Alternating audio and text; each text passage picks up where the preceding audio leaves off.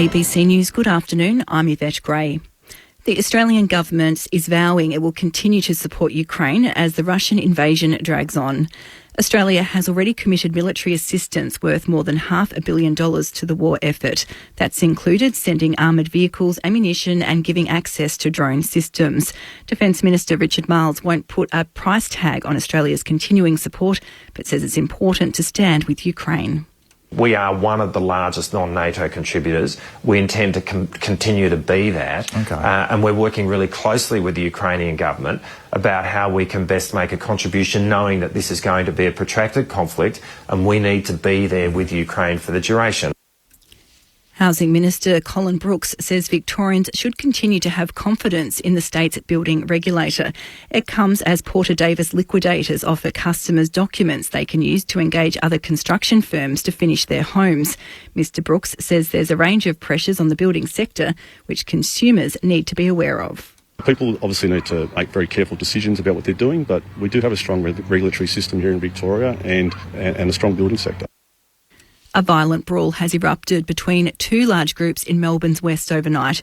Jack Nyhoff reports. Two men, believed to be aged in their 40s, suffered serious injuries during the clash at Leverton North. They later turned up at a hospital.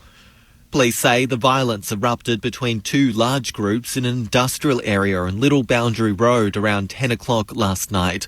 They've launched an investigation into the incident, and at this stage no arrests have been made. It's unknown why the group were fighting, and it's unclear if they were known to each other. Anyone with information is being urged to contact police.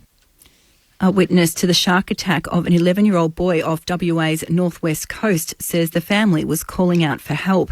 The boy was bitten on the leg while snorkelling off Currajong Campground in the Cape Range National Park. He's recovering in Perth's Children's Hospital and his injuries are believed to be non-life-threatening.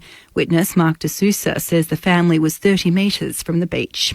I saw a fair bit of splashing. Wasn't sure what had happened at the time, but as the mum and the two kids started swimming in, the mum waved out for help, so we ran over and the elder of the boy, I think, got bitten on the leg by a decent shark.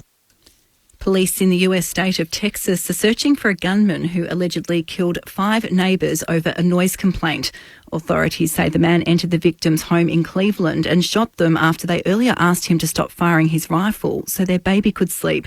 Cleveland Sheriff Greg Capers says he's confident they'll find the suspect. If it gets into the darkness, we do have a lot of policemen over there that are aggressively looking for this gentleman. We do have a very good perimeter set up. It's just getting to that point. There's a lot of woods. There are a lot of water, mud, things like that. So I don't know if the horses are bogging down, the dogs are getting stuck in the mud. The Sudanese army has ordered people in the capital Khartoum to stay inside as it launches a major offensive to retake areas held by the paramilitary Rapid Support Forces. The BBC's Will Ross reports.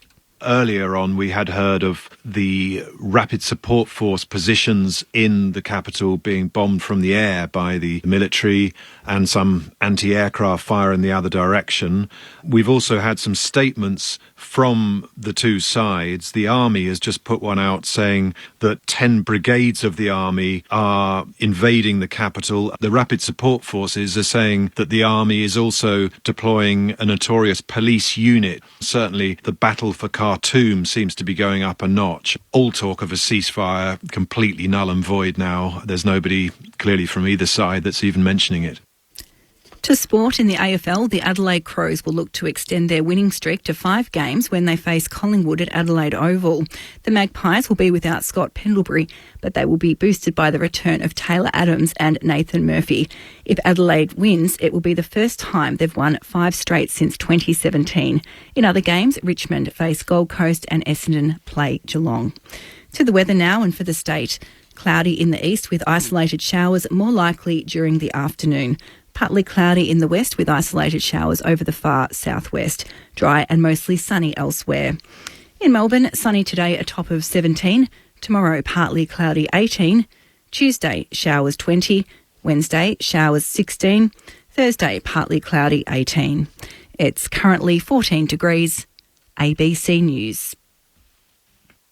25 Harrison Avenue, 1 p.m. Christ, getting messages from someone written on the Ace of Diamonds. What messages? Maybe I'm supposed to help you or something. I need help. 45 Edgar Street, midnight. Are you here to save us? An unlikely hero on an unlikely mission. Tell me, who's behind this? From the author of The Book Thief. Sometimes you just have to play the cards you're dealt. The Messenger. I like a mystery. Starts Sunday, May 14 on ABC TV and streaming on ABC iView. ABC Sport. ABC Sport. Grandstand AFL. A set of lopsided games on Saturday night in round 7. Is it bad for the competition? And have we got a new Coleman medal favourite? The Chera. Not too sure where to go, but this is a good option. High and long to Charlie Curnow! Oh, he had to sit there. Knee on the shoulder of Hearn. That was the worst position for the Eagles veteran to be. He wants to play on and kick another one. Are we back in love with the Brisbane Lions? And did this first-year Cub just kick goal of the year? Boundary throw in. Oh, no! Ashcroft from the boundary has put it on the outside of his boot. He was in row 1 and he's kicked a goal. And in the air. In midair. Jackie Chan. And the Dogs celebrated Marcus Bontempelli's 200th game in style. Is he the greatest Bulldog of all time? And why did Bevo not sub in Toby McLean at all? He's taking over this game. Bontempelli gives it to the runner. Johannesson loading up from 55, driving it on goal, and the Dogs are in front. This is Grandstand AFL Sunday. With Corbin Middlemass, Brett Delidio and Mark Murphy on radio, ABC Sport Digital, and now streaming every match on the ABC Listen app. Live from the box at the Melbourne Cricket Ground ahead of a huge Sunday of footy. We've got Essendon up against Geelong in the annual country game. Which has been in place since 2016 is what I'm trying to spit out. And then later today, it is Adelaide and Collingwood. So a huge day of footy. In between that, Richmond and Gold Coast, if that tickles your fancy, under the roof at Docklands. My name's Corbin Middlemass. It is the country game, so we have a good country lad here in Brett Delidio. Hello, Lids. Corby, Murph, good to be back again on a Sunday. But you're right, mate, country boy. I'm very proud of the guys representing the country folk out there today. So hopefully we get a cracker of a game. Two good sides, and the only thing I'm worried about is the short turnaround for the Bombers, and it was pretty hot the other day. I reckon it might take its toll. There's a new team coming into the competition. There's a whole lot of stuff to talk about. The coach of the GWS Giants, Adam Kingsley, is going to be our special guest on the program. So counting down to the Bombers and the Cats, and we'll check in with Adam Kingsley. He'll be very happy, I'm sure, on the back of the Giants' victory yesterday. City Slicker, 300-gamer. Former Carlton captain Mark Murphy, part of our crew on Grandstand AFL. Hello, Murph. G'day, Corbs. G'day, Lids. When's the Metro round? Yeah. Ever. When's it our chance? That's every week. Every other week. These regional blokes, I tell you. Did you get out to Yarra Park and just touch a sheep or something or whatever's going on out there? There's a little old McDonald's farm and everything happening out at Yarra Park. Down Collingwood Way? That's the children's farm. That's the children's farm? Just out here in the car park, mate. Is there something out there, is there? Yeah. I must have missed that on the way in. Yeah. No, it's good. It's a good round, though. Country round. All you country folks. It's only a country game. It's not country round. I don't think we celebrate any other game other than this one. Are we? No. This is poor. Kevin Sheedy's brainchild to be able to put together another annual event for the Essendon Football Club, and they've done it well. It's very smart from Sheeds. So he thought, look, we need to play in a country game. We need Essendon to be part of it because Essendon's got all these themed games. And they thought, hey, how about we play Geelong? And it means we don't have to go down to Geelong to play. We'll bring all the country folk to the MCG and we'll stage the game up in town. Exactly. Surely the country game is down the country. You would have thought.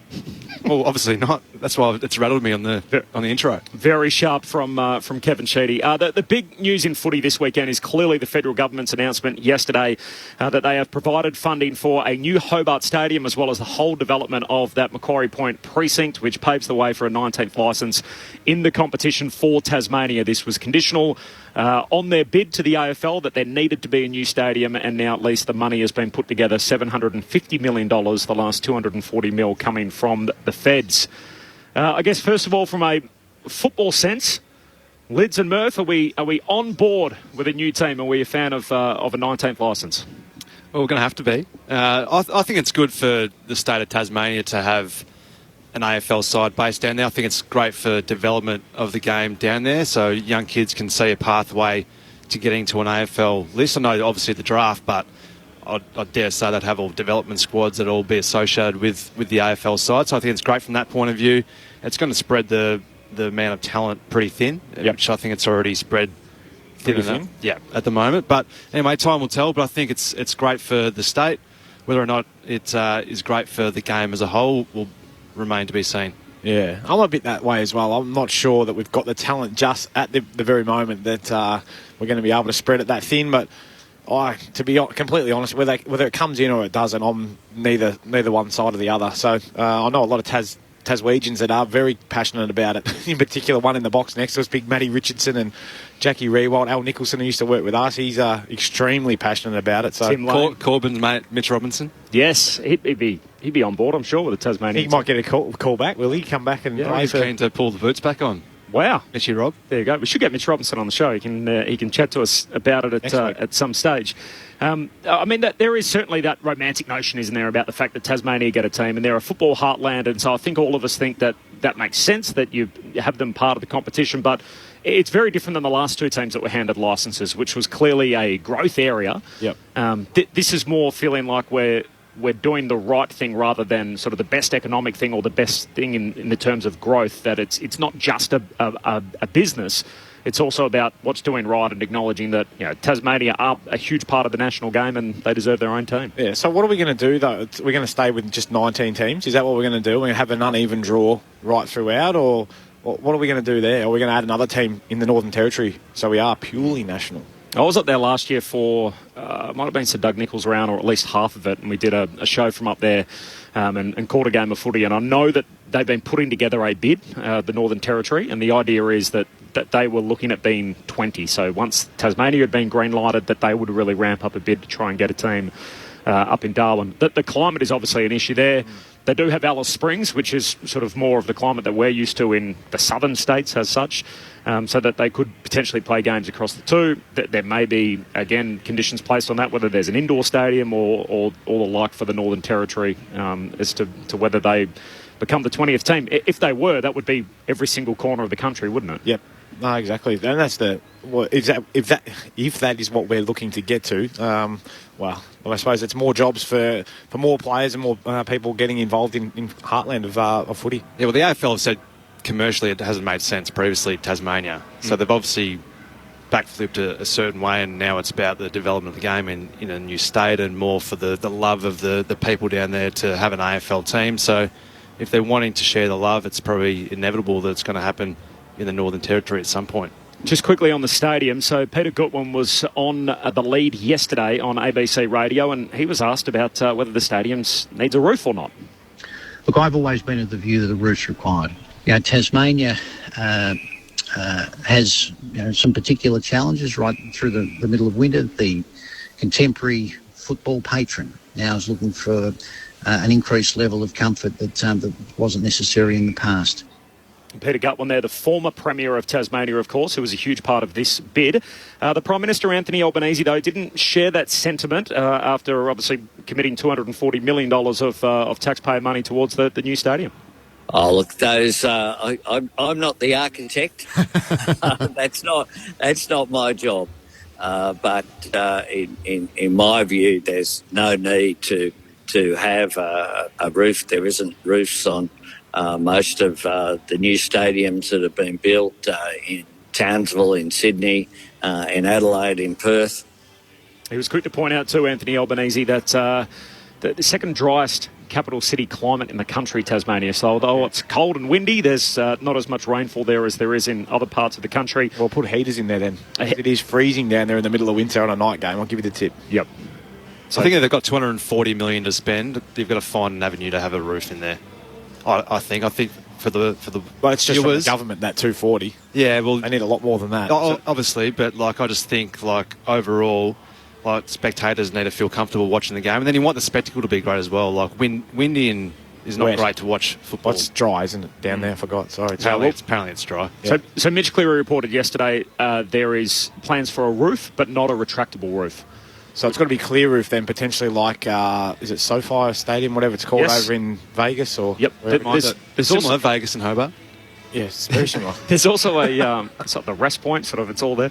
It's similar to the stadium in Dunedin, which they use for Super Rugby, which basically has a perspex sort of covering, not quite as high tech as the one in LA, but it is relatively sort of low budget compared to a lot of other stadiums. So we've seen the costs involved in Perth Stadium, which was almost double what the initial plan was.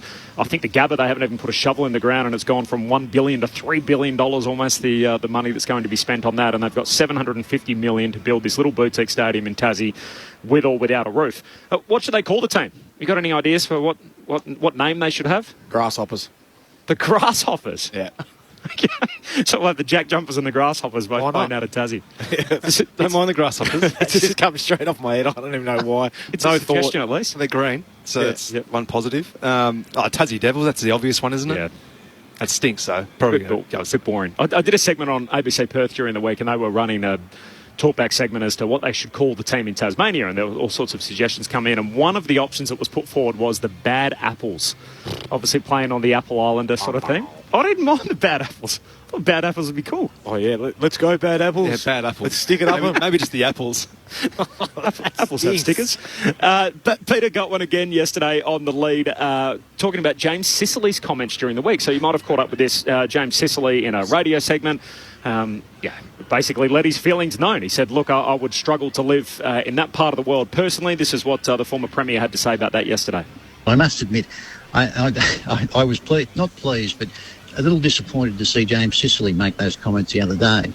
But what those type of comments are doing is actually driving the culture of the team that we will put on the park, and that team will defend this island in the same way that the Jack Jumpers defend Tasmania. The Tasmanian team coming forward, I tell you what, the other 18 teams as they stand now, they better watch out the next 5 to 6 years. How's that? Some fighting words from Peter Gutwin already, who is in the mix, by the way, the former Premier, to be the inaugural president. You couldn't sort of find a better person to represent the team better.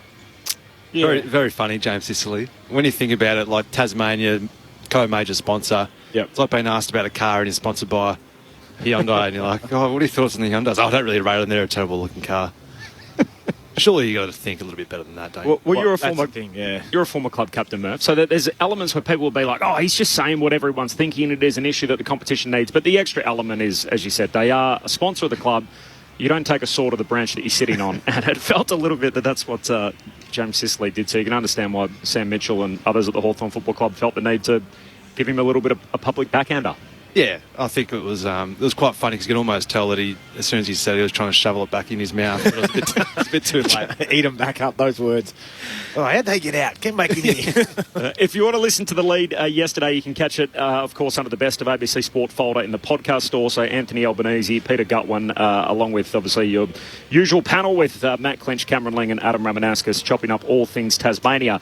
Now, juxtaposed with the announcement yesterday that Tasmania is set to be the 19th licence in the AFL was the very real here and now prospect that we have two teams in the competition that each won 2 games last year and each suffered heavy defeats last night against top 8 teams in the competition. One of them in Melbourne, who we expect to be a premiership contender. The other one in Carlton, who are trying to make the top 8 for the first time in a long while.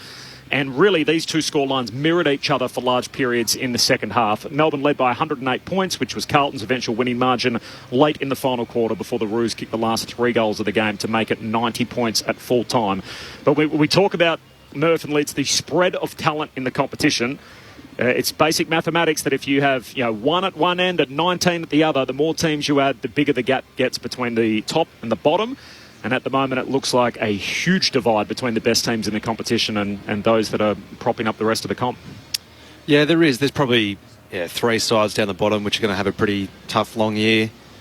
And you're right. If you have another team come in, does that extend it? It probably does for a first 2 or 3 years. You would have thought, but I think that's sort of inevitable at the moment. The way in which not just the draft works, but the way in which free agency works, where players want to leave and go to a better club and experience some success in the back end. You're always going to have some sides down the bottom. I suppose it comes and goes. West Coast won a flag, 5 years ago. So, and now they're losing by 100 points. So that's the way in which the AFL's set it up. But you never like to see sides losing by 100 points because seeing young kids go to football and seeing their team lose by 100 points, it's hard to try and keep on to those young kids when they're seeing that week to week. But yeah, it's a tough watch for a few of those clubs at the moment. Well, I remember when we were back here, when those teams were coming in, Gold Coast and GWS, we weren't a great side, the Tigers, and it's when you're down the bottom end and you're trying to top back up with the best talent in the land and the 18-year-old kids, and you're missing out on that. So I feel for when this team does come in, the Tasmanians, or whoever's down near the bottom, you're missing out on if they're going to do it the same way, which I don't know whether they will. It was basically the first 10 picks or something all just went straight up. You're missing out on an incredible amount of talent if you're trying to rebuild. But I suppose that puts the onus back onto the recruiting staff and list management to make sure that they're in a position that's strong enough to be able to compete and get through that for that time in the next 4 or 5 years. Yep. I feel like there's a lot of emotion in this, and you touched on it earlier, the sort of the proud Tasmanians. And usually we love to come on here and I love to say, this is how it is, and it's like that, and it's like this. And I don't have a hot take on this really anyway, and I feel like I'm very much sitting on the fence on a number of fronts. One is that there's a whole lot of taxpayer money that's gone into making this happen. So who's for us to say on a footy show here on a Sunday afternoon to say that's the best use of taxpayer money? So whether it should go in other areas, and I'm sure there's people in Tasmania that feel like that's better spent in other areas rather than going on to. Well, there were people down there, weren't there? Yep. Absolutely, and that's always going to be the case. So I don't want to get into that here. We're not really the program for it, but I can understand that that's one sentiment that's been put forward. I understand the feeling that Tassie don't feel like they're as much part of the competition as everyone else, and they should because they have a rich history, so I think that that's part of it. I understand that the here and now impact on the competition is going to be felt, and yet how much of it is we need to do this for the future to try and get more kids in Tasmania playing footy. So I feel like I want to hold all these different views concurrently, but what I know for sure is we had this draft concept in place to protect ourselves in an equalisation method that if you were down the bottom, you'd get top picks, and the whole idea is you would cycle up and try and win or at least challenge a flag one in every 18 years. And with things like free agency, and we sort of deteriorated at that more and more, that it just feels like we're getting further away from what it once was, which was the whole any given Sunday theory that any bottom team can beat any top team on any given day. Yep. We could see North Melbourne and Melbourne play 150 games in a row against each other. North is not beating Melbourne. And it doesn't feel like that's where we want it to be as a competition. We're actually quite a way away from that, and we're actually going to get further from that point. And it's not just North or West Coast who are down there at the bottom. It's whoever are the bottom teams and whoever are the top teams that are going to find themselves in that particular cycle for a prolonged period.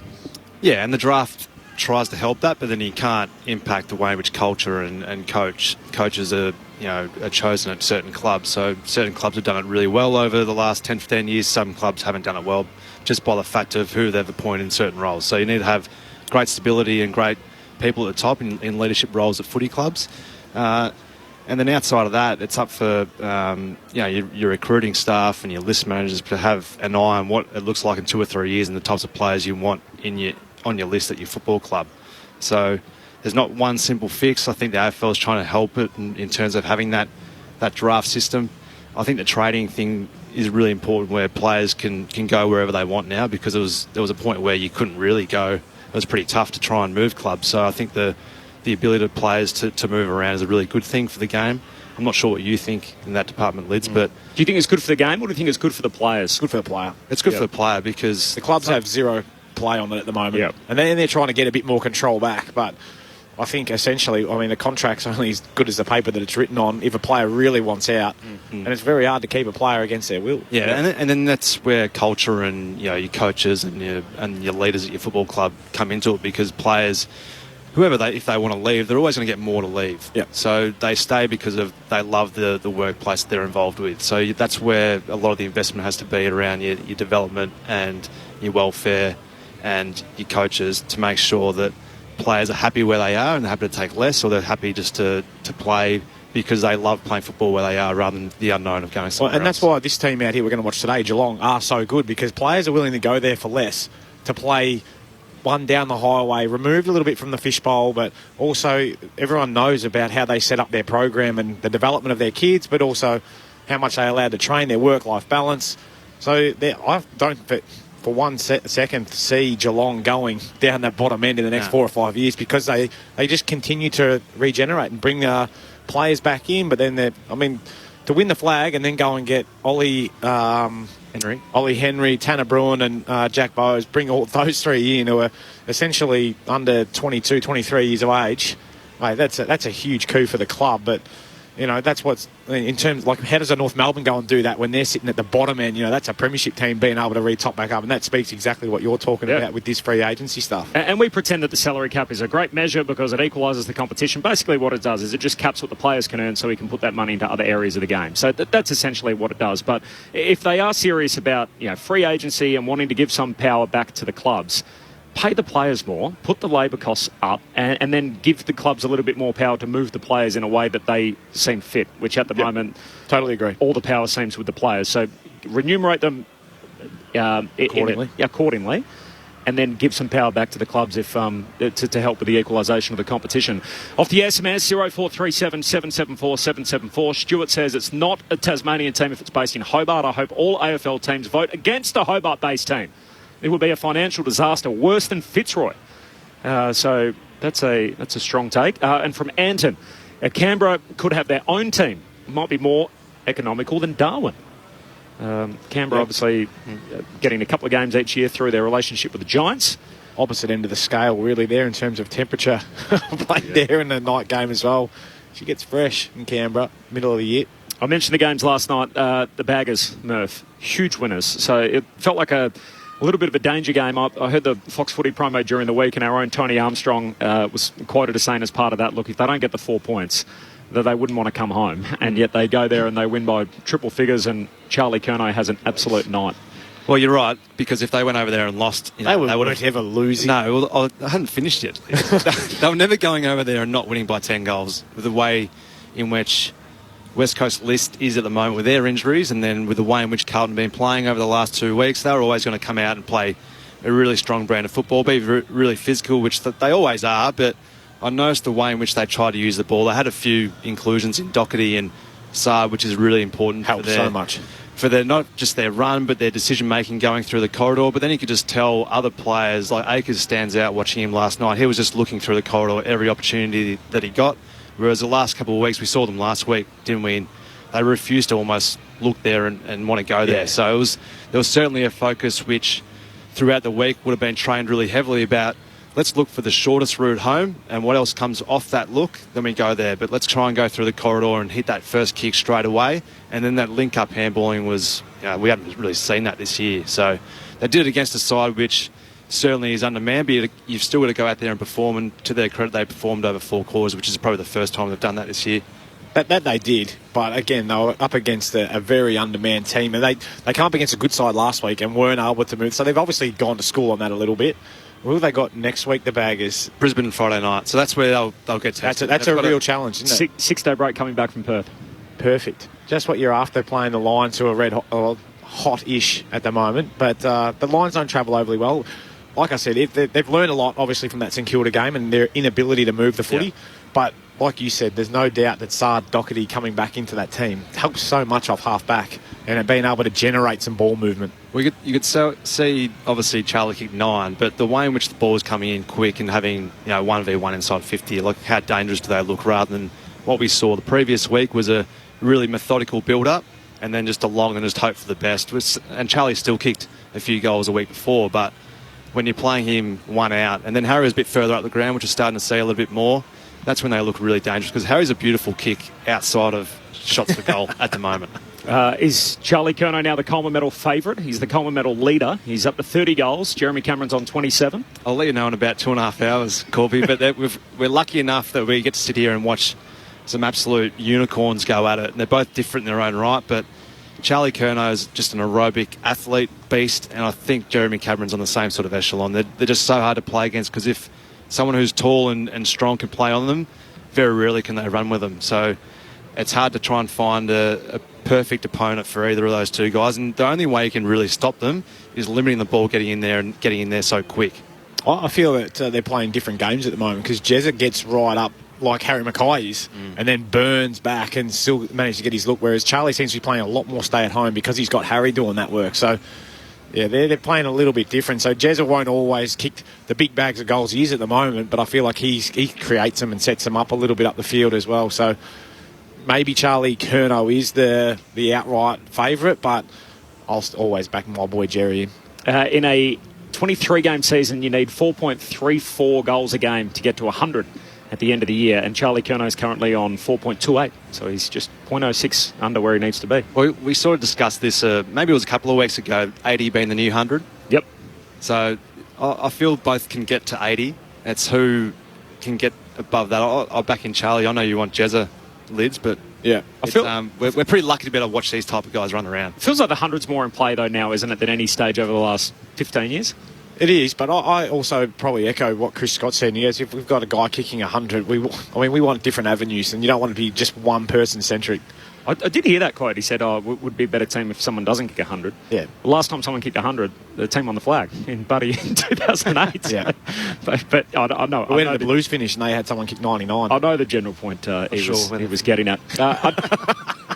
Adam Simpson last night. I was really impressed with the way that he spoke in the post-match press conference. I mean, this is a team that is clearly depleted. They've got an injury list as long as your arm. They're coming off a couple of rough seasons. He spoke about whether there were any players coming back for West Coast in the weeks ahead. There isn't a lot coming back in the next 3 or 4 weeks, so we just got to stay resilient, accept the criticism, understand individually and collectively we weren't good enough tonight, and we got beat by a side that was pretty hungry and ruthless, and we've had 4 really tough opponents in the last 4 weeks, and tonight we're nowhere near good enough. So, yeah, we'll review the game, but we'll get on with the next week as quick as we can, and can't give them the confidence. All we can do is keep chasing the things we've been chasing all year, and hopefully we can perform better next week. And he was asked, have you got a sense from the players as to what they saw on the park tonight? I don't think there's much depth to it. What you saw out there and what you're saying now is what we saw as well. So inability to stop it was a challenge for us up in the box and for the players as well. So yeah, we don't have to dig too deep on this one. We were out-hunted. They moved the ball better. They looked like they ran over the ground a bit better than us, and their talent, got the rewards. So that's as simple as that. Rob in Montmorency off the SMS. West Coast are leaning on the injury crutch, and now it's just an excuse. Their recruitment has been woeful for the most part of a decade. They've held on to players instead of using their currency to upgrade their list. And off the SMS from Phil, a name for the Tassie team. It can't be the Magpies, but it should be the Scallop Pies. Okay. From Phil. Yeah. I still think the Bad Apples is the best option that we've had so far. Salmons. Tassie salmons. Tassie mussels. 0437 774 774. It's hard. What else is there to say about West Coast? We know their predicament. Simpson said last night, yes, they got tipped over. I think he said they had 26 players this week. So he said they can't even train. They're basically just doing running drills at the moment, and they lost another one. Back to COVID times, really, for the poor old Weagles, isn't it? It's been decimated for a few years almost, haven't they? It's tough. When you've got 26 to choose from, it does make, you're right, it does make training difficult. So how do you get better with 26 out there? And then even if you had your best, 26 is difficult. But yeah, they're just really almost scraping the barrel at the moment. What about the St Kilda scouts yesterday, or their top brass, including Stephen Silvani, out at Princes Park watching Carlton's VFL team with one Tom De Koning running around yesterday? A bit of interest in one of your former teammates, Murph? Do you know the stats that he had yesterday? He went off concussed, I believe. Oh, did he? 7 touches, 13 hit-outs, 1 goal, and unfortunately... But also, Harley Reid was playing for Carlton too, so I reckon there might have been a little bit in that. Not that I reckon St Kilda are going to get a play on him, given that they're sitting first or second at the moment, so... No, it's interesting because you just don't want to hand guys games if they're not playing well enough. So we obviously understand the predicament that Carlton's in, because Tom De Koning is going to be really highly sought after from numerous clubs because of the raw talent that he's got. If he's not ready to play, then he's not ready to play. But I dare say that's disappointing if he did get concussed, because obviously he misses another week and will probably have to come back again through the VFL. So we might not see him for a good month. But sometimes it's better for guys to work out what they need to actually work on and improve in the VFL and get confidence there, and then come back in and play really well. Was there any truth in the fact that he was caught drinking on a 6-day break? Oh, I've got no idea. No. Oh, I just heard that little whisper somewhere. Is in Tom De Koning? Okay. We'll have to investigate that further. Yeah, we'll get Murph onto it. Check that one out. He's off contract, obviously, which is where the interest lies with De Koning at the end of the season. Harley Reid was in the Port Adelaide rooms too, by the way, after the game on Friday night, after Port Adelaide's victory. Must have just been doing the rounds. Friends. Yeah. Did you guys do that in your draft year? Nope. I didn't come to any games. I might have gone to a Brisbane Lions change rooms. That was only because of the father and son link. Yeah. But outside of that, that's pretty strange, isn't it? I don't know what his link is there. Shortly before you betrayed the Murph and went to Carlton, and of course had a whole career. More from Mark Murphy and Brett Delidio in just a moment. This is Grandstand AFL Sunday. We're about to pick up the rest of our audience. We're also about to have a chat with Adam Kingsley, the victorious coach of the Sydney Derby yesterday, of course, leading GWS to a narrow victory on the back of Toby Green. ABC Listen. It's hard not to love Bluey, whatever your age. So here's your chance to take a deep dive behind the scenes. It will be an app that launches 1,000 cubbies. And this was the fun challenge, figure out what we could use to represent things, especially like a toilet, which exists in real life, but the kids can't bring a literal toilet. I think we got there in the end with like a flower pot and a frisbee. Yes. Yeah, kids made this. The new podcast, Behind Bluey, only on the ABC Listen app. This is Grandstand AFL Sunday. With Corbin Middlemass, Brett Delidio and Mark Murphy. Grandstand AFL. On ABC Radio. ABC Sport Digital. And now streaming on the ABC Listen app. Back in it comes. Out of the ruck, Himmelberg. Under pressure. Gets some kind of hand pass away. Snap here from Toby Green. Curls it around here right to the line. And it's there. Toby Green has put the Giants in front. What a performance from Toby Green. 22 and 4, 11 score involvements. He was best of field, kicked the winner in the final minute, picked up the Brett Kirk medal as the player adjudged best of field. The Giants' lids coming from 4 goals down in the final quarter to beat the Sydney Swans by a point. Mate, I scared the pants off my girls late in that last quarter because I was riding every kick and I could almost see it coming, especially when Big H went up for that ruck contest. I thought he's going to try and grab this. Did try and grab it. Little fumble. And then Tobes. It's no fluke what he did there with that snap over his shoulder. He practices that stuff, religiously every training session just about. And I was like, yes, Toby! Went right up. And the girls were all looking at me like, oh, go Giants! So he's the best small player to watch. I know he's not small, but in terms of not like the Harry Mackay, Charlie Curnow, Jeremy Cameron type, but just a bloke who's just plays above his size and just so exciting to watch. Yep, there's no doubt about that. Brett Delidio, Mark Murphy. My name's Corbin Middlemass. This is Grandstand AFL Sunday. We're at the Melbourne Cricket Ground. The mighty Essendon Football Club are warming up at the moment in front of the goals at the Punt Road end. There is a late change. Mitch Nevitt comes into the selected side for Geelong with Zach Toohey out. So no Toohey today for the Cats. Will Snelling and Tanner Bruin are the 2 subs for the Dons and the Cats, respectively. We can bask in the victory with the G-Men, and I'm very pleased to welcome the senior coach of the GWS Football Club in his first season in charge, Adam Kingsley, back on ABC Radio. Adam, congratulations on the win. Thank you very much, gentlemen. It was never in doubt. It's hard to know what else to say about him, but what can you tell us about Toby Green? What's he like as a what's he like to coach when you see what he's able to do like in a game like yesterday? Oh, he's a wonderful player to coach. Obviously, he finds those moments to have an enormous impact on the game, and as Brett knows, he's been doing that for a long, long time. So, his ability to win the ball, his ability to finish his work, some of the kicks before he finished that goal, just to find his teammates and just have an awareness of who's around him. That sixth sense that all the good players seem to have. He certainly displayed that yesterday. Adam, well done yesterday. Brett Delidio. You talk about those little kicks, that one in particular, the chip over the top to Harry Perryman. I want to just get you to give us a bit of an idea on Harry Perryman. I know what he's like as a player. He surprised me when he first came into the club. Did not look like a footballer whatsoever, but God, he's good at being able to just find the ball and make great decisions. Yeah, well, he's just that sort of player who's hard and tough and really comfortable under pressure and in contest. And so that, I think, enables him to, when he has the ball, to make really good decisions because he's calm and composed in those situations. And it's easy to panic, particularly against the Swans. They're the number one pressure team in the comp. But he's that sort of player. His teammates love him, as you know. And, wonderful game. At three-quarter time, we weren't sure. We wanted to try and get Rouston into the game because last time against Hawthorn he came on and had a terrific impact on the game. So felt like midfield needed him, but to then throw Harry forward and him to finish off with 2 goals in that quarter alone and really have a significant say on the results of the game was, it was great reward for him because he's quite understated, as you know, but certainly highly valued within our 4 walls. And someone else who's highly valued, I feel like his game's gone to another level without the captaincy, Stephen Coniglio. Do you feel like that has really helped him just relinquishing that key title role, or is it something that he's just found some form off the back of hard work?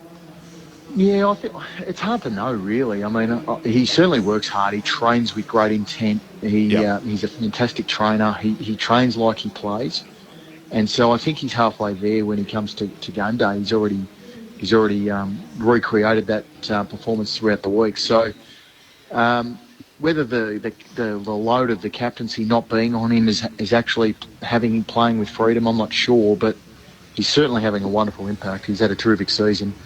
His ability to find the ball, but then also burst out of those moments, those contested moments, whether they're stoppage or around the ground, he's been terrific for us. So finishing work with a couple of goals was handy yesterday also. Adam, Mark Murphy here. Well done yesterday. Just like to ask you about the build-up between, obviously, Sydney and GWS. Jesse Hogan talked about it being a bigger build-up than what the Derby is over in WA. Did you feel that from the playing group? Obviously, your first Derby, but how did you feel the week was leading in? Yeah, look, the week was at. It's not normal, but it's certainly not the hype of. Well, externally, it's not the hype of what some of the big games are in Melbourne, or certainly what I'm used to in the showdown over in Adelaide. So you're kind of not reading about it or hearing about it wherever you go, but internally the build-up is really quite strong, given the rivalry has been existing for 13 years now, and the Giants in their infancy had been sort of belted around a little bit and bullied a bit, and so I think there's that little bit of attitude that we've got to show up and we've got to make sure that we bring our best and put it on display. So we try and keep it a normal week and prepare as per normal, but there's no doubt it means just that little bit more playing against the crosstown rival. And you could feel that from a few of your foundation players and sort of Cal Ward and Caniglio, because as you said, they used to get beat up pretty heavily early on in their careers by Sydney. Yeah, I think so. I mean, they've got long memories, these boys, and they know what it's like to sort of not be quite good enough and be down the bottom of the ladder in the early parts, and playing against obviously a really, really good and competitive Sydney side, which they always seem to be. That presents a challenge that our boys like to stand up against. I'd like to ask you about Aaron Cadman. Obviously, in his first year being a number one pick, got subbed out yesterday and looked a bit distraught. How's the young man, and is that a coaching challenge, obviously being that number one pick and probably not coming in and really dominating early on in his career? Obviously being a taller and a bit more slight, he'll take a little bit more time to develop, but is that a good challenge? What sort of kid is he? Like, what have you been impressed by him so far? Oh, look, he's very humble and he's very competitive. They're two words that spring to mind when you think of Aaron, and I thought he had quite a few good moments. He didn't necessarily capitalise on those. He dropped a couple of marks throughout the course of the game, but he just keeps showing up in contest and he keeps trying. As soon as the ball hits the ground, he's after it again, steps in, he tackles, he plays the right way, and but he is competitive, and at times when it's not necessarily going his way or he's made a mistake or two, he can dwell on that for a little longer than other players. So that's something that we need to continue to work on with him. But he's a smart guy, obviously a high talent. He'll move on pretty quickly from that once he plays a few games. And I thought we subbed him off at three-quarter time. It's just a reality of trying to get Rouston into the game. We felt like we weren't necessarily winning that ground ball, the contested possession. So going smaller was probably going to help us in that phase. And Aaron probably wasn't having the impact that both Harry and Jesse were having. So I mean, the decision making is pretty simple in the end, but he's going to be a really important player for us for a long period of time. So he'll get back on the horse next week. Do you get a chance to communicate that with him, Adam, in play, or is that a post-game conversation? I imagine with so many different things going on and you're deciding to make the sub in that moment. Where does the dialogue happen? Is that on Monday back at the club, post-game, in play? What happens there? Yeah, it's a good question. I didn't speak to him at all during the game in terms of it. Well, once we subbed him. Sometimes I do talk to the player just to reassure that the decision making, but I didn't with Aaron. Normally that's a Monday thing, and his coaches would have talked to him. Jeremy Laidler would have spoken to him about the reasoning. But it is one of those things, when in the heat of the battle you got a lot of things going through the game, you've got to prioritise what you need to address, and I didn't feel like that was at the top of the priority. Adam Kingsley, the coach of the Giants, on the back of their 1-point victory over the Swans yesterday. Harry Himmelberg, who's one of the prize signatures in the competition, of course. I imagine you'll get asked about him a lot as an off-contract free agent. You've now had 7 games with him. What's that relationship like with one of your key assets that's obviously off contract? I know the senior coach isn't necessarily involved in sort of all these decisions and whether when it comes to re-signing a player, but how do you handle that? Oh, look, we haven't spoken about it at all. To be fair, I mean, I just try and continue to help and develop him, grow him as a person and as a player, and our relationship is really strong, and I expect that to continue. And he'll at the end of the season, I presume, make a decision one way or the other. But right now, we're just trying to focus on our football and make sure that we can continue to try and build and grow so that we can make a bit of a splash, if you want to call it that. So, he's a terrific player. There's no question about that, and we're really confident that we'll be able to retain him. But given the circumstances, and he's a really good player who's possibly available. He's going to attract a lot of attention. And since Aaron Cadman's played his first game, I've stopped being asked about when Aaron Cadman's going to play, and now it's when Harry's going to re-sign. So, it's something you become quickly used to.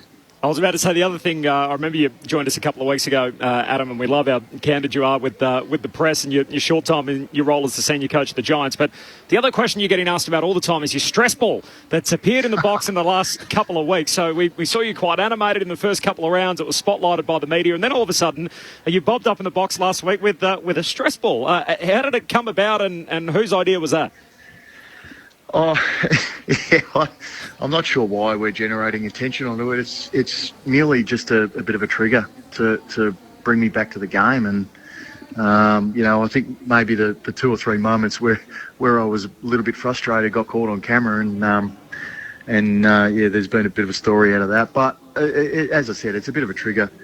Bring me back to the game, bring me back to solutions, all that sort of stuff. So I think different coaches have their different ways to do it. That's just the way I prefer it. No, we love it. It's we're big fans of the stress ball in here.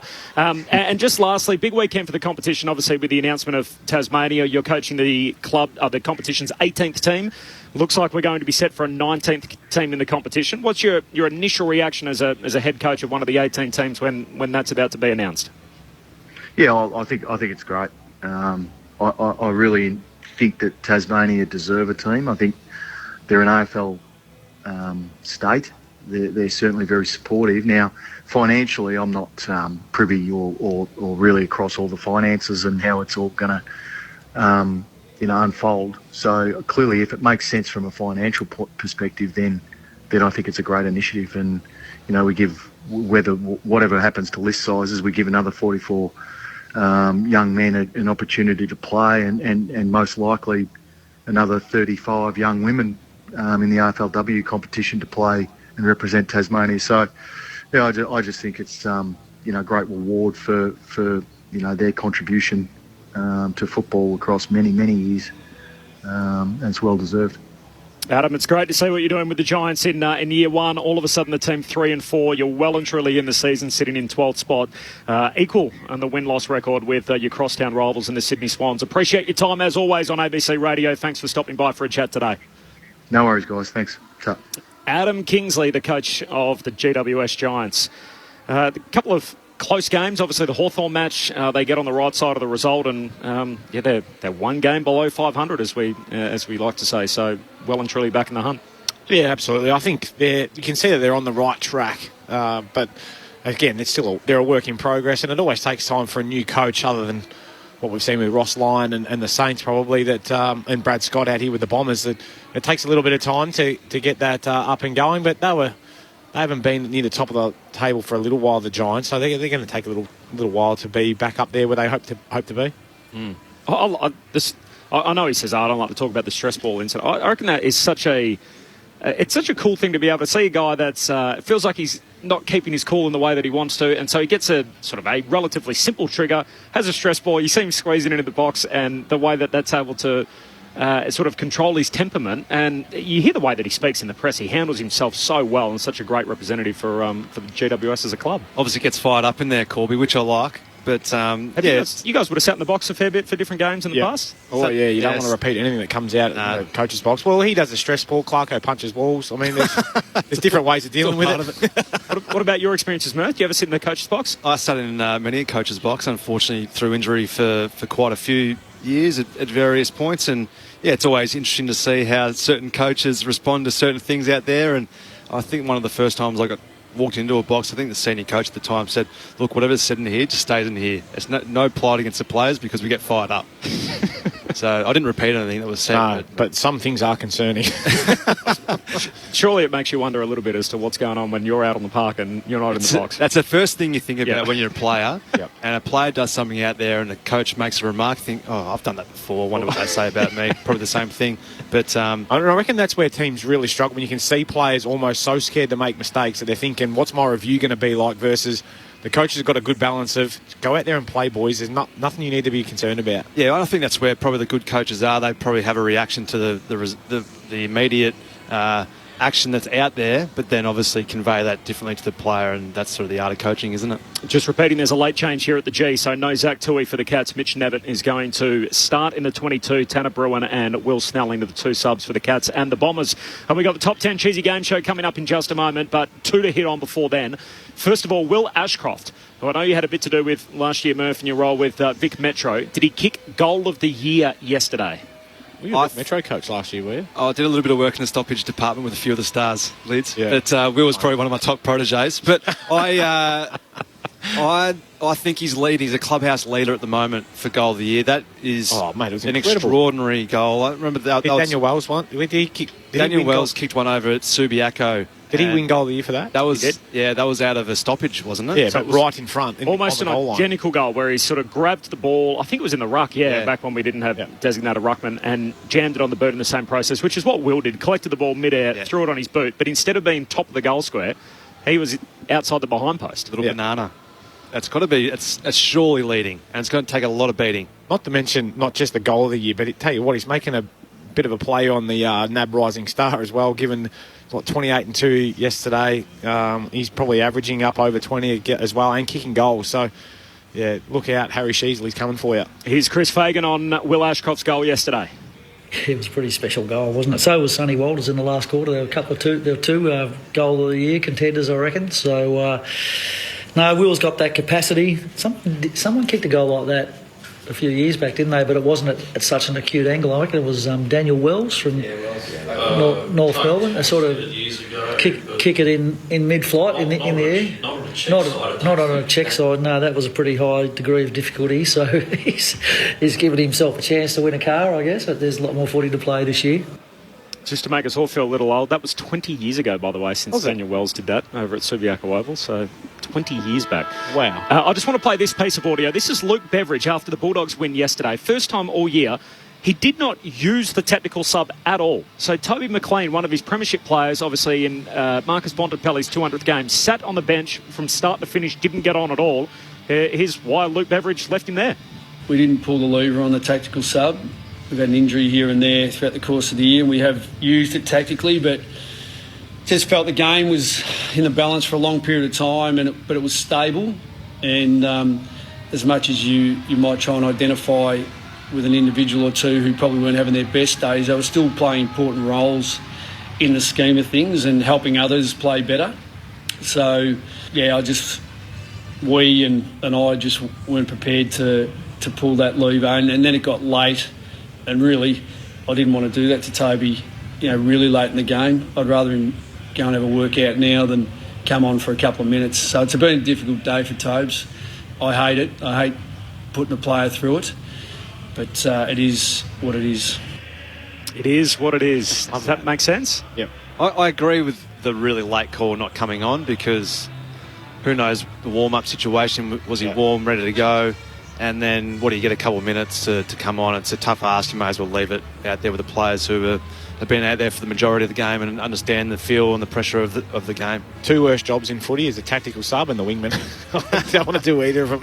Oh, I'm surprised they didn't at least give him a run for. So, as someone who hasn't been there and doesn't understand what that's like, and Toby's played a bunch of games, I'd be thinking, damn, I just want to get on the ground even if it's for 10 minutes. It's bizarre to think that you'd sit there from start to finish, particularly given it's not a medical sub. It is time for our favourite part of the show. You can hear the theme song in the background. The greatest team in the history of athletic competition, the Essendon Football Club, have made their way out on the ground. Clear blue skies, sun shining. It's a great day for footy. They're coming up against the Cats. It's our broadcast game in 5 minutes' time. But first, the Top 10 Cheesy Game Show.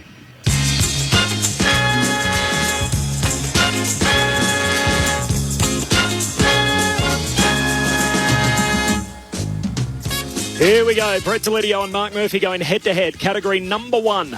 The last 10 players to win Goal of the Year.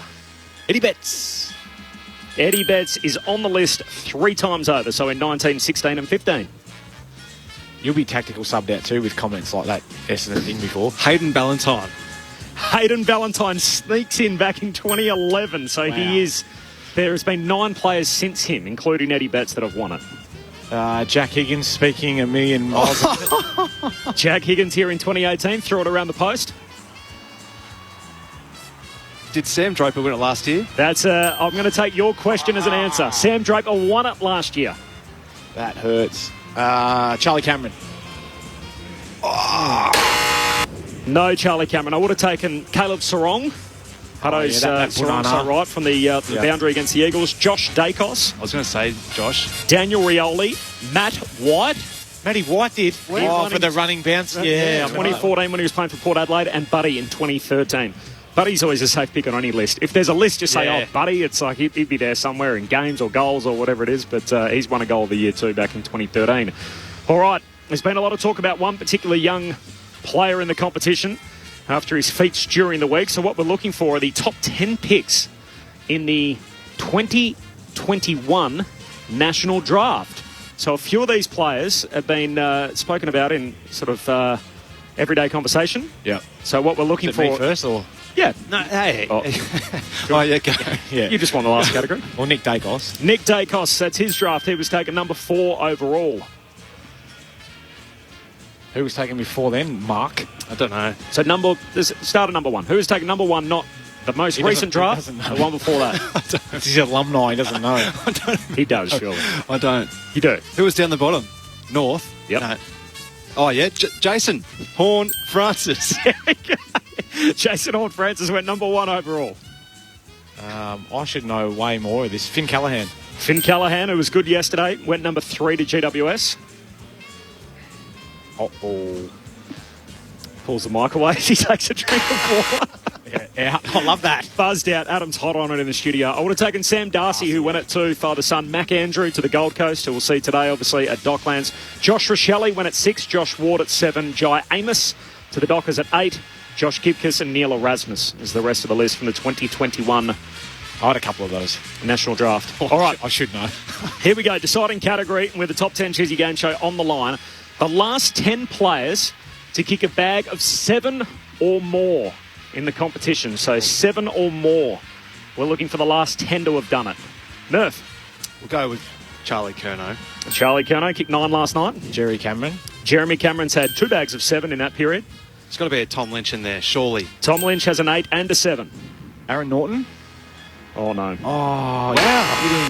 No Aaron Norton, which means Charlie Cameron. Murph, you're the winner. Charlie Cameron does have a bag of 7 this season. Would have taken Josh Kennedy, who's had 2 8s. Nick Larkey. Matt Taberner kicked 7 against the Bombers. Toby Green. Josh Bruce kicked 10. Good Friday 2021. And Bailey Fritsch. Fritters had a bag of 7 as well. That's the Top 10 Cheesy Game Show. The Bombers and the Cats both out on the ground. It is a glorious day at the MCG. A huge clash coming up. They both just ran through a joint banner, of course, ahead of the annual country game, which has been in place since 2016. Rob, off the SMS, wouldn't the Tassie Devils be too similar to the Demons? No, I think we can take a Devils and a Demons. I think there's a Devils in the ice hockey. From Michael in Wyndham Vale, love the show as always. You can put in as many equalisation measures as you possibly can, but you cannot predict the bad club management, poor culture and everything besides, which was a similar point that you touched on, Murph. How will the bye work when the Tassie team comes in? we have a lot of buys in competitions around the place. I think the NFL always has multiple teams having to buy each week, despite the fact they've got an even number. The Tassie Sea Dragons, native to the Tasmanian waters. Loch Ness's Pelicans. I'm open for any of those. Tasmania broke away from the mainland centuries ago. Call the new team the Breakaways. Yep. I'm not sure about that.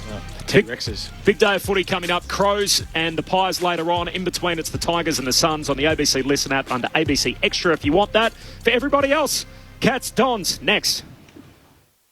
Why get your news from the ABC News app? Well, it's part of my daily routine. I check it on my phone when I stop for a break. I can focus on local, national, or world news. It's my choice. I get an alert when something new comes in. Love the live blogs. Follow them all day. There's more than just headline stories, you know. It's news that makes a difference. Why do I get my news from the ABC News app? I trust it. I trust ABC News Online. And it's free. It's free. For free news you can trust, download the ABC News app. ABC Sport. We begin this broadcast by acknowledging the traditional custodians of the land on which this match will be played today and pay our respects to their elders past, present and emerging. We extend that respect to Aboriginal and Torres Strait Islander peoples listening. AFL. What a stage. This game is coming to life. The 2023 AFL Premiership season. The Raw will tell you the story. Fans are on their feet. Can't believe what they're about to see. Holds his arms out wide and tells them to get excited. What a game. It's got everything. It's like Grease Lightning. It's so cool. On the run. It's happening again. It's a whole new game. Cause here it comes, here it comes. With a talk from 55. That is the cream on the cake. Sometimes you've just got to sit back and enjoy the show. And we have a thriller. To Gully, chest down, goal. Goes for home. He's got it. Phenomenal finish. Fires, goals, brilliant. The 2023 AFL Premiership season. The chance exchange blows at either end. Step up in the big moment. Fill your lungs. Are you ready for it? This is a fantastic game of football we've got here. The big time spot. His drop punt is pure. Here they come. What a finish. Oh, he's a star. What a game. Brilliant. He comes. He goes. Here comes the way of Nick Dacos. Gives it to Josh. They've got Dacos running through their DNA. AFL. It's hard up into the boundary in the right. Oh, that's one of the goals of the season. Jetson bends it home. You cannot teach that. Brings it back superbly. Has a shot from the pocket. He is smoking tonight. Snaps around the body. Sensational goal. And that's what brings fans through the game. 40 out. What a superstar. Goes for home. They're red hot. Punches the air in celebration. Outside of the boot from the impossible angle. It's high. It's long. It's straight. Unguarded goal square. He's got it. This is just getting good at the G. Grandstand AFL. On ABC Radio. Sport Digital. And now streaming every match on the ABC Listen app. Just look for the AFL button. Something big is coming. I know. Essendon's next test comes quick and fast, 5 days after Anzac Day, and the Bombers look to behind a horror final term as they face the reigning premiers Geelong at the MCG, who are starting to build into the season, having won their last 3, including a 93-point demolition job in the grand final rematch in Geelong. It's also a return to the coach's box for the Scott brothers in opposite coaches. Chris, now a dual-time premiership coach, quickly approaching 300 games at the helm of the Cats, alongside his brother, of course, who's in his 11th season in the AFL. 10 at North Melbourne, at 1 at the AFL, before now moving to one of the biggest clubs in the land, the Bombers, as they're keen to try and bounce back after last week's loss. Hello, welcome to Grandstand AFL on ABC Radio, ABC Sport Digital, and now streaming on the ABC Listen app. I'm Matt Clinch. This is the 8th edition of the annual Country Game, established in 2016. The game recognises and celebrates the contribution regional and rural Victorians play in the success of footy, and it has been a hub in the Yarra Park, which is probably one of the wasted opportunities given the proximity of the MCG MCG, so great to see the petting zoo was there, the face painting, bit of live music as well. And Richmond in their VFL match were taking on the Gold Coast Suns at Punt Road, so there was a hive of activity taking place. But it is a cool day in Melbourne, around 16 degrees, so for those that are making their way into the MCG, it's probably a beanie and scarf afternoon.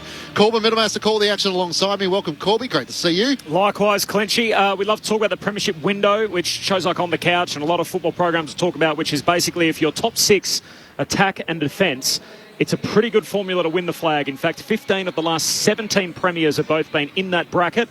Both these teams are there through the first 6 rounds of the season. So Essendon, number 5 in attack, number 4 in defence. You look at Geelong, they are 1 for attack and number 2 for defence. And as Ross Lyon said during the week, until further notice, they're the team that everybody's chasing, the reigning premiers with the best profile. The Bombers, they were pretty good for 3 quarters on Anzac Day. They didn't really fire a shot in the last term. Let's see what they got for the reigning champs today. Our 2 number 1 draft picks, as they were with Grandstand AFL Sunday, are here and ready to go. Brett Delidio and Mark Murphy. Who are you most interested, Lids, about learning this afternoon? Are the Cats starting to build momentum? Can the Bombers bounce back and show they are a legitimate top 8 side? Yeah, good afternoon, Lynchy boys. I'm pretty keen to see how the Bombers bounce back today, probably after their big game they had against the Pies. And what I'm keen to see is how their defence stacks up against the Cats, because I know they're an offensive juggernaut, the Cats, but just going on from what you said, it reminded me of a little yin and yang thing that Dimmy used to put up on our board when I was back there, Corby.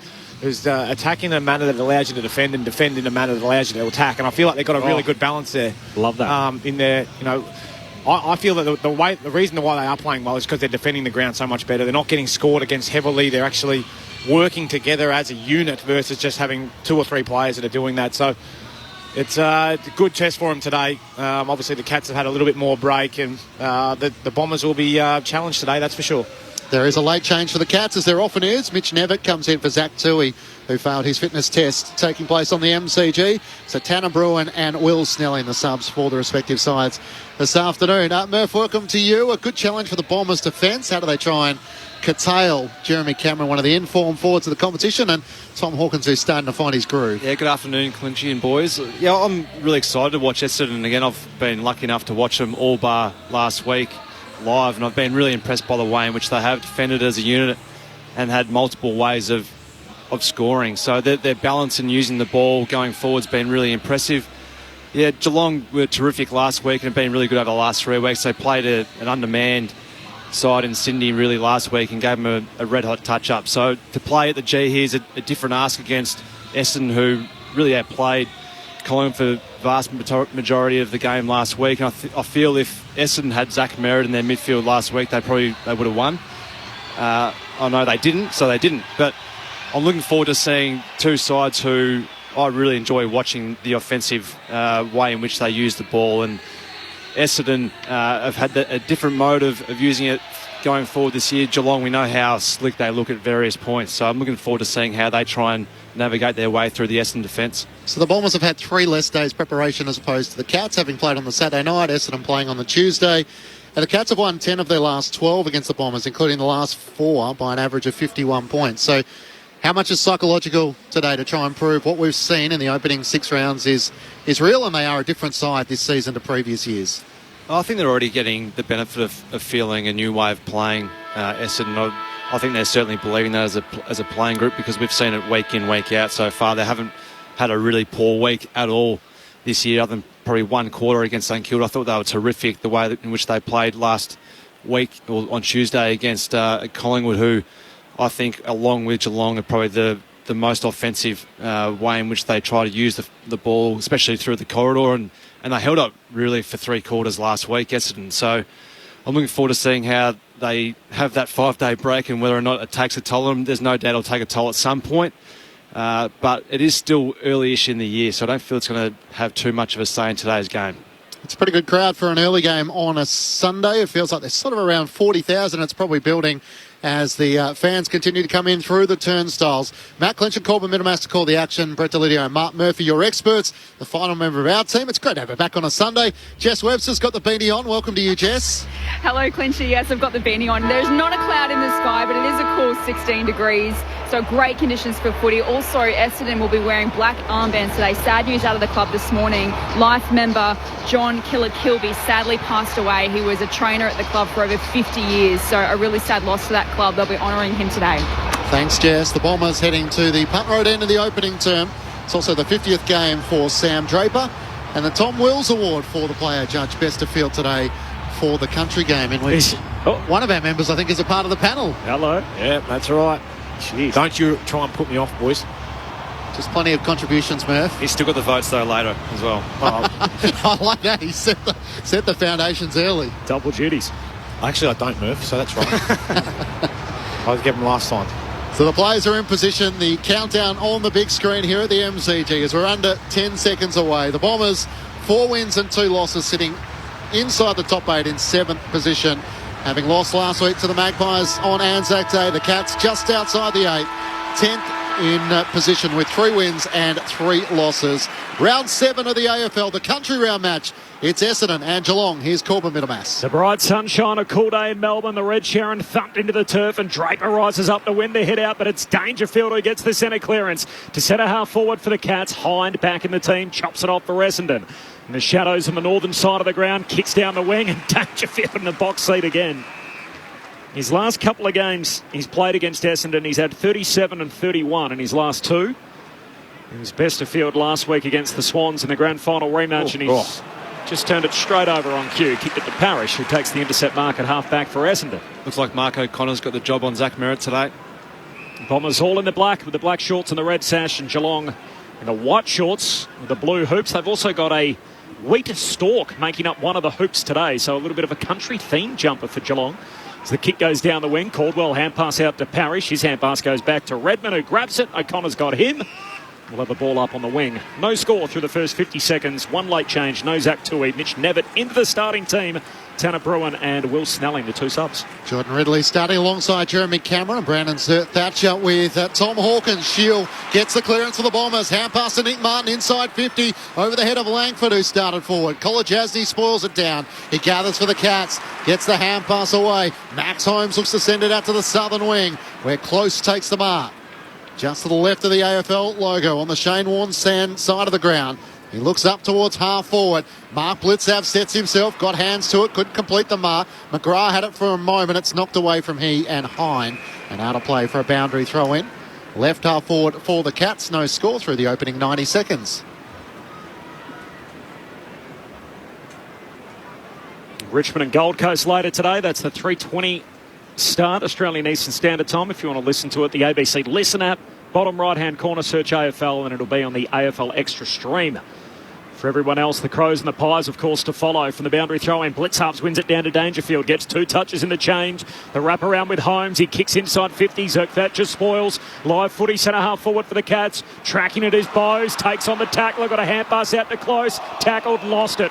Nice work, Nick Martin. Advantage applied. Gave it to McDonald, Tippenwoody. Hand pass out further wide to Shield over the footy. Sliding in Bowes. Got it out. Setterfield has a fumble, then coughs it up to Close. Hand pass to Myers. Hurried kick forward, and Izzy Smith takes the mark. 30 out right half forward. He was all alone, Lids, inside 50. He was. He just snuck forward there off the wing.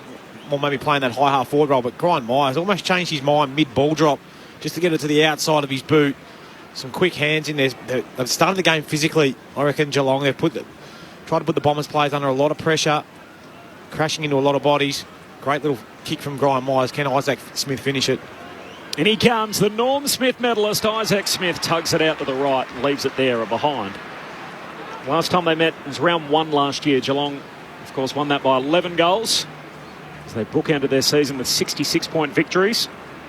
First behind of the day here through 3 minutes for the Cats. Andy McGrath brings the Bombers back into play, long towards half-back. Rising Zach Guthrie had a lot of the footy was brought down in the process. He'll take the free kick and right half forward for the Cats. So a chance to go inside 50 for the 5th occasion. The Bombers inside 50 just once. Long kick towards the teeth of goal. Blitzad's there. It's spoiled down to the front. He's first onto it. Hand pass to Myers. It spills to Close. A throw, says the umpire. And the Bombers will get a free kick in the left back pocket. And it's going the way of Nick Martin, who had a handy debut back in round 1 last year. Kicked 5 goals. That's not his best kick. He's turned it straight over. Mark O'Connor marks, pokes it into the pocket and finds Close.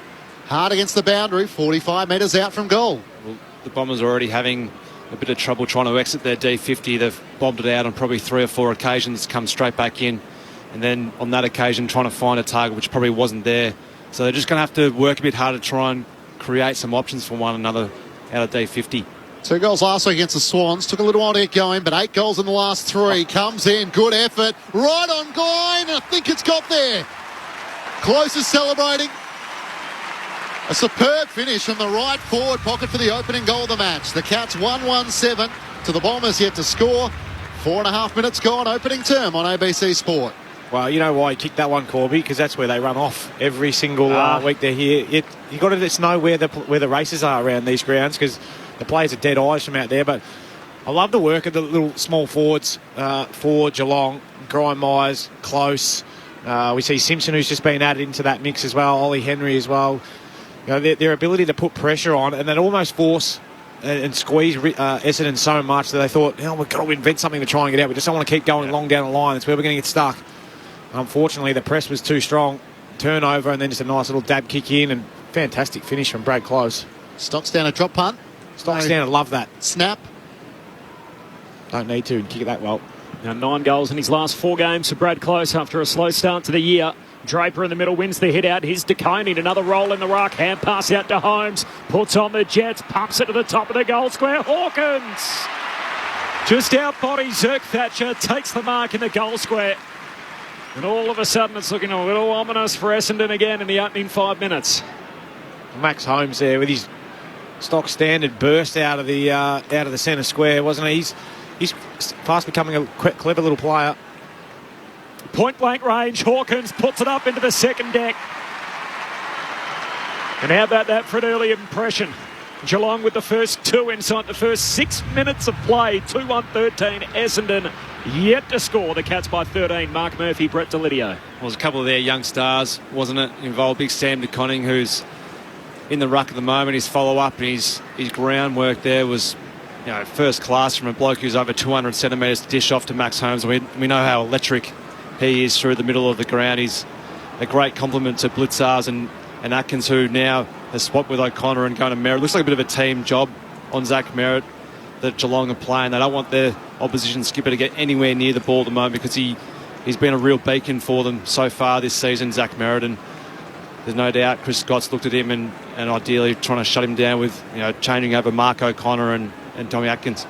Mark Murphy with you on ABC Sport. Bounce back in the middle. Sam DeConing's up against Draper. Draper comfortably wins it down, but it's Atkins who gets the clearance. Back to DeConing. Kicks off the outside of the boot towards half forward. Underneath it, Ollie Henry. Can't take the mark as Redmond spoiled it down. He was chopped off the arms in the marking protest in the eyes of the umpire, and Henry has it at left half forward. Driving kick inside 50. Once more Hawkins the target, but Ridley getting back offers good support. He marks up against the right behind post. Goal number 747 for Tom Hawkins. Moves to 16th in the all-time AFL goal-kicking list, past Barry Hall. Long kick out to half-back, finds Redmond. Redmond pulls the trigger inboard to young Hobbs. Nice to see him start in his first game of the year. Picked 13 in the draft a couple of years ago. He kicks down the wing. Hands on it from Nevitt, no mark. Langford fighting a 2-on-1. In the end, forces the neutral ball. Pushes Collar Jasny out of play and a boundary throw-in on the wing. Probably just the wrong option there. They had probably 2 or 3 that he could have used, but just didn't allow his teammates to try and spread and make the 1-2 obvious. Cats have won 10 of the last 12 against the Bombers, and the last 4 by an average margin of over 50 points. They've kicked the first 2 here.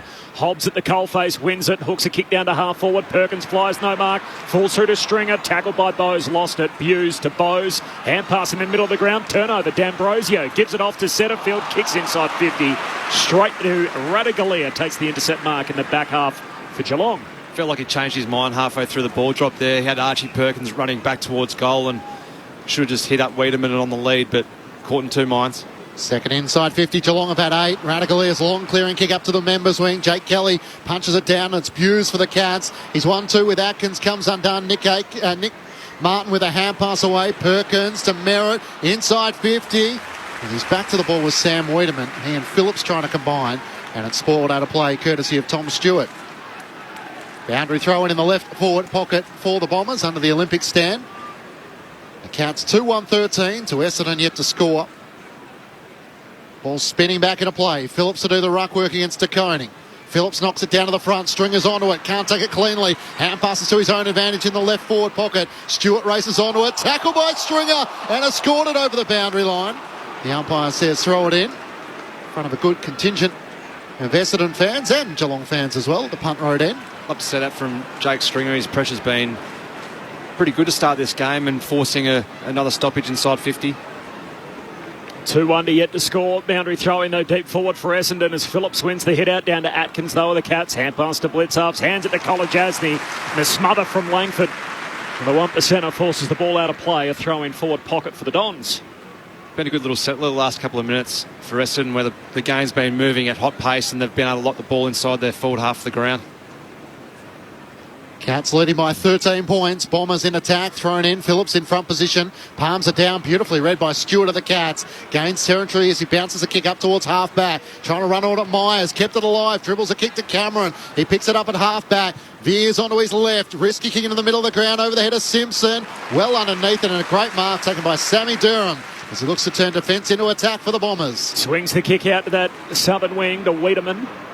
Who marks, he goes back to D'Ambrosio, misses him. Middle of the ground, live footy inside the middle of the G, picking it up. It was Henry's tackled, ball comes out, Martin chucks it on the left peg, short kick to Hobbs.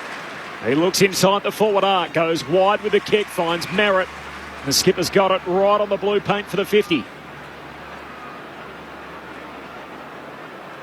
2/3 the amount of players on the ground are currently inside Essendon's front 50, so he's going to have to take his time. Stringer's against the boundary line and takes the mark. Perfect placement on the drop punt from Merritt.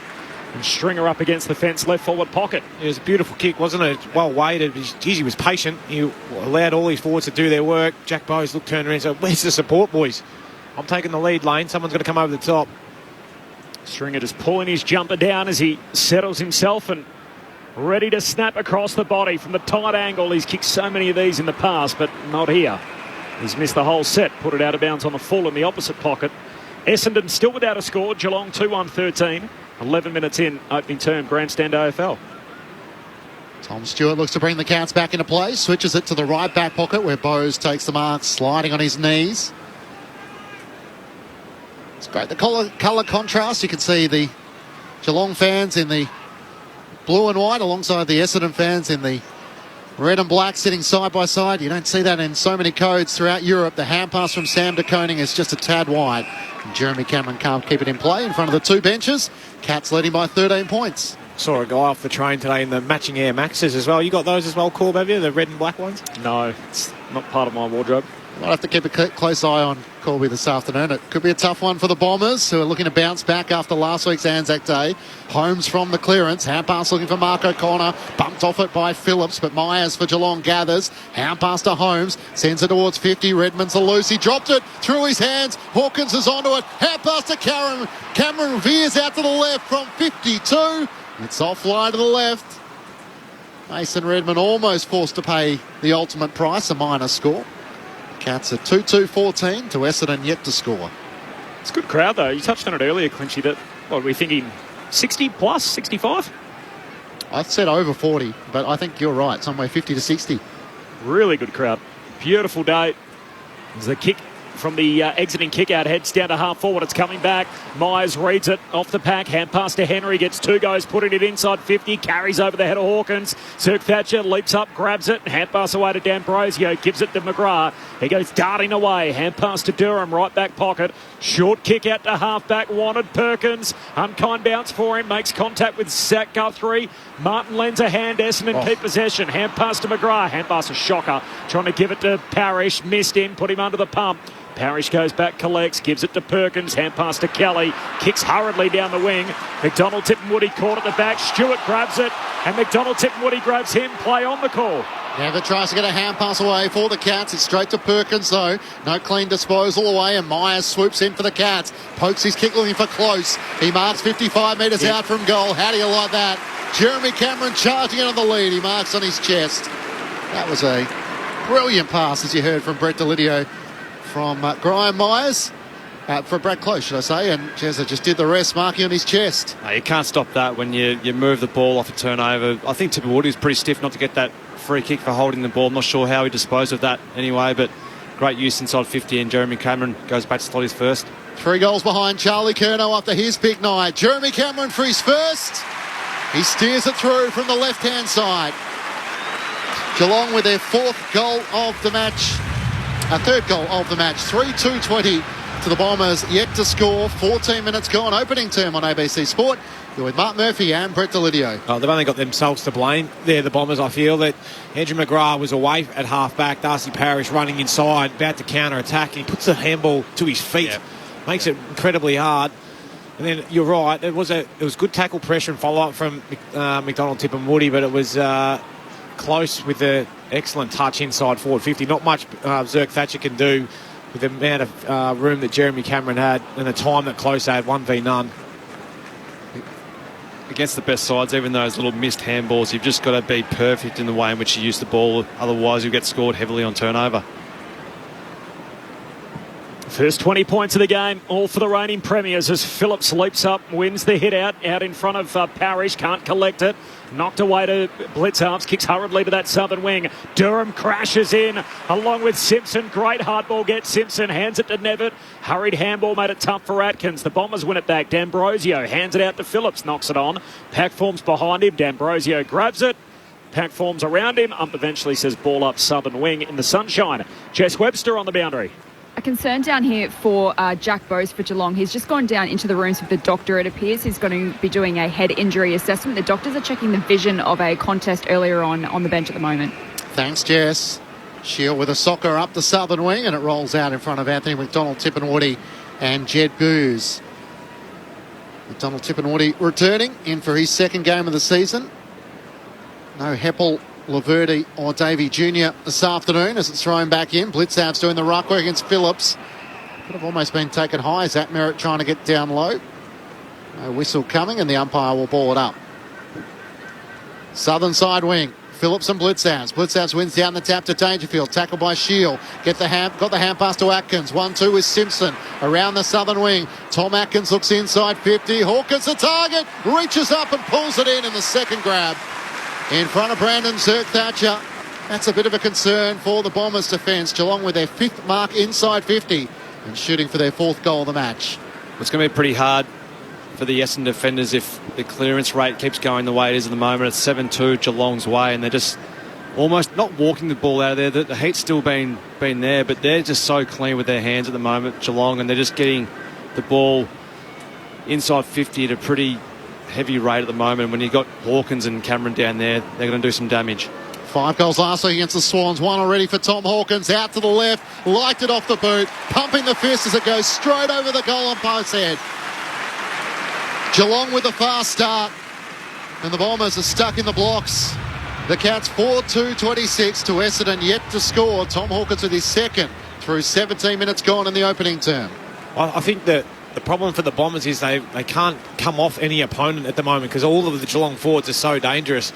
They all demand respect, and you've got to play nice and tight to them, otherwise they'll do damage and kick goals on you. So no one's been able to come off and actually intercept or spoil to help out their teammates. So unfortunately for Brandon Zerk Thatcher, he's been found 1v1 against Tom Hawkins, I should say. Might be one for a round of stoppage, try and get a winger to come back and got to drop him back. Defenders to bring a forward up to try and intercept it across. But at the moment, the clearance rate, it's getting away from the Bombers. Bombers' last goal, by the way, came at the 28-minute mark of the 3rd quarter last week. Of course, goalless in that final term on Tuesday. Back in the middle of the ground, comes out Geelong's way again. So the first 5 centre breaks, all for the Cats. Dangerfield kicks it deep. Hawkins shook Zerk Thatcher, takes the mark. Too strong, and he's got it. 30 metres out directly in front. That was just utter bench press right there, wasn't it? Yep. Stand and deliver. Once he gets his base set, it's a pretty strong base. Big Tommy. He just absolutely shoved Brandon Zirk-Thatcher out of the way. Easy chest mark, but again, it's those clearances, Murph. They're just coming in far too quick and hot. 5 centre clearance zip at the moment, Geelong's way. Winless in their first 3 games. They've been heating up. The Cats. Hawkins has 3 in the first term. And their wrecking ball tour continues. They put 5 past the Bombers in the first 19 minutes. Essendon scoreless. Geelong 5-2-32. 18 and a half minutes in. Brett Delidio, Mark Murphy. It was really the first week last week where Geelong's been their first game of the year where they've started off really well. So there's no doubt there's been a focus ever since, probably after that West Coast game where West Coast started off really well and got away from that.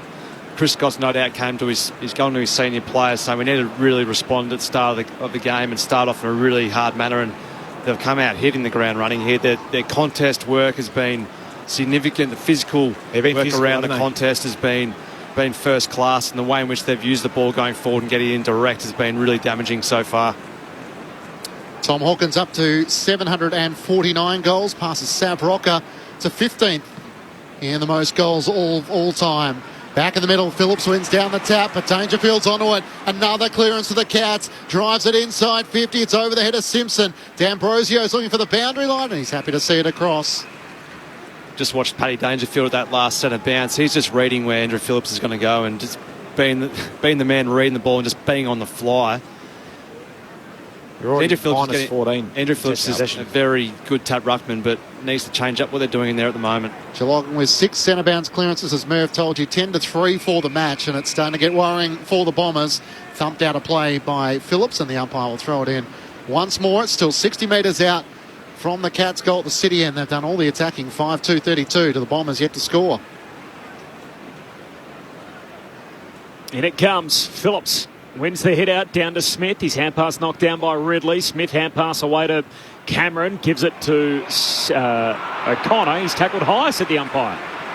Bombers fans weren't sure about it, but free kick going to Geelong nevertheless. And another inside 50. Hawkins the target again. Hawkins got it. Had the mismatch with Durham. Wrestles his way to the front and hugs it to his chest in the left forward pocket. Did you see it? I'm not sure how we got that mismatch. That's what we were talking about. Get that wingman back to help support. Not your wingman not the wingman on Tom Hawkins. That's not what we're talking about. But again, a free kick out of another stoppage and then just getting the ball in quick. There's no doubt that Chris Scott's identified that as the way in which to penetrate this Essendon defence. Hawkins for 4 in the first term to bend it through. There is a monster loose in the forward 50 at the MCG. And the Geelong spearhead has 4 first quarter goals. The Cats 6-2-38. Essendon scoreless after 22 minutes on Grandstand AFL. Well, this is where you need your leaders of your football club, if you're Essendon, really gathering the troops and saying, right, for the next 2 or 3 minutes, just try and get the ball back into a contest, get some repeat stoppages. Win the footy. Try and get the ball in a slow manner at the moment because the ball is just flying around and it's all in favour of Geelong. So put your head over the ball, get repeat stoppages, try and get some yardage on the football. Let's try and lock it away for the next 2 or 3 minutes and try and get a 0-0 draw and just try and wrestle back some of this momentum.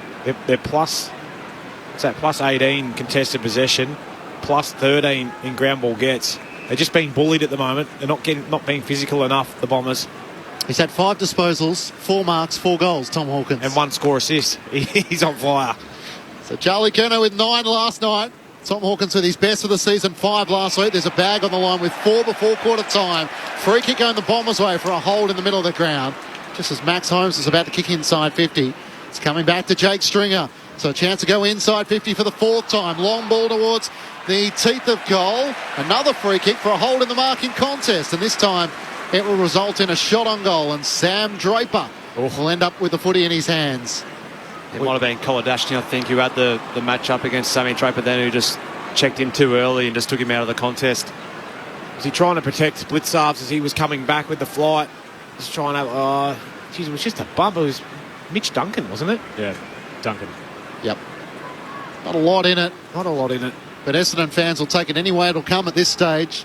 Has been a goal scorer with 4 goals, 3 in his last 2 matches. 1-3 last week. Draper directly in front. Bangs it through. And boy, did they need that. The Bombers finally on the board at the 23-minute mark of the opening term. They're one straight 6 to the Cats, 6-2-38 on ABC Sport, ahead of Mark Murphy and Brett Delidio. Here's Jess Webster. Just an update on Jack Bowes. Just got confirmation from the club. It isn't a head knock that they're looking at. It is a leg injury. Still not sure on the severity of the leg injury. He's still in the rooms being assessed, but Tanner Bruin is keeping warm in the boundary at the moment. So it doesn't look great for Jack Bowes, but still awaiting more information. Well, there's the result of winning a centre bounce clearance. Jackie Stringer's Albeit put free into kick. albeit a free kick, but still positioning himself in a good position to get the free kick. But he's obviously, Brad Scott thought we need to get some bigger bodies in there, so got centre field. Jackie Stringer and Darcy Parish is one of their prime movers in there to try and wrestle back some of this momentum. 6-1 to start the game. The reigning premiers by 32. And the Bombers with a goal after a scoreless first 23 minutes here and a goalless final term against the Pies. Comes down to Parish, wraps around the back of the pack. Hand pass back into dispute. Setterfield chases his own handball, collects. Holmes takes him to ground and a ball up in the middle. Probably going to get the ball on the foot there from the centre clearance rather than try and handball it around, especially when you're under enormous pressure. Up it goes to Coney. Out points Draper here, wins it down. Shield, hand pass to Setterfield. He's locked up straight away. Jess on the boundary. Looks like Jack Bowes is done for the day. He's just emerged from the room, did a quick fitness test up and down the boundary. So it looks like a right calf issue is the complaint, but he's just taken a seat on the back of the bench at the moment. Thanks, Jess. To Coney, one down the tap to Atkins. Couldn't quite get it to Isaac Smith. Stringer tackled by Close. He squeezed the kick back up the southern wing. Knocked down by Mitch Duncan of Geelong. Hand pass to Jeremy Cameron. 1-2 is Zach Guthrie. So working all the way across half back. Sends it back up the wing. Dangerfield. Duncan it was who flew. Couldn't hang on to the mark, and the Bombers work it around the southern wing as Caldwell receives it from Hine. Flicks a hand pass back to Hind, running boundary line southern side. Hand pass to Perkins. Space closes on him. Shoots a hand pass to Merritt. Can't control that. It's out of play. Half forward for the Dons. The Cats pressure right on them as soon as he grabbed the footy. Perkins, the wall's just closing in. Had to flick the ball away quickly. The hurried disposal, and now we got a throw in half forward for the Dons. Geelong by 32. Time on opening term. DeConing grabs it out of the ruck. Hand pass to Smith. His premiership teammate hooks a kick down the wing. Ridley overruns it. Blitzhalf's Cameron takes it clean. Hand pass comes out to Close. He feeds it down the wing to Rowan. Doesn't take possession. Just paddles it on. Pressure applied by Kelly. Close to the boundary line, and in the end it's out of play. Opposite forward flank. A throw in half forward for the Cats. Still on the southern side, Geelong by 32. They're so important, they're small half forwards, aren't they, Geelong? Brad Close gets so high up the ground and just bolts back towards goal at real speed. It's a real weapon they've got with their two key targets. Cats are the first 6 goals of the match. Bombers are the last. Holmes finds a way forward. Hand pass just missed Jeremy Cameron. He tries to volley it as it was over the boundary line. Let's give away the free kick too. What? Kicking it away after it had gone out of play. Okay. It was close enough that he was trying to keep it in play as opposed to the insufficient intent to keep it in.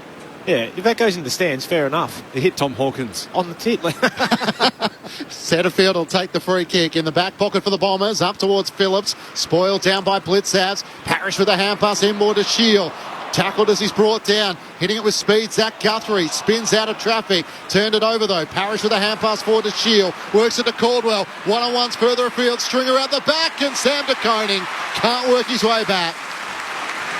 They were travelling downhill there, the Bombers. And Jake Stringer in the right forward pocket shooting for their second. Well, it wasn't perfect, but it just created a bit of havoc. And they missed one of the handballs, but they were running in numbers then, Essendon. What they've done so well this year is really support on that offensive run, and we saw it again there. And then Jackie Stringer just playing a smart little half a leap, which drew Sam DeConing in to try and spoil it, but just create some good space for himself out the back. A goal in every game so far for Jake Stringer. They'd love one here, and he comes in and steers it through. Bombers at the last 2 goals in the match after the Cats kicked the first 6.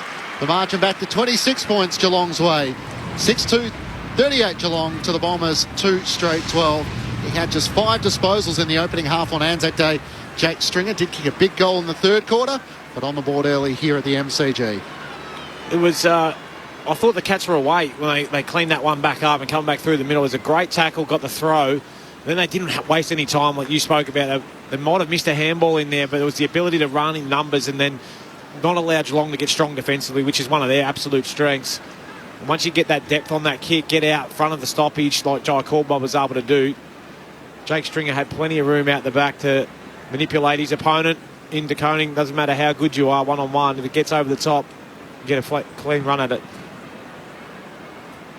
Back in the middle, DeConing and Draper go at it. The ruck share it, comes down to centre field of the Bombers. Hand pass to Parrish, hooks a kick to centre half forward. Shield just a deft touch to the advantage of Stringer. He turns, kicks the Bombers inside 50. Out wide to Wiedemann, gets there on the bounce, trying to shake Radaglia. Hand pass back inside the 50s, a turnover. Views for the Cats. Hand pass to Blitzarves up the back flank. He kicks down the southern wing. Redmond leaps up, no mark. Off his fingertips into the path to Zerk Thatcher. Through the middle of the G, kicks to centre half forward. Here's Martin. Takes the mark, moves it on hurriedly. Stringer can run onto the loose footy half forward. Off the left peg, he's kicked it across the goal face. Wiedemann had a play on it, can't mark, it's out of bounds. Forward pocket for the Dons. Geelong by 26. Jess Webster on the boundary. Another injury concern for Geelong. Of course, Jack Bowe's out of the game with a calf injury. Gary Rowan has just gone downstairs as well. Looked a bit disappointed as he came off straight into the rooms. It looked like he was favouring his leg, so we'll keep you updated on that one. Great work. Thanks, Jess. Thrown back in. Bombers deep in attack. Shallow throw in. Bounce in front of Draper and Sam DeConing. He left it for Merritt. His hand pass is too wide for Hobbs. And it goes out of play in the right forward pocket for the Bombers. Might need a little bit more pepper on the next throw-in, I dare say. Just a few more bicep curls. Oh, a custard donut, I reckon, will do it.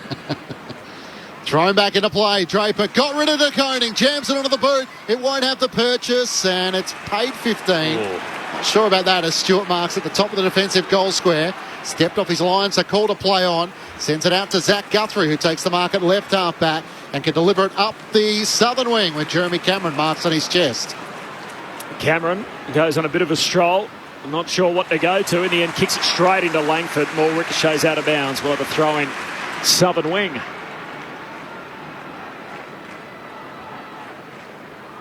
So they've kicked the last two of the games. Have you seen a bit more from Essendon around the ground to support the scores on the board? They've certainly been better in the set of bounces, which is obviously where they're getting touched up and scored from the start, but they're still getting beaten pretty heavily around the clearances. Mark Murphy alongside Brett Delidio on grandstand AFL from the boundary throw-in. Comes down to Tanner Bruin, the sub, who kicks to centre half forward. Carries the pack. Ridley for Essendon. Hand pass away to McGrath off the back flank. He kicks to centre field. Takes the mark half back for the Bombers. There's a runner outside him in D'Ambrosio, who's back in the team today. He turns it straight over. DeConing takes the intercept mark for Geelong. Heads back to half forward. There's Paddy Dangerfield leaping up and marking in that launch pad centre half forward. Looks for Hawkins. He's got it again, the Tomahawk. 40 out directly in front and a chance to make it 5 in the opening term.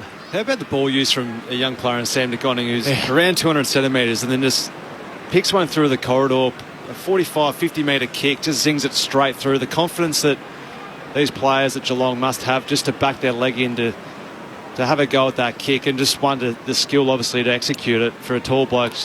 And this is the result of that courage to go through the corridor. Off the back of the season best, 5 goals in the grand final rematch. Tom Hawkins has got 4 still in the opening quarter as he misses out to the right. Set it up beautifully. I was ready for him to kick it and have 5 in the opening term. He's got 4 goals, 1. 27 points Geelong's lead, time on in the opening term. Ridley quickly into Redmond, but can't find Hind in the field of play. It goes out for a boundary throw in. Right half forward for the Cats, who lead by 27 points. There's only so much I can do, Lids, to set it up. You can't kick it for him. No. Charlie Curnow, 9 last night. Tom Hawkins with a chance to have 5 before quarter time. From the throw-in, punch forward by Blitzarves to Myers into the pocket. It's over the head of Dangerfield and Ridley.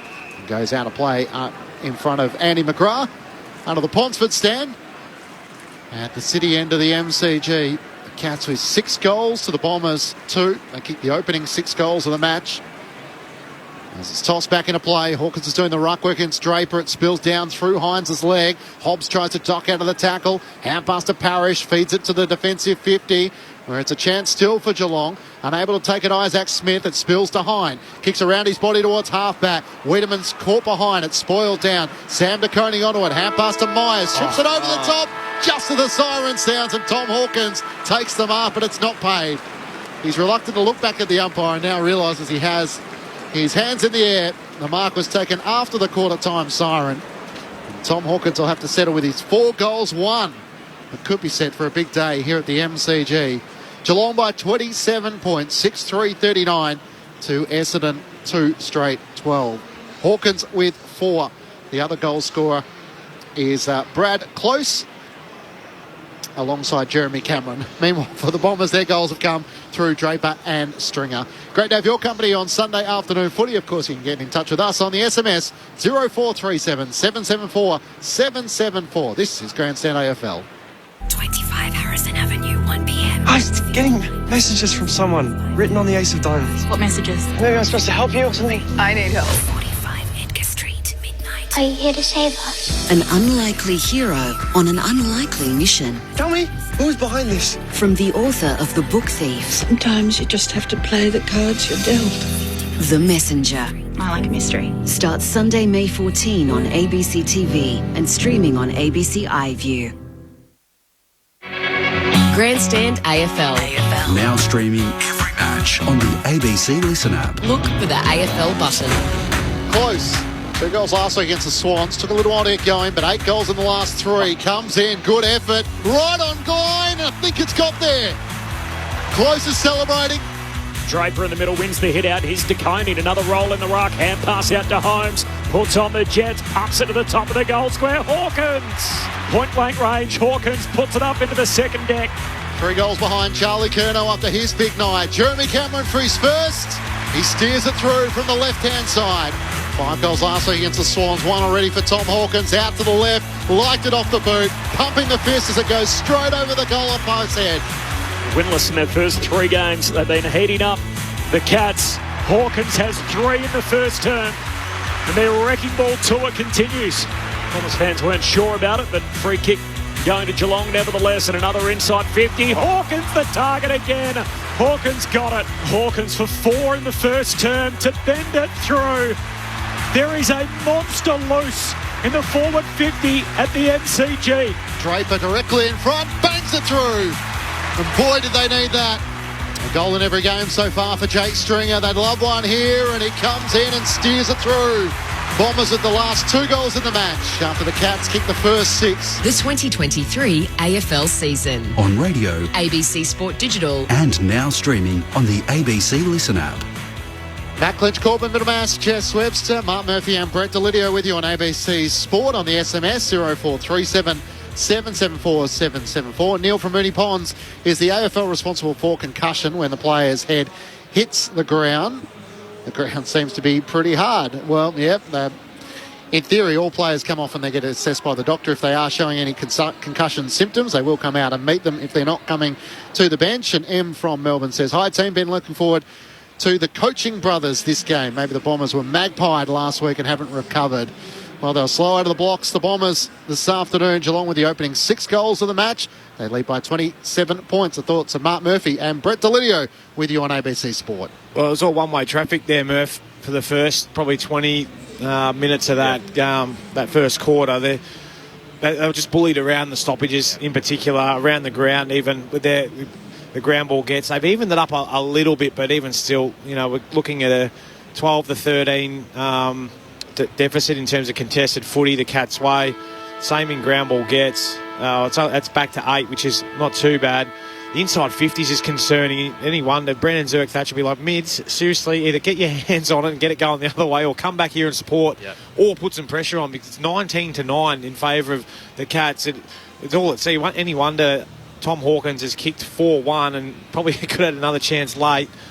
And a big reason to that was they were 6-zip at centre bounce clearances at the start of that game, Geelong, and obviously with the 6-6-6 starting, you can't get back to support. So not only were they getting touched up around the stoppage and the clearances, when you're doing it from the centre square bounce, it's impossible to get back and support. And when you've got Tom Hawkins down there who just bench presses anyone around at will, and you got Jeremy Cameron, those guys who are playing on can't often intercept. So, and the other Geelong small forwards are so clever and smart in the way in which they position themselves that they their opponents can't come off and intercept as well. So, well, they're dangerous, aren't they? And they stay active, which engages the defender, which doesn't allow them to, Jordan Ridley's biggest strength, his ability to come off and intercept and help his other backs. But when you're playing on someone who's dangerous, Jeremy Cameron's getting right up the ground. He's had 8 touches already for the Cats. Dangerfield's had 8 as well. 6 of those inside 50. They're the 2 dangerous players on the ground. But then Myers doing exactly what you said, high forward, up the ground, and then delivering it back inside 450. I felt they adjusted quite well in the centre bounce in the last few. They had Jakey Stringer come in and have a few bigger bodies that came around support, and they didn't try and tap it too far out. They kept it all a bit in tighter as well. So you saw the last quarter on Anzac Day, leads up close. They conceded the last 7 goals of the match. Geelong kicked the first 6, so 13 goals unanswered. Is it a mindset? Is it an attitude, or were Geelong just far better? Well, it's probably a combination of all of those, Clinchy. I think you never set yourself to come out and be off the boil at the start of a game. You want to say, right up, boys, what have we learnt from that avalanche of Collingwood in the last quarter to us now to start this next game? And when a team comes out red hot and they know that if we throw the first punch like I think Geelong have done, you can really shell-shock a side. And then momentum with this 6-6-6 rule is really hard to stop. The only way to stop it is to get a ball going your way and then kick a goal, which they were able to do, but it's still a 6-2 head start. Jess Webster on the boundary. You mentioned Gary Rowan coming to the field just before quarter time. He's starting on the bench, and have they activated their sub? We haven't seen any confirmation on our laptop as yet. That's interesting. Tanner Bruin did come into the game after Jack Bowes was ruled out.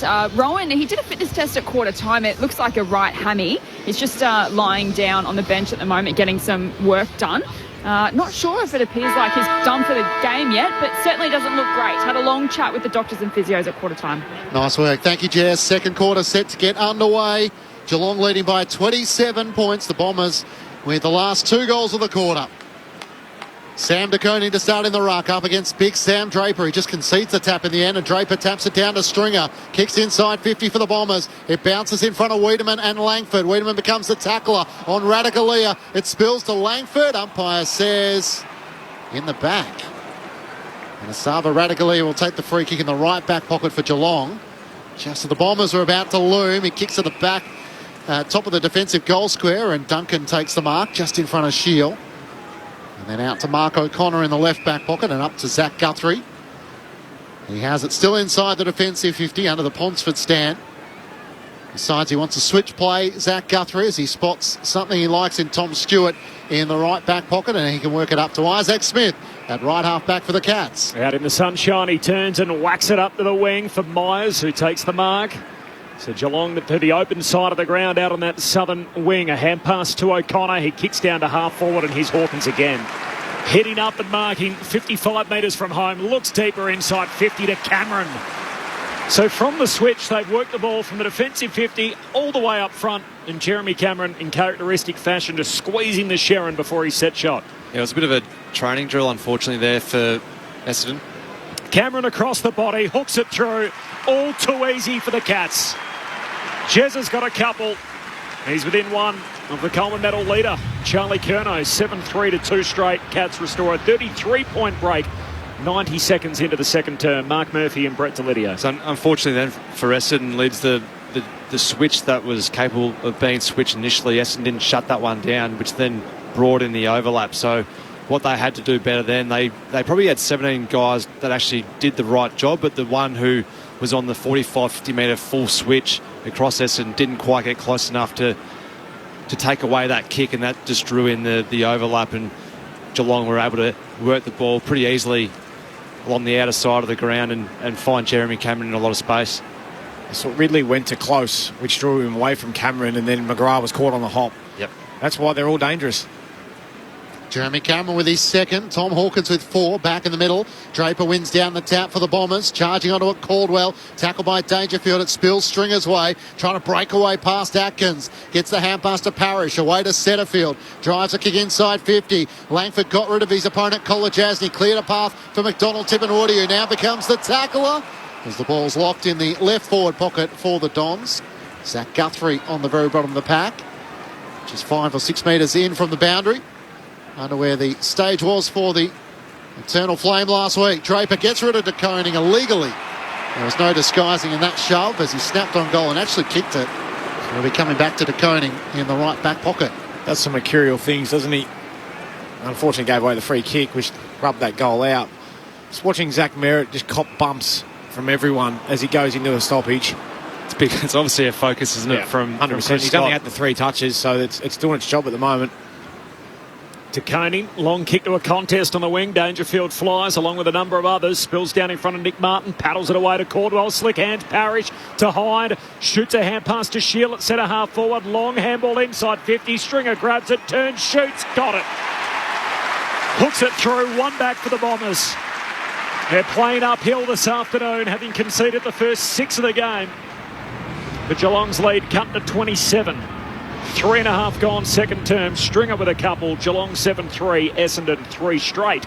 Well, he means business today, Jake Stringer. He's had the 11 disposals and certainly been injected into the midfield more than what he previously has. And I think that's obviously due to his bigger body. Lids it.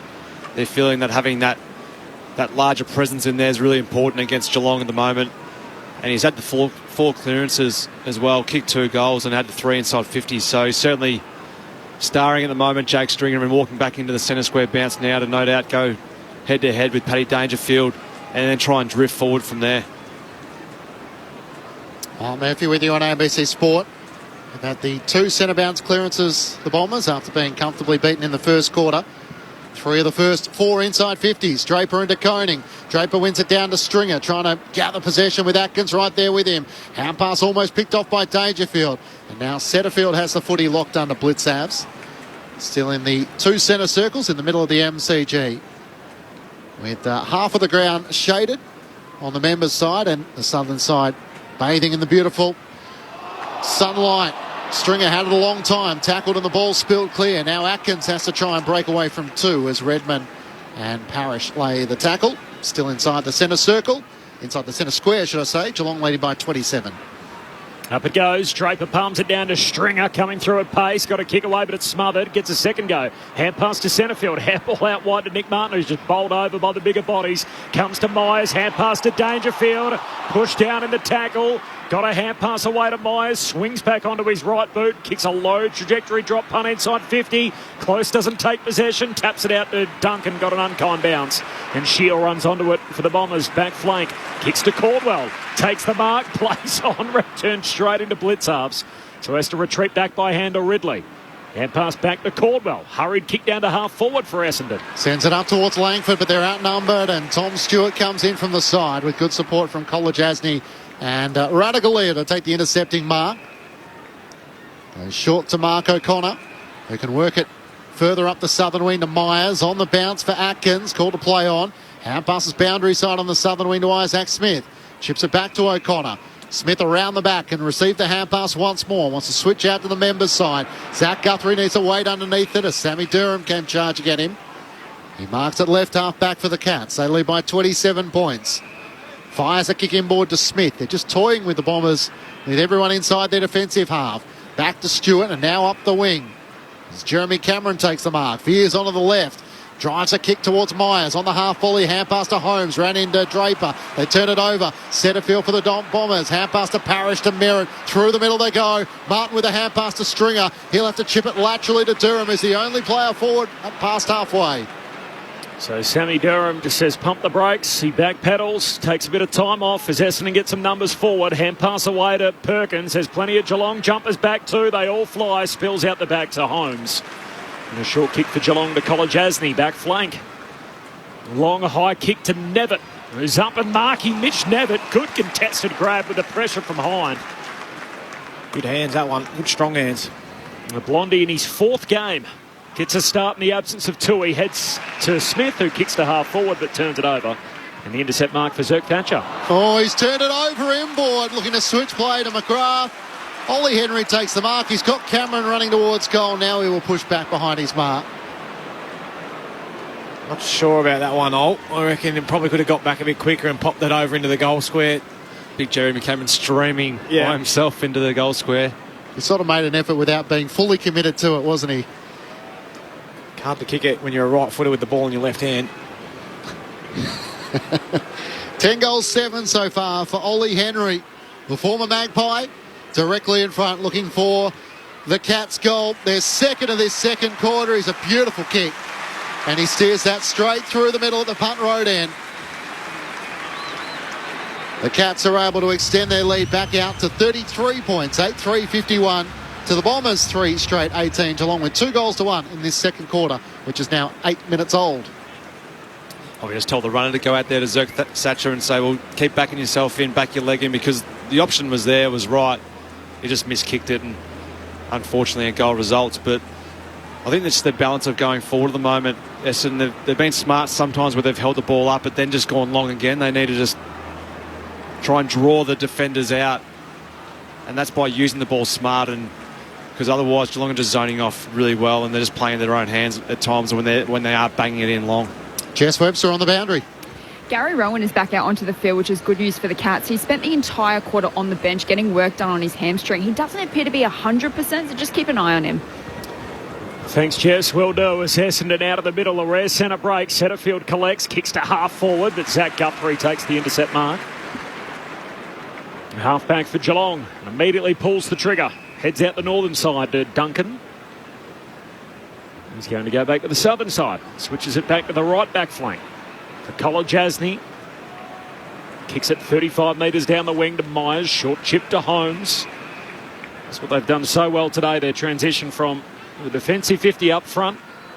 Holmes waits for the option. And then just goes long to the pack. Henry leaping over the back, can't complete the mark, falls down to close, hooks a kick right to the goal line, trying to touch it through for a rush score. Durham just got his fingertips to it, a minor score for the Cats.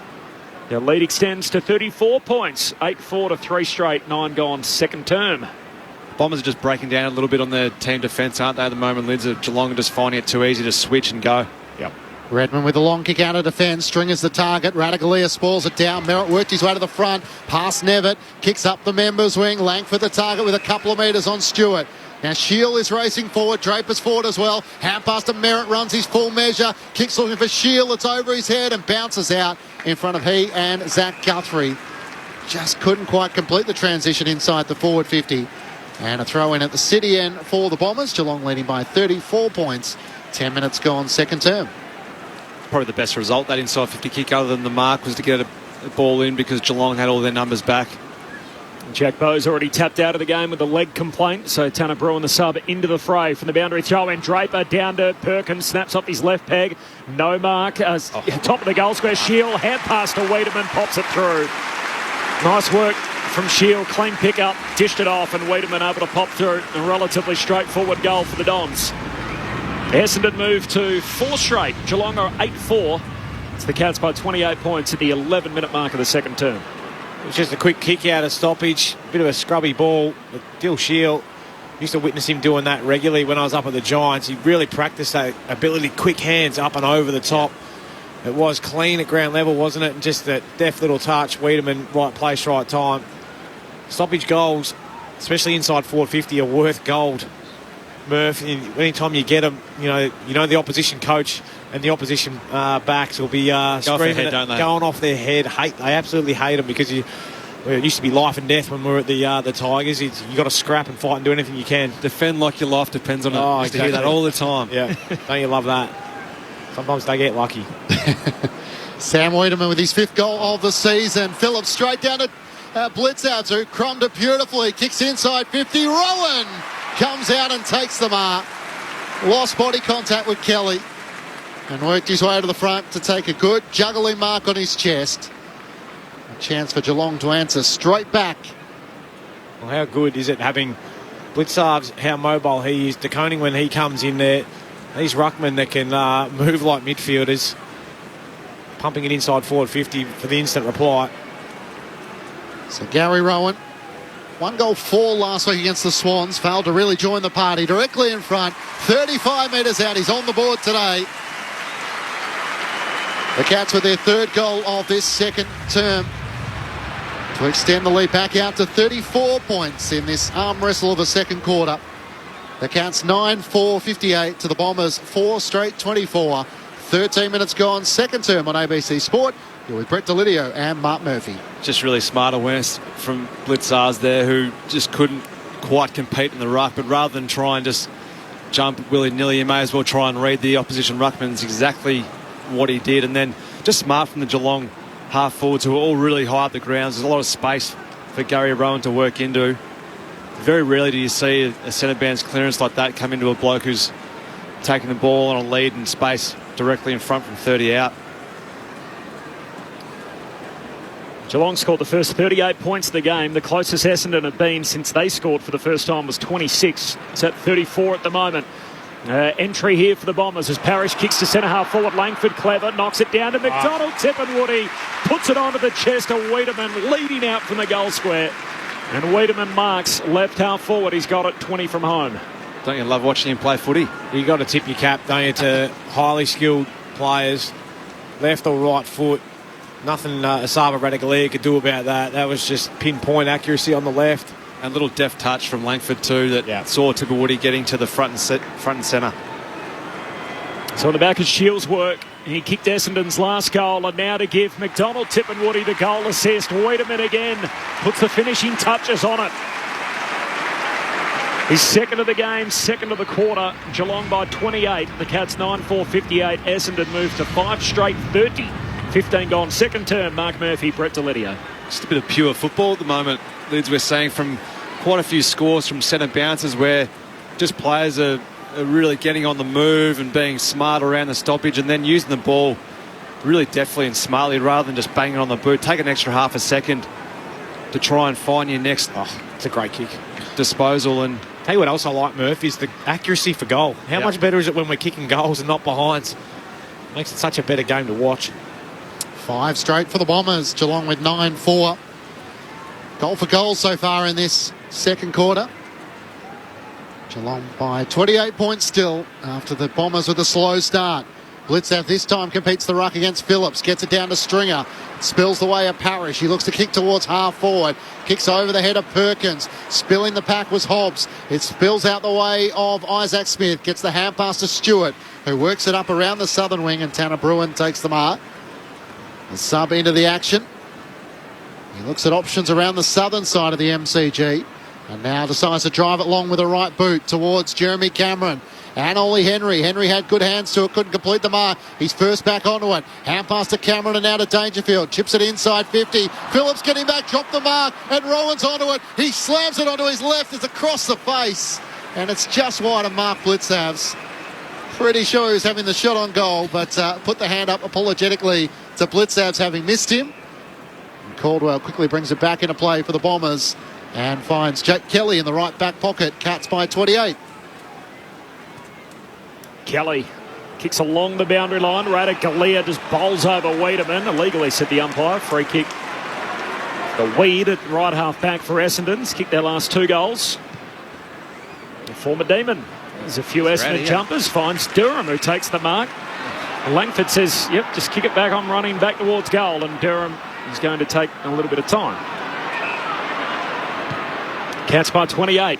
Durham now goes long to a pack. And there's Stewart in behind Langford. Leaps up, takes the intercept mark, as he so often does. Half back for the Cats. Big crowd in the MCG. They came for a real contest this afternoon. They got a Geelong showcase in that opening term, and now goal for goal in the second as Stewart finds Blitzhalves. Hand pass away to Nevitt. Kicks down to half forward. Sliding in is close. Couldn't get there before it hit the deck. Ushers it out. Hind grabs it. Rowan's got him. Turns and takes him to ground. And ball up in front of the Cats interchange. High half forward for Geelong. They lead it by 28 points. 17 gone in the second term. This annual country game here at the MCG. From the stoppage, spills away the Bombers. Caldwell can't get after it after the Parrish kick. Zach Guthrie's kick is smothered by Hobbs. Goes out in front of the Geelong bench. What could we do, Lids, to make it more of a country vibe here at the MCG? I was thinking maybe when a goal goes through, instead of the music, you could maybe toot a horn. Maybe, yeah. Hand out flannies. Yep. Maybe sausage sizzle and... Yeah, onions. Yeah. Bit of Tommy sauce. Sit on a few hail bales on the interchange. Chips and gravy, all that kind of stuff. As our resident from Kyabram, were you on the farm? No, in town. I wouldn't imagine too much. Dangerfield kicks towards half forward through the hands of Hind. Picked up by Redmond. Risky kick across the face of goal. Racing onto it, Simpson. Dodging and weaving. Cuts back on his right-hand side. Left Ambrosio. Cold. and puts it straight through the middle. He's had to fight his way back into this AFL side, and Sam Simpson with a goal in the second quarter. Goal for goal once more in this second term. Geelong by 34 points, 10-4-64 to the Bombers, 5 straight 30. 18 minutes gone on ABC Sport. I'm struggling to see where Mason Redmond was trying to kick that one, Murph. It was almost like I'll put it almost into space, but no one was reading the same book that he was. And Geelong covered the outlets really well, so it's obviously a way to try and turn from winning the ball in D50s to try and look at the other side, but Geelong had it cut off really well, and Sam Simpson did a little shimmy and nice little kick there on the right foot. But just going back to your question, Corby. Yes. I reckon get a couple of cars put in over there. So rather than sit in the box, sit in the cars and watch that from the back of the ute. Maybe the back of the ute with a couch in. Oh, best. They have the ute, which is sort of a corporate sponsored thing at Adelaide Oval, don't they? I'm pretty sure you can sit in the back of the ute at one end of the ground. Surprise me. 34-point lead for the Cats. I'm happy to hear more suggestions off the SMS as to how we can make it a little bit more of a country vibe for our country game. 0437 774 774. Free kick in the centre bounce going Geelong's way. Speed wobbles up for Duncan. In the end, steadies, kicks inside 50. Durham flies in the defensive arc, comes down to Simpson. Had his arm pinned, so squeezes a kick out. Comes to DeConing. Hand pass for Cameron. He left it behind. Parrish shoots a handball. Too hot for McGrath. Becomes tackler with Durham as they lock up Simpson. And a ball up 40 metres out from the Geelong goal. Such a good story. Sam Simpson played only 4 games since he was concussed in the 2020 grand final and made his return last week after some 600 days from his last AFL match. Rowan doing the ruck against Draper. It comes down the way of close. Parrish locks him up and will be rewarded with an excellent tackle in the right back pocket for the Bombers. Essendon fans in the Olympic stand applauding that work ethic from Darcy Parrish. Possession number 8 coming up in this second quarter, as he sends it up towards Draper and Radicalier over the back. He cannons into him and spoils it out of play for a boundary throw in. He's working hard, Parrish. Clean sheet. 17 for the match. Yeah. 8 for the quarter. Go with 3 clearances. Only the one inside 50 though. I'd like to get him a bit more forward of centre ball if we can. Leading possession getter behind, ahead of Stringer and Myers with 13 from the throw in. Caldwell tries to knock it down the way of Merritt. Tom Atkins slides in for Geelong. Can't get a hand pass away. Wrestles with Merritt with a footy stuck underneath. No whistle. Caldwell's hand pass to Perkins. Too slick for Hobbs. Duncan lost his footing. Hand pass while laying on his backside out to Dangerfield. Boundary side. Drives it inside 50. Cameron and Ollie Henry there. It clears to the back. When McGrath's onto it for the Bombers. He turns and chips it towards Parrish. Takes the mark at right half back. Possession number 18 coming up. Hand pass from Parrish, boundary side, goes to Ridley, handball to Hobbs, short kick, finds Caldwell. It's in front of the Essendon interchange. Geelong by 34 points. I've got a really good suggestion coming in as Perkins takes the mark on the wing. He turns and bangs it long inside 50 for Essendon. Langford floats forward after contact with Kolodjasny. No whistle. Spills to Shield. Forward pocket. Outside left peg. Puts it through. Seesawing second term continues. And Dylan Shield, who's given them a bit of a spark inside that forward arc. Essendon now down by 28 points, having given up the first 38 points of the game. But they've hung around thereafter. Time on second term. Geelong 10-4-64. Essendon 6 straight 36. A great use of the footy. It was probably 4 or 5 handballs in a chain, and then just 2 little short, sharp kicks on a 45, which really opened up the Cats. And then they were just getting him out the back. So it was really good work rate by the Essendon forwards, who got up the ground really hard and then just pulled away, so it allowed the chain of possession handball and the little 45 kicks to eventuate. But just smart ball use, and Dylan Shaw, as I said, Corby, was pretty classy up there, doesn't he? We know he's so clean, but if you can do that around goals, just shows you how damaging he can be. You want to compile some of these suggestions in a moment. 0437 774 774. What we can do to make this more of a country game. Draper rises high, wins down the tap, but it's Geelong who get the clearance. Dangerfield bursting out of the middle, tackled by Merritt. Hand pass out to Isaac Smith. Get it set to Coney. Inside 50. Hawkins got rid of Zirk Thatcher. Couldn't complete the mark. He gets it to Kelly, who kicks out to right half back, and Nick Martin takes the mark for the Bombers. The kick 5, of course, on debut. The last time these two teams met, round 1 of last season. Hits up Shield, who's got it again in the attacking half. Short kick down to half forward. Target is Kelly. He's held out of it. Ushered away by who's that? Hughes back into the back, and Atkins is tackled. We'll have a ball up half forward for the Bombers. Shane off the SMS, 0437 774 774. Country Vibe, we need a halftime meat raffle. Oh, yeah, definitely. How good would a meat raffle at the GB? Tossed up, Sam de Koning taps it down to Holmes, got it to Atkins, tackled as he got his hand pass forward. And Dangerfield just so good in congestion. Hand pass to Atkins, it opens up for Myers, chips it inboard on the members wing to Duncan, looks up, has Ollie Henry free, missed him with the kick, he might run onto it inside 50, needs to get around Zerk Thatcher, knocks it onto Hawkins, hand pass to Simpson for his second, around the body. Sam Simpson with his second. He looks like an old school footballer with the socks up, and a beautiful finish for the 24-year-old in his 7th AFL season, up to game number 21, as Corby may mention. And the Cats lead by 34 points. 11-4-70 to Essendon 6 straight 36. I think they just had the one behind in this quarter. So the Cats with 5 goals won, the Bombers with 4 straight. 23 minutes gone, second term. Well, at full steam, they're pretty exciting to watch the Cats. It was the Grind Myers decision to cut back inside and just change the angles, but not blaze away with a really long kick. Keep possession of the footy. Got it to Mitch Duncan. He missed his next kick over to Ollie Henry, but his ability to win it, get it forward to Tom Hawkins, and then Simpson just streaming past. Easy finish. But when they're up and going, they just run in waves.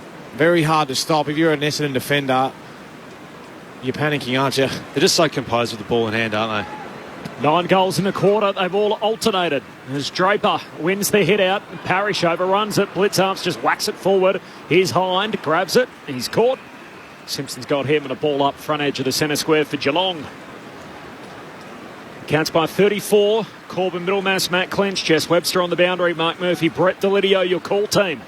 Up it goes. As Caldwell ushers it out by hand to Stringer. Kicks to centre half forward. Radically got the spoil in. Up to the members' wing. Smith just paddles it out in front of himself. Likewise, Stewart. Stewart runs onto it. Blows by Martin. Kicks to half forward and Rowan marks. 52 metres out. Rowan, he's looking for the tomahawk, who gets separation and hugs it to his chest. 35 out, right half forward for Geelong. Just again, it was just the half-back flanks from Geelong. Tom Stewart, just so well balanced, isn't he, when he gets anywhere near the football, and just the ball used to hit up Gary Rowan, and then it was just some great body work and just smart forward craft by Tom Hawkins. Obviously, he's played a fair bit of football, so knows how to work his way around a forward 50, but Gary Rowan just put it to the space and let Tomahawk do the rest. It was great patience from Gary Rowan, wasn't it? He just waited for Tomahawk to get into his move, get into that space. Tom Hawkins kicked 4 of the first 6 of the game. He's now got 1 for the thumb before half-time. 5 for Hawkins. Geelong by 40. They become the first team to kick back-to-back goals in their second quarter, which is 26 minutes old. 12-4-76. Essendon 6 straight 36. And that's a new high watermark this afternoon as well. Cats by 40. Love Tom Hawkins' shot for goal when he's 30 or 40 out. It's a little sort of short-arm pitching wedge there. He just a little jump. I love his little jump that goes with it. Points the toe and just like a little short-arm jab. Usually goes straight through the middle. It's just pure football to watch at the moment from both sides when they are getting the ball in their hands. But Geelong obviously getting a little bit more of it and putting it through the big sticks. I'm not sure. The old timers wouldn't be too happy with that. They'll be saying, kick through the ball, kick it to... change it up. It's worked 750 times. I reckon he's doing okay. Short-arm wedge. So the Cats with back-to-back goals for the first time in this second quarter. Back in the middle, Draper tried to take it out of the ruck. Tackled by de Koning. Spills the way of Shield. Hand pass to Caldwell. Knocked it on to Setterfield. He sends it towards half forward where Mitch Duncan was waiting for it. Hand pass to Nevitt. He looks to send it up towards half forward. Simpson the target. Can't pull in the mark. D'Ambrosio races back after it. He's tackled by Ollie Henry. Holding the ball. Geelong to take it at right half forward. Just inside the boundary. 55 metres out from goal. Henry looks for options inside 50. Blitzouts push forward. Close up, can't complete the mark. And racing back is Durham for the Bombers. Hand pass to McGrath. Dribbles a kick towards Cameron. Right forward pocket for the Cats. Henry's hand pass back inboard to Cameron. To Tanner Bruin. Dodging and weaving. Settles on his left. Great finish. Just cutting around Caldwell and finishing with absolute class. And Geelong put 3 on in the quick bounce to lead by 46 points, 13-4-82. to the Bombers. 6 straight, 36, 27 minutes gone, second term. Well, I want to highlight Simpson and his ability to put pressure on there. He's the one who made that ball turn over just by chasing right to the last metre in terms of being able to put that pressure on to McGrath. Ollie Henry following up from his kick inside. Quick hands off to Jeremy Cameron. Tanner Bruin, he's one of the more talented guys that the Giants boys used to speak about up there. His ability around goals was always quite freakish. We saw it there, pure class on the left.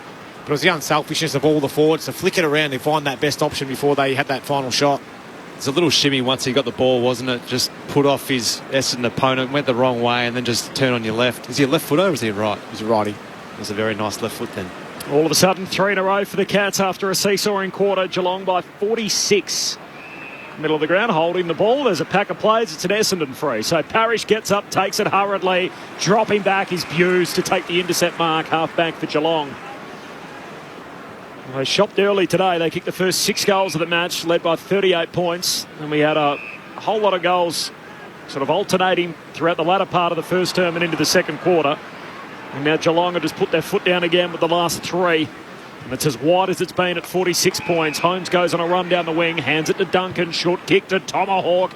He blasts it inside the forward 50. Rowan stood in front of close and then drops the uncontested mark. Regathers, hooks a kick, top of the goal square. Nevitt flies, no mark. McGrath grabs it, spin move, avoids the tackle. Hand pass to D'Ambrosio. He gives it to Ridley, short kick to half back, and Perkins marks. Interesting to note, Cole Langford, who's been so good all year for Essendon, hasn't had a kick today. 1 disposal, which was a handball, and Phillips doesn't have anything on the stat line. Perkins' long kick out towards Draper. It's sport away from him. Buse keeps it alive. Kicks it inside the forward 50. It's dribbling towards the pocket. Racing back, D'Ambrosio turns and kicks towards half-back. Unable to pick it up Ridley. Caldwell has a go. He swung in a tackle. Got it away to Merritt, who links up once more with Perkins. Sends it up the wing. And here's Sam Wiedemann marking on his chest. He wants to try and draw the man on the mark in Stewart and gives the hand pass to Shield, running boundary side. Long kick towards Stringer. He takes the mark, working his way to the front against Mitch Duncan. Deep in the left forward pocket, he'll shoot from 45 metres out. It was a really nice defensive transition there from deep in defence from Essendon. Just kept on finding the next free, and rather than just wheeling and going, just be composed with the football. Make Geelong try and come out and defend you, and then getting a 1v1 with Stringer and Mitch Duncan. It's a great game so far, Jake Stringer. 14 disposals, kicking for his 3rd goal, out to the left to stop the rot for the Bombers. Stringer beautiful off the boot. Such a classy finish.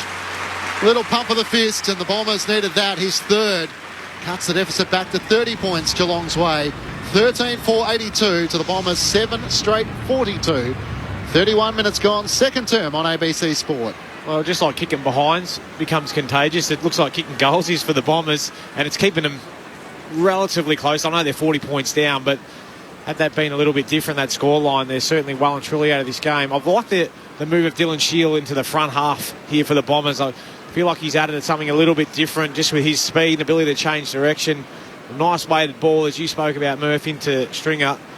And as good as Mitch Duncan is up on the wing, I'm not sure 1v1 half-back against he doesn't want to be doing Jake that Stringer. 1v1.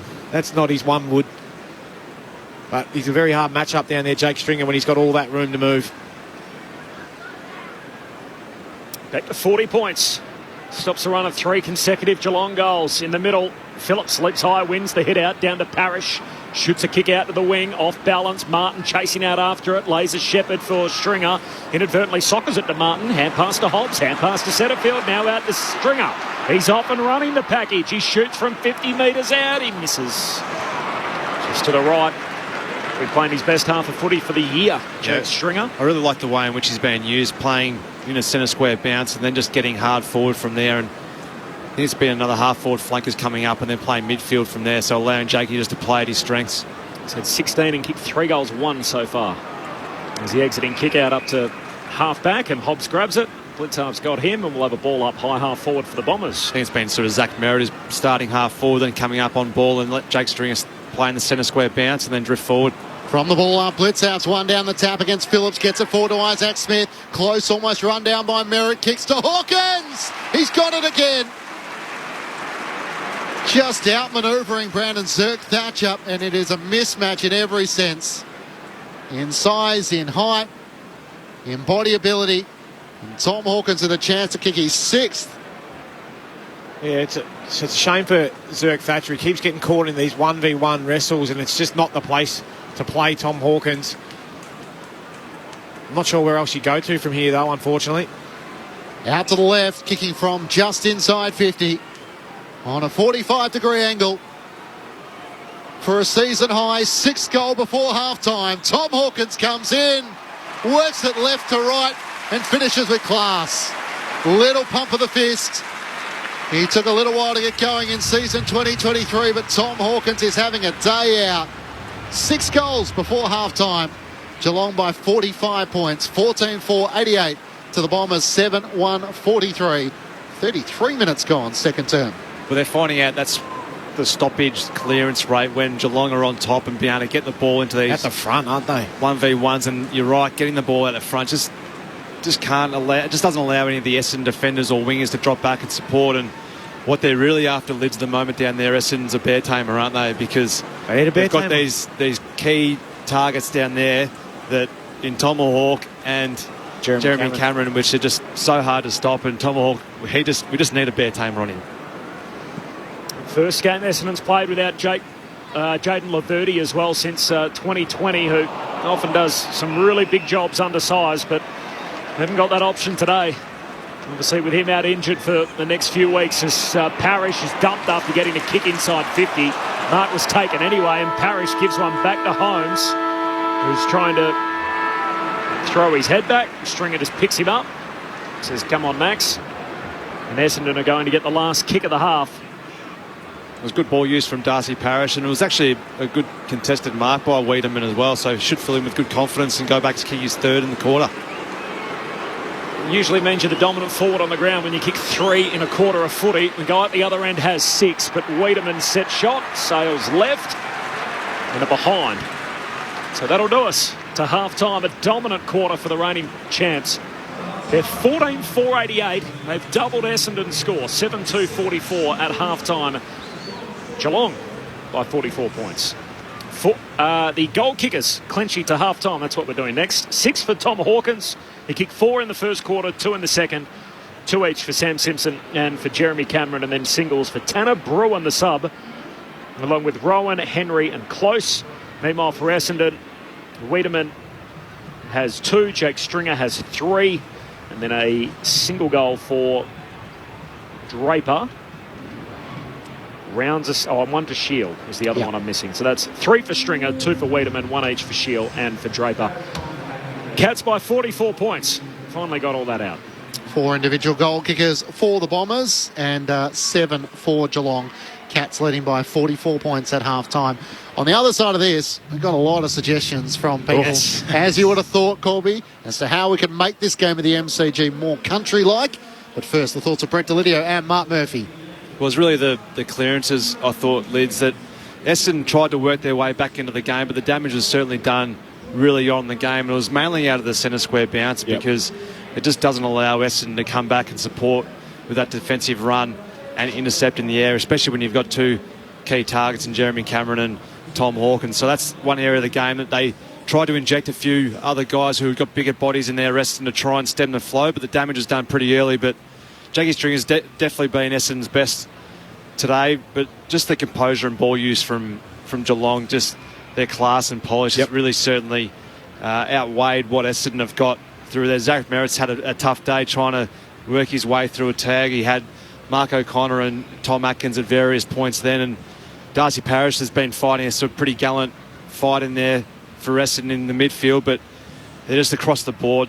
Geelong are just doing it as they please at the moment. And I think that's probably the thing that'll concern Brad Scott the most is their inability, especially when it's been a slower play, that they haven't been able to shift quickly. And I don't know whether you want to put that down to the short break, and we're a bit gassed.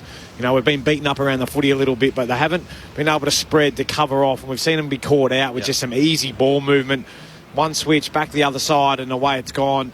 And it's allowed the Geelong boys to really just get to work, but then get easy shots on goal. So that's what I think Brad Scott will be saying to his charges is, "Righto, boys, we can be beaten at the source, but let's make sure we're really sound defensively and not allow this easy ball movement, and then we'll tidy up the other stuff. They did in that quarter. Like, the clearances were actually 13-9 in their favour, and 9-3 in the centre bounces. So they tidied that up from the quarter one, but the damage was done, wasn't it? 6-2 in that first quarter.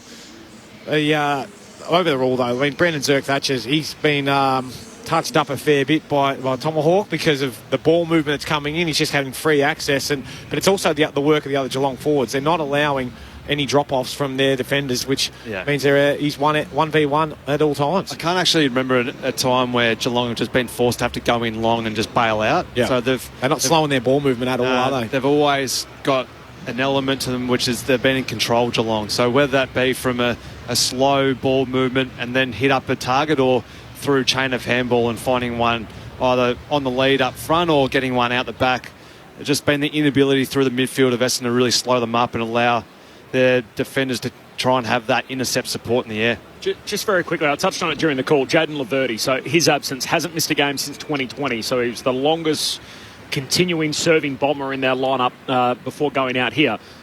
You can call it correlation or causation, but I mean, he gets hurt before three-quarter time last week, gets subbed out, team gets steamrolled in the last quarter, misses the first half here, they get scored heavily against, and we talked about how settled that back six was. Yep. And he was always the last guy in the line that sort of operated and made sure everyone sort of was in position and making sure they needed to do what they needed to do. He allows Ridley to come off and intercept and help out.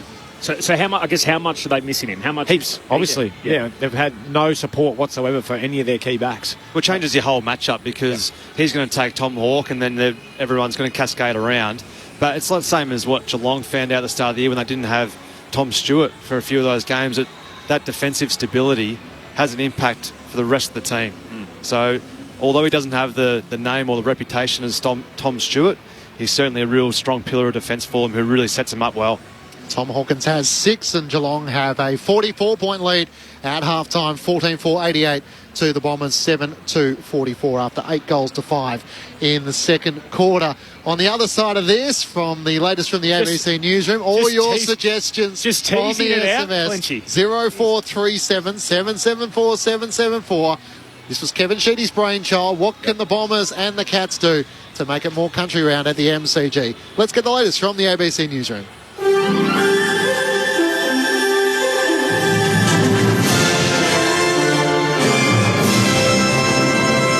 ABC News with Satyam Weinstein. The federal government says the coalition booby-trapped the budget with billions of dollars in unfunded programs.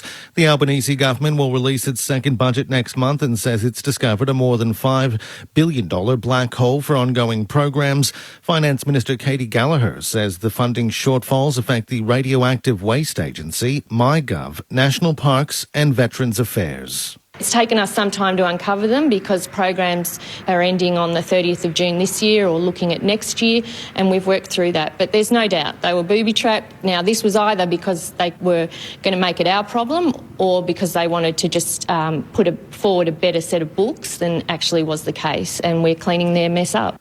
Heavy fighting's underway in the Sudanese capital Khartoum. Airstrikes and artillery fire can be heard as the army launches a major offensive against the paramilitary rapid support forces.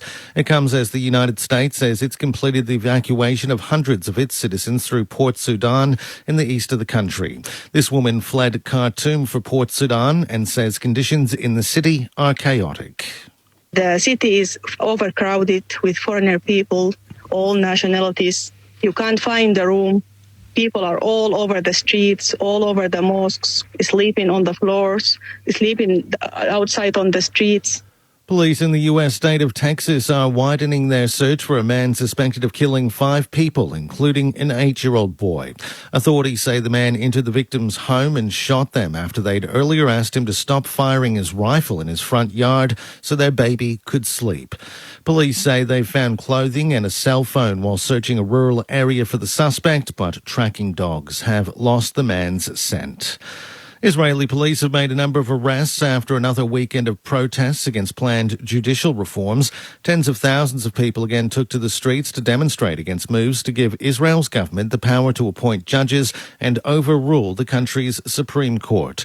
Scuffles broke out towards the end of the protest after demonstrators marched to the main highway in Tel Aviv and blocked it for a short time. The messaging app Telegram has had its suspension in Brazil lifted. A temporary ban was introduced after Telegram refused to cooperate with investigations into neo-Nazi groups. The BBC's Phoebe Hobson has the details. The judge said that the suspension was in breach of the freedom of communication in Brazil. While the judge did uphold a fine against Telegram, a daily fine of up to $200,000, the judge did say that suspending the app across the country, even if only temporarily, was in breach of the freedom of communication because not everyone is part of these neo-Nazi groups, and most Brazilians use the Telegram to chat with their friends, to be in community groups. Telegram is an incredibly popular app in Brazil. Millions of people use it, just like WhatsApp. The New South Wales Premier Chris Minns says introducing legislation to address the state's growing rental crisis is top of the agenda when Parliament returns next month. The Labor government's also begun negotiations with unions over its plan to remove the wages cap and is working to get the support of the Greens to scrap the land tax on family homes. The party campaigned on stopping any sale of state water assets and increasing housing supplies. Mr Minns says they'll need to work collaboratively with other parties and the crossbenchers. Any legislation, given the fact that both the upper house and the lower house is a hung parliament, means that you have to knit together a coalition for your legislation. The South Australian government says 2,000 housing blocks will be released for development in Adelaide's south and northeast. Construction of the new homes is expected to get underway this year. SA Premier Peter Malinowskis says the state urgently needs new housing for the anticipated influx of workers in the defence industry. We're going to need a lot more people coming into our state to fulfil the economic trajectory that we're on. We know that thousands of workers are going to be required for the AUKUS project alone. But they need somewhere to live, and that's why we've got to get blocks on the market ASAP so that tradies can get to work building those homes. West Tigers centre Brett Naden's facing a maximum 4-game suspension for a shoulder charge in the club's win over Penrith in the NRL game in Bathurst overnight. He was sent to the sin bin for the incident in the 17th minute. In golf, American Tony Finau has a two-stroke lead after the third round of the PGA Tour event in Mexico. He shot a 6-under 65 to sit at 19 under. Australians Aaron Baddeley and Jeff Ogilvy are tied for 30th at 6 under par. You're up to date with ABC News. With the ABC Listen app, you can take the footy with you wherever you go. Off to walk the dog? Take the footy! Going camping? Take the footy! Picnic in the park? Take the footy! ABC Sport's expert coverage of the AFL Incredible grab! and the NRL. Every goal, try, mark and tackle, live and commercial free. So whatever you're up to, Take the footy! take the footy with you on the ABC Listen app. Grandstand AFL. Now streaming every match on the ABC Listen app. Look for the AFL button. So Geelong to the open side of the ground out on that southern wing. A hand pass to O'Connor. He kicks down to half forward and here's Hawkins again. Heading up and marking 55 metres from home. Looks deeper inside 50 to Cameron. Cameron across the body. Hooks it through. All too easy for the Cats. Harridge to Hyde. Shoots a hand pass to Shield at centre half forward. Long handball inside 50. Stringer grabs it. Turns. Shoots. Got it. 10 goals, 7 so far for Ollie Henry. The former Magpie directly in front looking for the Cats goal. Their second of this second quarter is a beautiful kick. And he steers that straight through the middle at the punt road end. So Gary Rowan, 1 goal 4 last week against the Swans. Failed to really join the party. Directly in front, 35 metres out. He's on the board today. Picked up by Redmond. Risky kick across the face of goal. Racing onto it, Simpson. Dodging and weaving. Cuts back on his right-hand side. Left Ambrosio. Cold! And puts it straight through the middle. Duncan looks up, has Ollie Henry free, missed him with the kick. He might run onto it inside 50. Needs to get around Zerk Thatcher. Knocks it onto Hawkins. Hand pass to Simpson for his second around the body. Tom Hawkins. He's now got 1 for the thumb before half-time. 5 for Hawkins. For a season high 6th goal before half-time. Tom Hawkins comes in works it left to right and finishes with class. The 2023 AFL season. On radio ABC Sport Digital. and now streaming on the ABC Listen app. Geelong led by 27 points at quarter time, having kicked 6 of the first 8 goals of the match. They lead by 44 at the main break. 14-4-88 to the Bombers, 7-2-44. The second time so far this season the Cats have had 14 goals on the board by a half-time. The previous was in gather round against the West Coast Eagles. Matt Clinch, Corbin Middlemass, Mark Murphy, Brent Delidio and Jess Webster with you for Sunday afternoon footy. There is a match taking place at Docklands in under an hour now. That's the Tigers taking on the Gold Coast Suns. They love heading to Docklands, Richmond. There is an ABC call of that match available. Just look under the ABC Listen for the AFL Extra button. And the final match of the weekend's footy, a blockbuster from the Adelaide Oval. It's the Crows taking on the Magpies. Now, Corbin Middlemass throughout that second quarter. What can we do to try and make this more of a country round feel, given this was Kevin Sheedy's brainchild? It kicked off in 2016. Boy, they've come flying in for you, Corby. So here we go. Catherine, after every goal, broadcast a pre-recorded tape of 2 ding car horns. Ed lets address on the ground, let everyone on the ground at quarter time and 3/4 time to hear the coach's address. Dave in Q says, turn the hot water off in the away change rooms. Yep. From an unnamed texter, Country Round needs the CWA cake stalls with scones, jam and cream. Oh, like that. In that order, of course. And they could sell crocketed blankets in club colours. Well, you'd be happy to be a tester, wouldn't you, for the scones? Mate, I tell you what, and vanilla slice, if that gets a mention. I thought you might get a run in that. Swish from Ormond, country game suggestion. Have netball games out the back of the stand and players from the twos hanging around in the canteen after the game. Still in their dirty playing gear. Unnamed texter as well. Make the game more like a country game. Charge $10 for entry. Ray from Sunshine, half-time. Let some sheep out and have the sheepdogs round them up. You're welcome. Paul from Geelong. Now, this is right in Lid's wheelhouse. What about fire pits at all the gates? Oh, yes. Just like the 1,000 regional ovals. The old barrel. Keep the gate attendees warm. Yeah, 44-gallon drum with the fire inside of it. Perfect. Annie from Canberra. Bus people from the country, give them a day out at the footy as the majority can't afford the costs.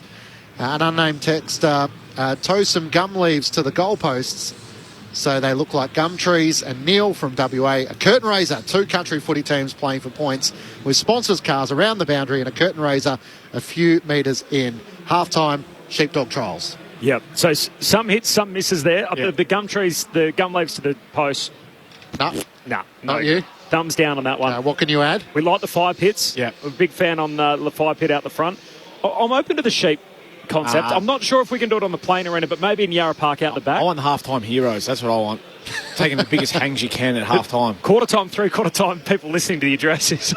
That's really cool. Yeah, everyone can come out. I don't mind the idea of the players in the canteen. Maybe not those playing, but anyone who's not playing is on the list. Get them in the canteen doing their bit for the club and for the MCC. Scone's a good one with the jam and the blankets. So big fan of that. The 2 ding car horns. We kind of came up with that ourselves, didn't we? So I'm not going to give too much credit for people off the SMS for that. I've got another one. Obviously, we need some oranges and some snakes alive at quarter time and 3/4 time, so that should definitely be thrown in. For the players or the fans? The players. This is a controversial one. It's probably not going to work, but maybe as a one-off. Can we go back to woolen jumpers for one game? Oh, no. With the collars. As long as it's going to be dry. You can go back to the collars as long as it's just on the north. Okay, collars. Should have seen Murph's face when he suggested woolen jumpers. Collars should be on. And the last one, we had a joint banner today. What we need more is the banner with the crepe paper from the $2 shop. Yes. And there's too much sticky tape and just 2 people holding it on either side. Rather Coat than hangers. Yeah, rather than a There used to be heaps of them on the Footy Legends game, I reckon. Rather than a huge banner, we just need a little bit of crepe paper, and I think that would go down well. I think you've summed it up beautifully. So 0437 774 774 on the SMS line for any other suggestions we can have to make this feel a little bit more country than what it has been. We don't move it to Ballarat or outside of the MCG. We want to try and embrace everything that country footy is and try and bring it to the heart of the MCG. In the NRL today, of course, that's also available under the ABC Listen app. So if you're a fan of that game, round 9 in the NRL. In the early game, it's the Sydney Roosters leading the Warriors 8-0 after 35 minutes. And the later game this afternoon sees St George Illawarra taking on the Canterbury Bulldogs. If you missed Grandstand AFL Sunday with Corbin Middlemass, Brett Delidio and Mark Murphy with their feature guest Adam Kingsley, that's available wherever you get your podcast from. And don't forget, of course, your companion to start and close the weekend's footy, Corbin and Ben, 5 o'clock Eastern and under the best of ABC Sport. You still featuring Lids, or have you given them the banana? What's that for? Corbin and Ben. Yeah, Corbin and Ben, yeah. No, I did Every it live Thursday? from Adelaide last week. I was over there catching up with a few boys and still found time for my boys. Don't worry about that. Just a bit concerned about Murph's shoulders. I think he's carrying a lot of the load at the moment. Is that... Geez, that's... Where's that a couple come of from? drive-bys here. Big Malthouse. Both of them look at me and go, where's that from? Malthouse the other day. Murph. What did Mick have for you? Oh, mate, I couldn't get a kick when I got tagged, apparently, he thought. He was, where was Alan Tuvey? He kicked 3 on debut. Oh, possum. He brought that up, did he? Yeah. He goes, Is that true or false? Well, he kicked 1. Couple 1. Do we need to go in the stats page? I don't think I was great, so no. Okay, we'll leave that as it stands.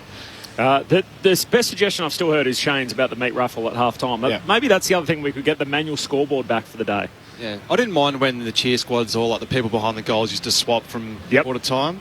Yep. I'm not sure how you could probably do that. Maybe just the cheer squads have to just meet in the middle of the ground and pass as they change from quarter to quarter. But the canteen, I feel like sometimes, and I feel like I'm knocking the MCG catering because I've had a few little shots at them this year, and we are very privileged and we're lucky enough that... As a vegetarian, you're not all that happy with the offerings? But I feel like sometimes we overcomplicate it. So the regional sort of local footy canteen and the country canteen has got it bang on. All you need is meat pie, sausage roll, some hot chips. Dimmies. Got to have dimmies. Have some dimmies if you want. But, like, we don't need all this fancy stuff at the footy. You know what you're getting when you come into the footy. Yes. Give me a sausage sizzle. Yeah. We'd love to see a lot of barbecues set up in Yarra Park. Do you want onions or don't you? There's the sauce out the front if you want to go and That should be the big question of the day. Do you want onions or not? Yep. And what are you, Murph? Definitely onions. I had 2 sausages at Auskick this morning. See, but that's all you're looking for. The trick this here at the footy, I reckon. I just cooking a barbecue underneath the stands. That is one thing we definitely need at the country game. It's just a barbecue. And the line would be 10 times as long for that than some of the food outlets we have here. Gold coin donation. Maybe it can go to a worthy cause. John in Coburg suggesting on the SMS that people could bring their dogs. So I'm not sure that's going to get the fly from the MCC. And didn't we do that, or was that the Big Bash? They did that once. The WBBL. I think they have a game. That. I reckon that's going to be WBBL. I think there's a game in Perth where you can bring your dog to the cricket and run around. It's like an annual event. And Dale was suggesting similar. The hamburgers and the sausages in bread could support the Lions or the Rotary Club. Thanks so much for your thoughts. 0437 774 774. In the meantime, the players have made their way out in the middle. They're in position. We're ready to go. It's the Cats leading by 44 points after a dominant second quarter in which they kicked 8 goals to 5 after the first 6 goals of the match. Here we go. Corbin Middlemass is with you. The Cats by 44. Away we go to start the third. Bounce favours Phillips. Wins the hit out. Setterfield grabs the footy and Blitzarves tackles him front on. We'll have a ball up again inside the centre circles. Hang on. The Geelong bench have started to clear out and rush onto the ground here. I'm not sure which player they're headed to in particular, but there's a physio on the dock starting to run out. They've been sent back. Play continues. So it looks like everybody's okay. Atkins from the stoppage tumbles a kick inside 50. Langford, who's been thrown behind the ball after a quiet first half, swats it down to Merritt. Hand pass away to McGrath. Gives it to Martin. Kicks down that southern wing. And here's Sammy Durham, who takes the mark for Essendon. Has it under the Shane Warne stand with the sun bathed on him. He looks at options further afield. There's a lot of Geelong players filling the holes. So drives it as long as he can up towards Phillips. Sam de Koning in front. Spills down to the front. Hobbs with a hand pass. Feeds it to Wiedemann. Away to McDonald. Tipperwoody. Inside 50. Pokes it to Caldwell, who takes the mark hard against the boundary. He's got Stringer and Langford with their arms outstretched, wanting it to be centred. He now will have the shot on goal. Right forward pocket. He had about 12 Mississippis to kick it to those 2 guys, I reckon. Yeah, it's probably a lesson for young kids to look and see what's at the top of the square. When you do get a mark inside 50, you never know what's there. Jai Caldwell has now settled on kicking across his body, steps out, snaps on his left, and the Bombers have the opening goal of the second half. Inside 90 seconds. That's a good way to start. 8-2-50 to the Cats, 14-4-88. Geelong's margin cut back to 38 points. Well, I don't mind that he didn't, because I feel he's got to have the risk reward here. He's got a definite shot on goal versus potentially passing it, not hitting the kick, and it could turn over and go the other end. So I don't mind that, and he's gone back and nailed it anyway. But I love the front and centre work of Ben Hobbs, the ability to get through, handball off to Wiedemann, and then a little handball again to Tip and Woody. We've already sung his praise, his ability with his touch. Somewhat selfish, isn't he?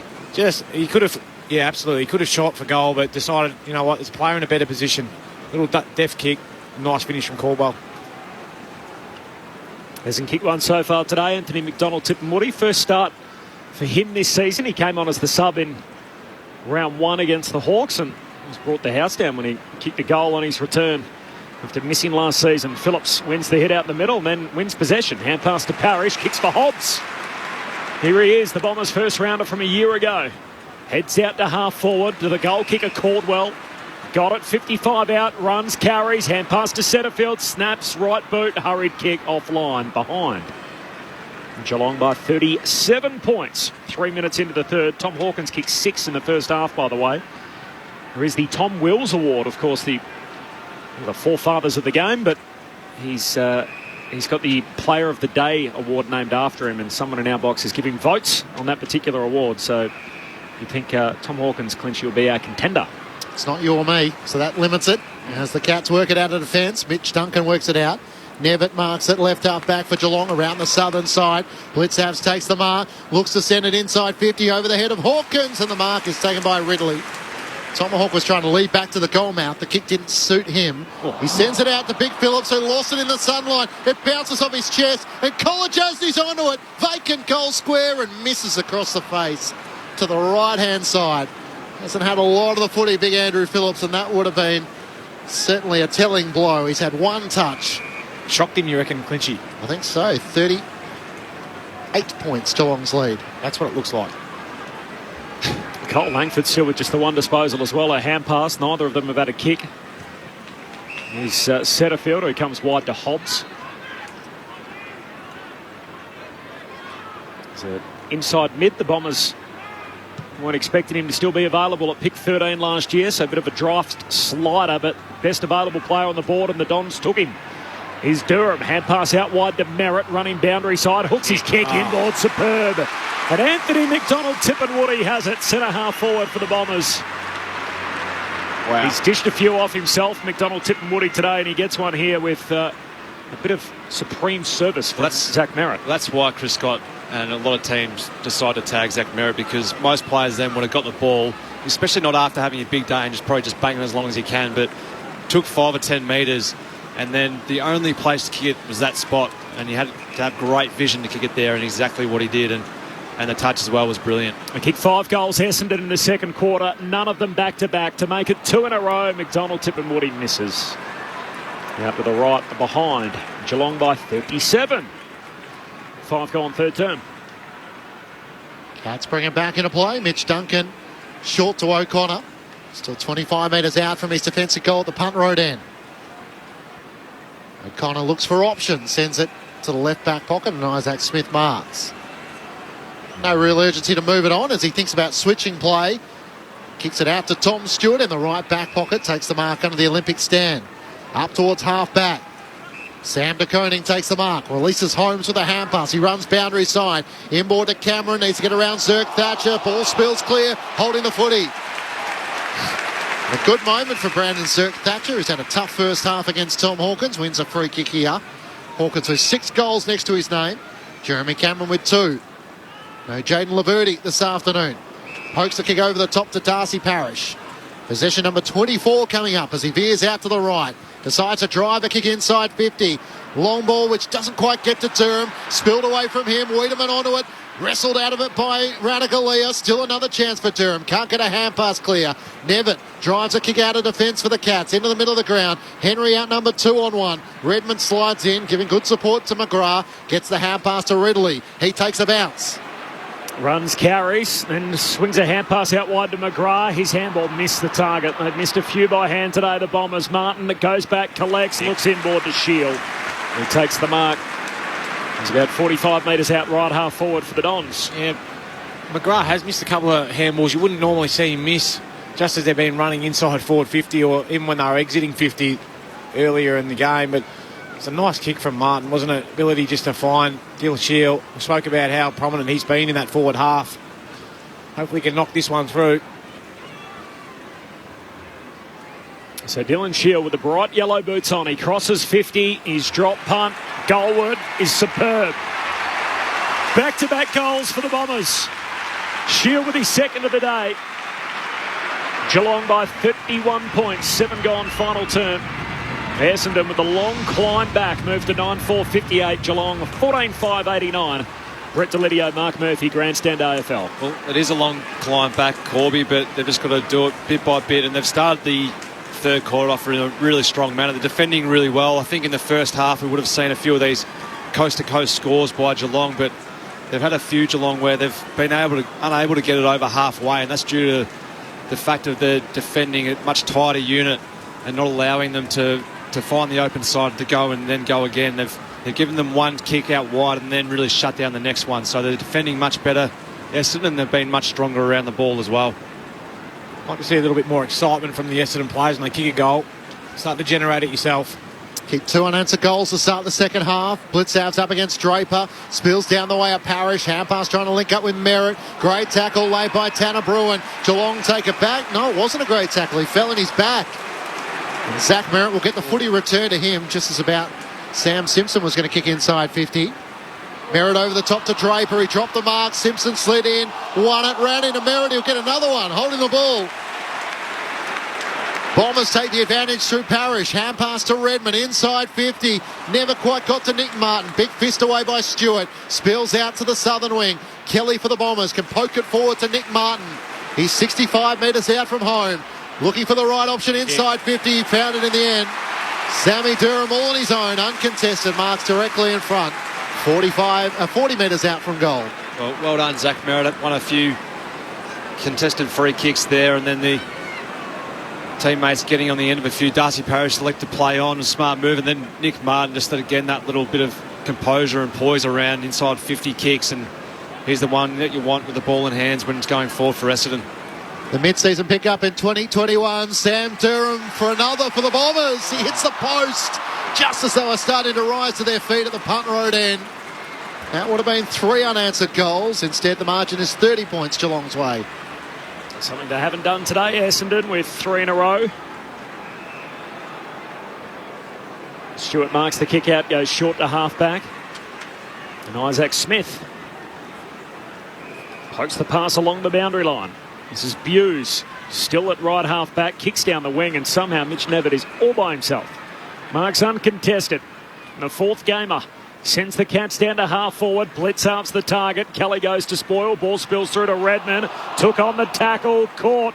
Threw it out. Free kick for Close. And in the long sleeves, he can put the Cats inside the forward arc. The Bombers have done well to keep it out of their defensive 50 in the early stages of this term. Rowan with the big leap. No mark. Top of the goal square. D'Ambrosio overruns it. Hovering over the footy is Zerk Thatcher. He wants the stoppage. Doesn't want to tuck it in. He gets the desired result. And a ball up 12 metres out from the Geelong goal at the city end. Cats by 5 goals neat.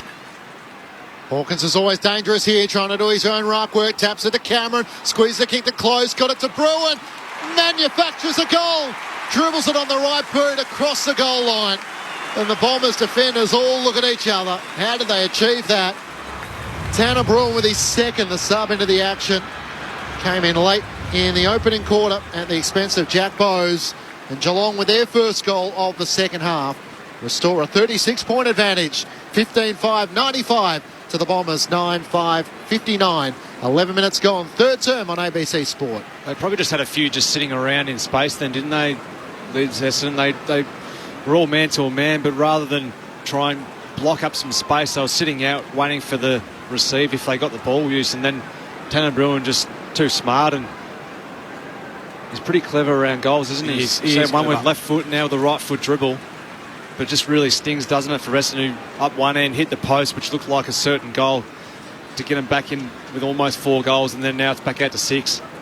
Got dropped after round 3, Tanner Bruin. Of course, her first 3 losses of the season. Had 36 on Easter Monday in the VFL. And hasn't played since, given he travelled as an emergency. There was a VFL bye thrown in, and he's recalled today.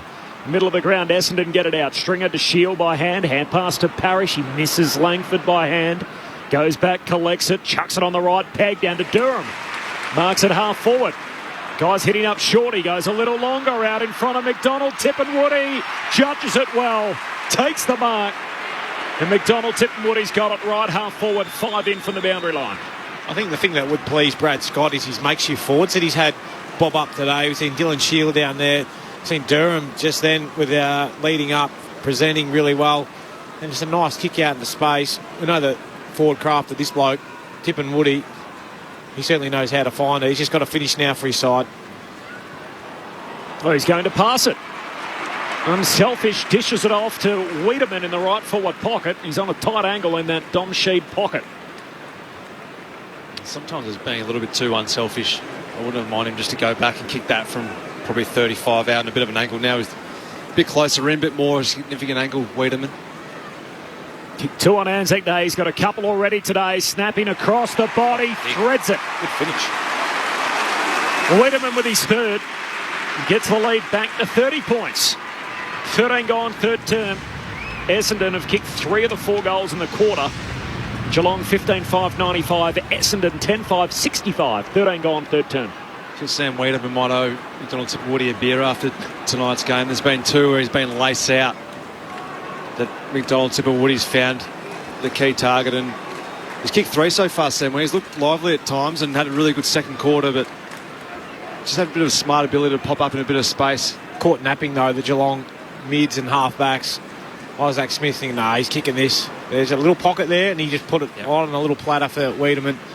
Great finish on the left shoot. Been really good so far this quarter. Essendon been really strong around the contest, and their ball use going inside 50 has been really smart. 3 goals in the opening 12 minutes. Took to the 23rd minute mark of the first quarter to kick their first goal. Back in the middle, Bruin tried to sock it off the ground. It ricochets into Stringer. Parrish knocks it forward. Hobbs comes charging off the centre square. Can't gather. Still a chance for the Bombers. Centrefield's over the top of it with Perkins. Perkins knocks it clear. Spills away of Tom Stewart. His clearing kick up the members' wing is intercepted by Andy McGrath. Takes the mark for the Bombers. Feeds the hand pass around the back to Ridley. Works it up to Hobbs, who marks on his chest. Between wing and half forward on the members' side. Veers to the right and just kicks a high ball in the direction of Draper. De Koning sets himself. Durham couldn't take it cleanly. Spills to Bledsoe. Dumping tackle by Durham. Play on's the call. Atkins hand pass straight to Langford. Inside 50. Back with the flight was Martin. He was outnumbered. And Stewart and Radagalia take the mark. Stewart has it. Oh, Stewart miskicks it. In the end, it floats his way through to Dangerfield, who marks over the head of Hobbs. There's a lot of things Ben Hobbs, but he's not the tallest player in the game. And Dangerfield goes back into the defensive 50 for Stewart. To Zach Guthrie, trying to switch play out to Holmes.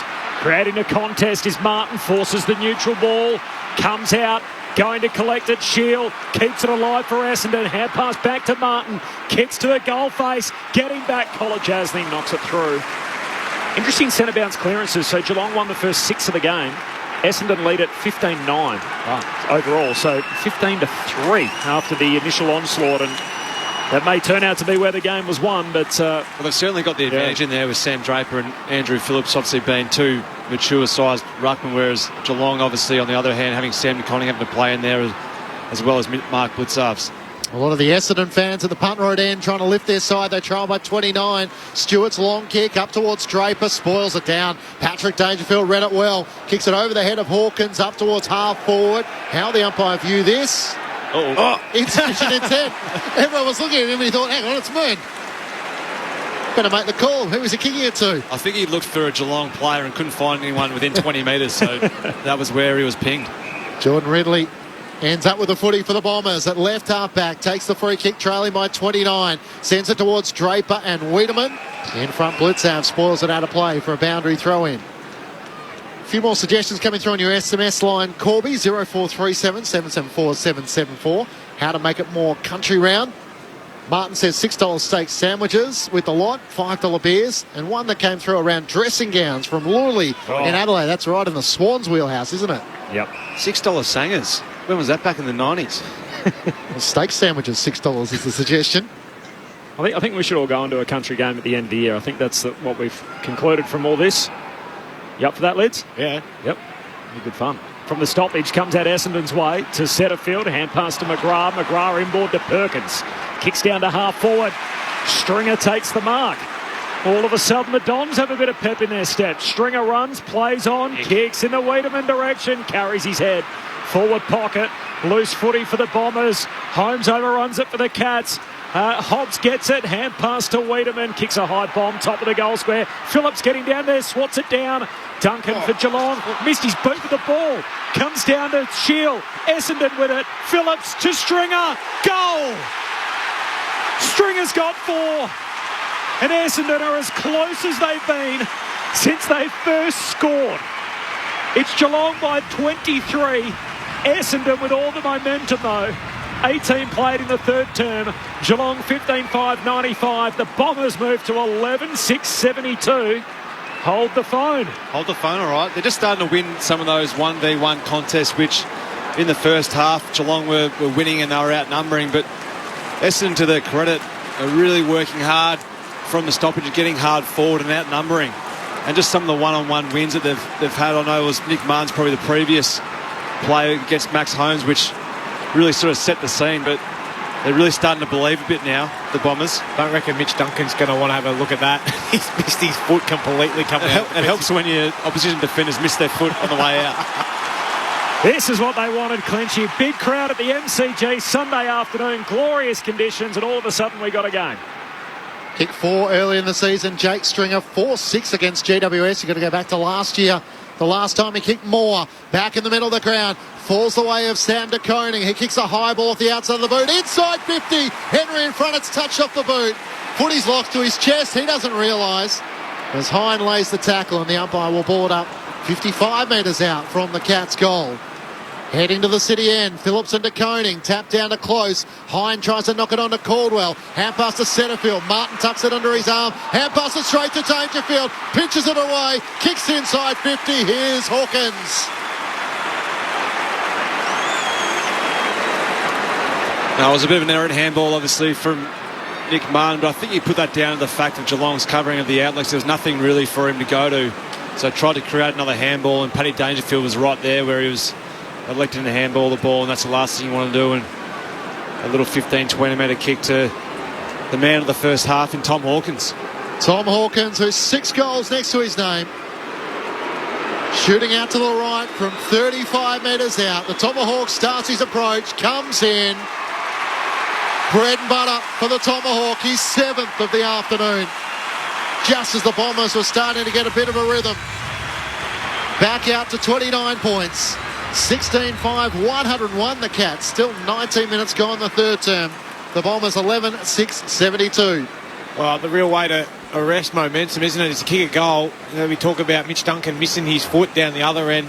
Nick Martin hands it straight up to Paddy Dangerfield. When years gone by, would have pinned the ears back and probably knocked that through. Unselfish play, though. Just put on the big chest of Tommy Hawkins. He's hot at the moment. Kicking beautifully. You obviously watched Charlie Curnow last night kick 9, and Jeremy Cameron. Everyone thought they were coming here to watch maybe Jeremy Cameron go head-to-head with Charlie, but big Tomahawks thought, oh, don't forget about me. Don't forget about the old bull. He'll still kick a few. Up to 21 for the season now, Tom Hawkins. 5 last week, 7 today, and counting. Geelong back out by 29. Out it comes again, Geelong's way. Atkins got it to Dangerfield, trying to hit up Henry. No mark. Henry's second go off the deck. Hand pass to Cameron. He's crunched. A big tackle by Zerk Thatcher and a ball up centre half forward for the Cats. Feels like Geelong's 2 goals in the quarter, both against the flow of play. So 4 goals to 2 Essendon's way. They got another stoppage inside 50 here. Hawkins wins it down. Atkins had it, lost it in the tackle. Free kick Essendon. Nice work, Zach Merritt. Redmond takes the advantage, kicks hurriedly to half-back. Durham marks. Wants to move it on. Go at all costs, the Dons. Shoots a hand pass to Kelly. Kicks an ugly-looking left footer down towards McDonald. Tip and Woody. Stewart spoils. Wins possession. Hand pass off his knees. Missed his intended target, O'Connor. Martin tracking the footy for the Bombers. Close to the interchange. Hobbs keeps it alive. Surge kick down to half forward. Draper's got a spoil away from Radicalea. Straight to Zach Guthrie, who can bang it down the wing for the Cats. Sends it up towards Jeremy Cameron. Durham spoils it down to Jake Kelly. Off balance. Kicks around the boundary line. Caldwell flies. Just juggles the mark. Inside the field of play against Jed Hughes. Cats leading by 29 points, but the Bombers have had their best passages of play throughout this third quarter. Veers out to the right, sends it long in the direction of Draper and Wiedemann. It spills away of Phillips. He tries to slap it inside 50. Ricochets off Holmes to Stewart. His kick is intercepted. Sliding in, Caldwell takes the mark. Risky kick looking for Hine. Chopping in front, Simpson. Knocks it to the advantage of Dangerfield. Breaks the tackle of Perkins. Feeds it to Zach Guthrie. Away to Duncan. Back edge of the centre square. Up to Ollie Henry. They're downhill here, the Cats. Over the top to Simpson. Almost brought down. Hand pass picked off by Hine. He gets back and saves the day for the Bombers as he switches out to Langford. Langford says pump the brakes, just trying to slow it down. He flares the kick to half back and Ridley takes the mark. It's just Langford's second kick of the day. In a career season, but quieter this afternoon. Ridley short to McGrath. The vice skipper off the back flank looks for Stringer. He's caught at the back and DeConing in front. Mark not paid. Follows up anyway. Looks for Henry. Henry standing in the front of him. Doesn't take the mark. Falls down to Redmond. Hand pass and turnover. Straight to Simpson. Centre half forward for the Cats. Puts it into the pocket. Cameron runs onto it. Trying to wrong foot Zerk Thatcher. Handball out in front of himself. Zerk Thatcher sweating on him. Forces the ball in and will have a ball up forward pocket for Geelong. Cats by 29 points. Essendon did get within 23, which that's as close as Essendon have been since they scored, given the fact Geelong kicked the first 38 points of the match. 4 goals to 2 in this third term. Phillips tries to win it down. Ridley runs out of room. Boundary throw in the left forward pocket for the Cats at the city end of the MCG. Hawkins is always dangerous in the ruck here, up against Phillips. Phillips works his way to the front, got rid of Hawkins, knocks it down, spills to McGrath, hand pass to Redmond, through traffic to Merritt, back to Redmond, draws the opponent, opens up a passage for Caldwell, hand pass over the head of Stringer, he volleys it inside 50, chase after that, Asava Radicaleo leads the foot race, Wiedemann races after him. Big Asava gets back and gets the hand pass away to Stewart in the left back pocket. Off a step, a chiselling kick out of defence. Holmes was taken high by Dylan Shield, who almost applied enough pressure to win back the ball. So he goes wide with the kick to Close. Entertaining third term here at the G. And a 1-2 hand pass from Close to Zach Guthrie. And the Close kicks down to Dangerfield, spills it off his chest, runs around on that arc, regathers, pumps it deep inside 50. They all miss it. Slides through to Redmond. Redmond shakes the would-be tackle from Hawkins. Not easy to do. And chips it across the back 50 to Hobbs. Dropping to the ground to take the sprawling mark. He's lucky he didn't hold on there, Tom Hawke. He would have thrown him into the city. Yeah. Cats by 29. Ben Hobbs kicks down the line. Setterfield in front. O'Connor knocks it down to Smith's advantage. Sweeping hand pass into the pocket. Duncan shakes a tackle. Ump says too high. Free kick Duncan. Right forward pocket. He's about 25 out against the fence. Yeah, just braced for contact, didn't he? And almost slipped the right shoulder in and went a little bit lower and drew the high one there, but probably went a little bit too. Yeah, it was overzealous, wasn't he? He thought, here's a free hit, I've got this one lined up. It's going to be a huge tackle. They've been doing that for years, though, the Geelong boys. Zach Smith darting around the back with Zerk Thatcher. Duncan's got his eyes on the prize as he kicks goalward. He's missed everything. We laugh about that, but I reckon that puts you off if you're Mitch Duncan. You see a teammate just come flying in from behind you. At speed. At speed. That's came from demanding the footy. That's out of bounds on the full. So Geelong by 29, 26 gone in the third. Momentum with Essendon. Ridley long up towards Phillips, who palms it down but straight to Dangerfield. Inside 50, Simpson all on his own. Unmarked. Takes it on his chest and he'll line up on a 45-degree angle, 35 metres out from goal. Unfortunately, it's a bit of defending one-on-one. When the ball leaves your area, your defenders need to just get to a man, because when the quick kick comes back in, it's always likely to fall in your opposition hand. So there was 4 blokes sort of standing around. One needed to go and just cover off. Sam Simpson was standing there by himself, 25 out. Has 2 goals next to his name. He's missed so much footy. And a chance to strike back here for the Cats. Sam Simpson drags it left. And a minor score. Geelong by 30 points. Some good still suggestions coming through on the SMS for what we can do to improve country round. 0437 774 774. Have an older style umpire, maybe bring back some of the old faded advertising signs around the ground advertising a bakery and a butcher. That's from Peter. I like it. Redmond out of the defensive arc. Long kick up to the wing, but O'Connor takes the intercept mark. I think I'm going to write a thesis on this too. I'll put together all the suggestions and we'll hand it over to the Bombers and the Cats, and I'll see what they can do with next year's game. Martin wants farmer, wants a wife, and a progressive barn dance at half-time. O'Connor kicks into the forward pocket, knocked away by Zerk Thatcher to Martin. Hand pass away to Parrish, bangs it up to the wing, thump back by Duncan. So the Cats have played the last 6 minutes or so in their front half, and there's another stoppage here on the wing as Hobbs is locked up. Adrian wants to sing along at half-time, and one for Murph and Lids. How about the old school discos after the game? Oh, blue light. Blitzouts wins down the tap for the Cats, then becomes the tackler on Phillips. He's got no opportunity to get rid of it. And the umpire will ball it up. 0437 774 774. And Biggles from Perth wants you to nominate a game we're going to come and cover. Ooh. Country game of footy. The AFLW might create some problems there, but maybe we can get out and do a program from there. Here's Cameron breaking from the stoppage. Vacant goal mouth from downtown. It bounces through. Jezza Cameron with his third from long range. And the Cats with the last 2 goals of the match to restore order. As the Bombers were looming, a couple of their key names getting involved. Hawkins and Cameron. And the margin back to 36 points. 17-6, 108 to the Bombers, 11-6, 72. Tape measure out, Murph. 55, 60 metres? Yeah, easily every bit of that 55, 60. But he just looked like he thought, I've had enough of this game. I'm just going to get up from 50, get outside and just go, give a fend off to Darcy Parrish, who came for the tackle, little sidestep and a run, and just go, I'm just going to kick this straight through the big sticks here, put this game to bed. But hasn't quite done that yet because Essendon have been fantastic in this quarter, but that was big boy stuff there from Jeremy Cameron.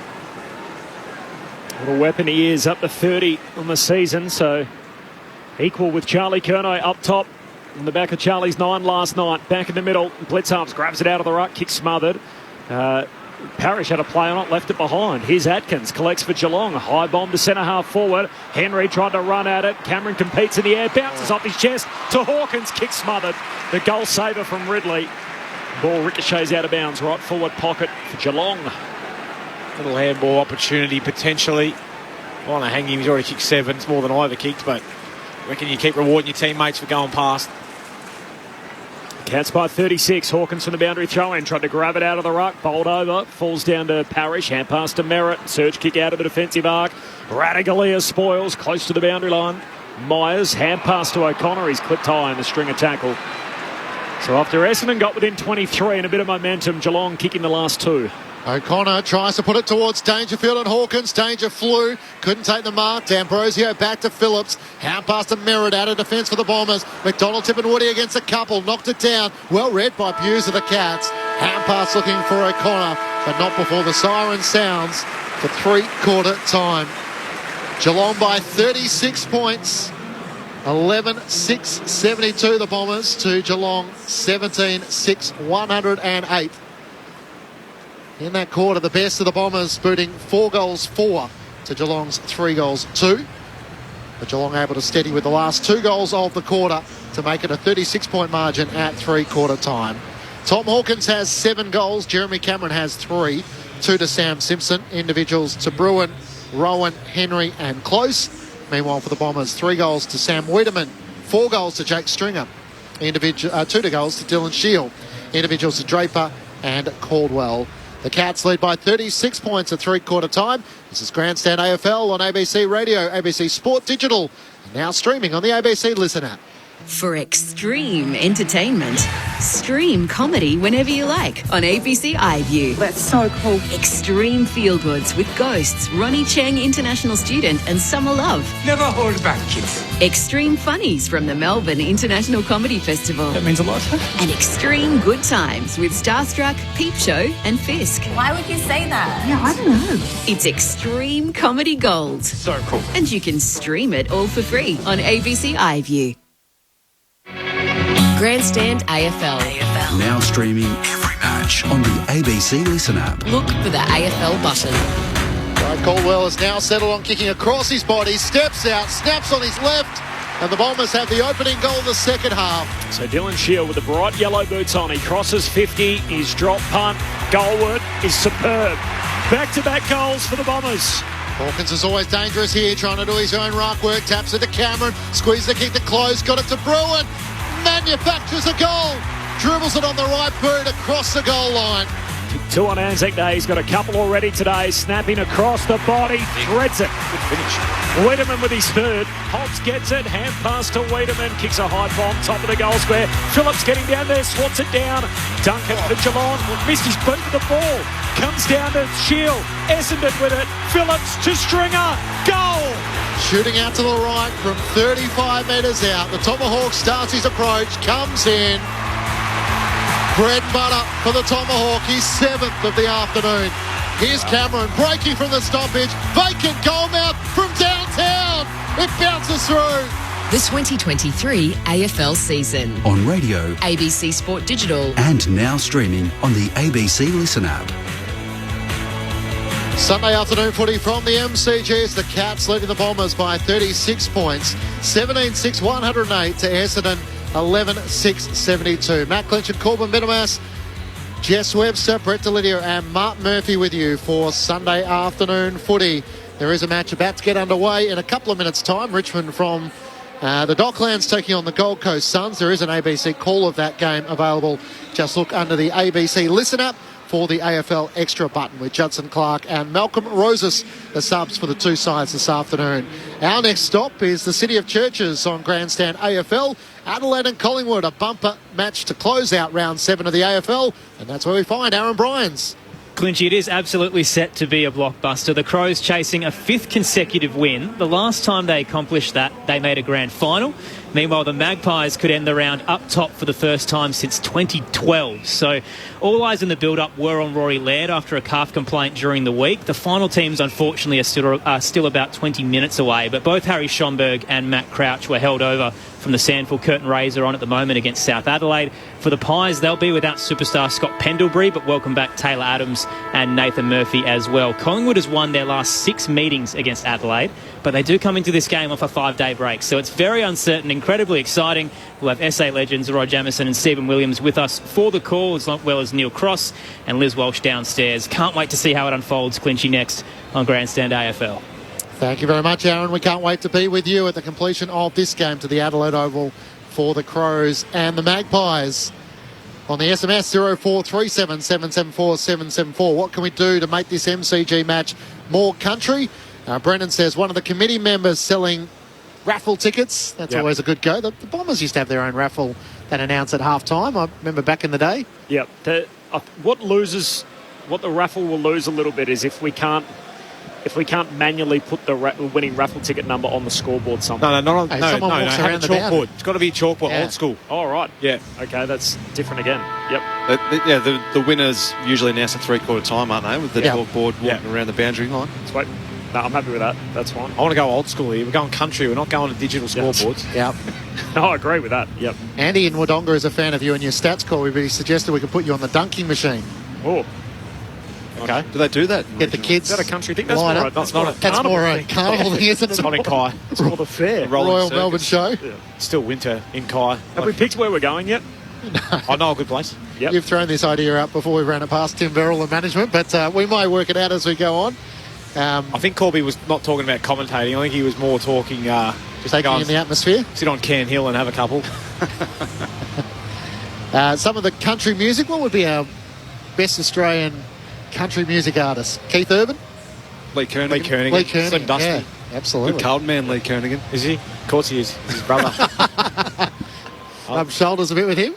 A couple of times, met him a few times. Andrew Walker's big mates with him. Okay, big into There you country go. music. He's got a relationship with Big Walks. We could go and watch a Chuka play. Yeah, Sammy go Reed's watch up there as well from the Giants. I think they're Moama Bombers, aren't they? Corby? You know all the Bombers around town, wouldn't you? Yeah. Moama Bombers. That was a really quick, Moama Magpies, mate, up there. Oh, it's the Chuka Bombers, are they? Yeah. Okay. And different leagues. Final term about to get underway. Cats by 36 points. Down to you, Jess Webster. Essendon have activated their tactical sub at 3/4 time. Will Snelling comes into the game. Andrew Phillips subbed out. Cats lead by 36 points, chasing a 4th win of the season. And a chance to move back within striking distance inside the top 8. Bounce to get things underway. Blitzhouse and Draper at favoured. Blitzhouse will be recalled. So a bit of an anticlimax to start the final term. It's a cool, beautiful day in Melbourne. 16 degrees and the sun is out. Thrown up in the air. Draper this time wins down the tap, but it's Atkins who sharks it for the Cats. Hand pass to Blitzhouse. Around his body with a hoof inside 50. Charging out Zerk Thatcher. Cameron right there with him. Spills to the back. Ridley's tackled. And Hawkins locks him up. 40 metres out from Geelong's goal. Heading to the punt road end in this final term. Cats by 36 points. Thrown in the air. Hawkins and Draper. Hawkins gets it down to Dangerfield. Hand pass to O'Connor. Through traffic to Smith. Fires a hand pass away to Myers. Over the top to Kolajazzi, who's pushed forward. He gives the hand pass to Close. Hard against the boundary. Kicks the ball towards Ollie Henry. It goes out in front of him and McGrath in the right forward pocket up against the right behind post. Could have been excused for having a shot on goal there. Jake Kolajazzi doesn't usually get an opportunity to have a ping at him. Just the 3 goals for him in 159 games. Had to wait over 100 for his first. From the boundary throw in, Dangerfield picks it up, shoots goalward, took a sharp bounce, but threw for a behind. He's been good today, Lids. Oh, he has. He's had a really good day, Paddy D. He's up to 25 disposals, 14 contested, 10 ground ball gets, 10 clearances, 5 centre bounce clearances, 13 inside 50s, and 7 score involvements. Andy McGrath dashing out of defence, kick for Stringer. Cameron got a touch onto it for the Cats.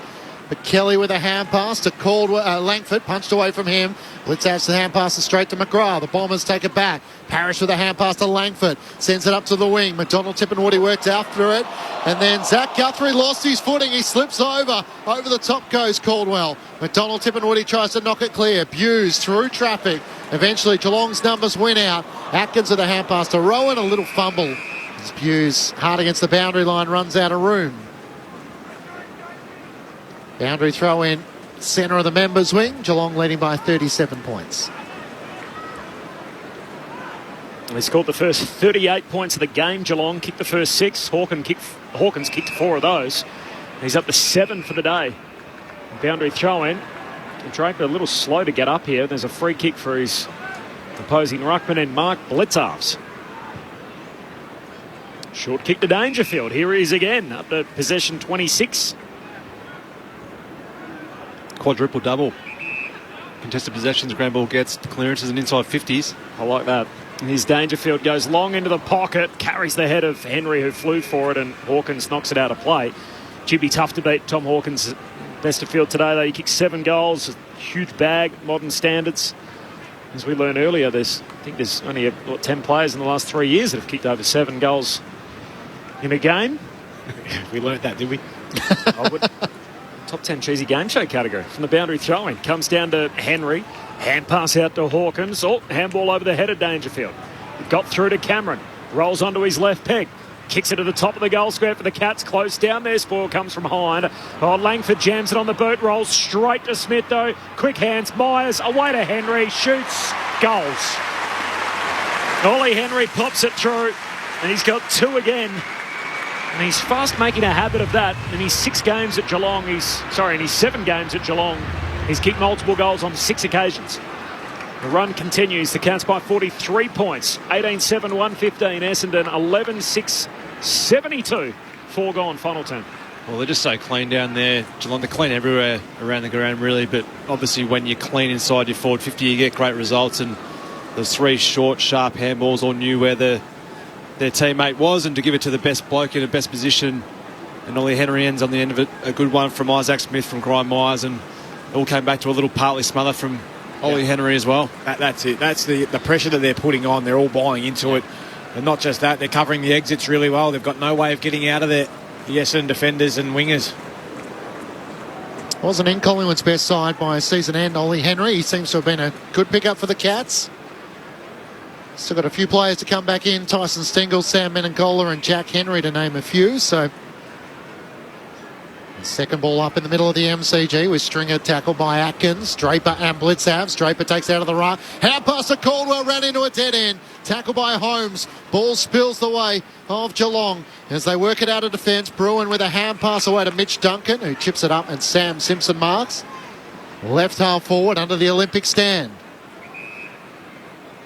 Hawkins is the deepest target. Rowan's there as well. Sends it in that direction. Hawkins leads up. Spoiled away by Ridley. Myers slaps it down beautifully to Close. Around the body, it misses to the right. Flying shot on goal from Close, who kicked a goal in the opening term. And has the margin at 44 points. 5 minutes gone, final term. 46 points is the widest margin of the game so far, which occurred late in the second term.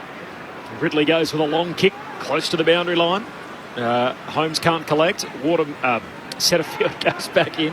It's a hand pass out to DeConing. Hand pass to Cameron, to Holmes. Hand pass away to Simpson. Thought about handballing, decided to kick it to Hawkins, and back there is Zerk Thatcher, takes the intercept mark. Lays a hand pass off to McGrath. Bombers try and switch play. Big sweeping Polyfarmer hand pass up to Kelly. Short kick turnover. Almost. Fumble from Blitzarves. Going back to collect it is Martin. Hand pass to McGrath. There's nothing up ahead. Just has to kick laterally. Finds Kelly. It's not even 15, so told to go. High bomb down that southern wing. Kolajasny underneath it.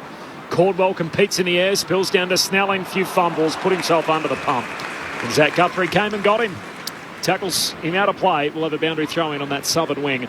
Geelong by 44. 6 gone in the last. 6 minutes into the match at Docklands. The Tigers 2 behind, so the Gold Coast Suns yet to score. If you're a fan thinking, I wouldn't mind listening to that game, just sync it up with your Bluetooth. ABC Listen and click on the AFL Extra button. Our own Lauren Borden in action today alongside Ben Cameron. Free kick going the way of Geelong. The ball is going to have to be returned on the southern wing. The free kick going the way of Mark O'Connor. Well, the third quarter had plenty of zip and zing about it, but this last quarter looks like they're just not going through their paces at the moment, but the pressure and tenacity has certainly gone out of the game in this last quarter. Just the 1 goal scored so far, Murph. So, of course, the Bombers had a really good third quarter against the Collingwood side last week on Anzac Day. It wasn't that long ago. The Pies came flying home with the last 7 goals of the match. So, interested to see how the Bombers finish off here as Cameron goes short on the southern wing. Works it to Bruin, who kicks towards half forward. Hawkins charging out. And he takes the mark right on 57 next to his name. Can he kick at 8? Can he kick 10 plus? Brian Myers started the game really hot, didn't he? He was involved in everything. Starting to finish the game pretty well as well. Beautiful little touch kick. I thought he was going to give the handball off the Jeremy Cameron roaring pass. Just decided himself that he could find the big hot forward, big tomahawk. 7-1 this afternoon and 4 goal assists. The 34-year-old from 55 metres out sets fly. Won't quite have the journey. Flying from the back was Zerk Thatcher. Spills away and Martin and Redmond will just rush it through. 45 points Geelong's lead. At the 8-minute mark of the final term, opening goal the way of the Gold Coast Suns. They lead by 4 points against the Tigers. There's a big crowd in this afternoon. They started to get into the game. 18-minute mark of that third quarter when the Bombers drew within 23, but Geelong have powered away since then. Exiting kick from Redmond, a dangerous one.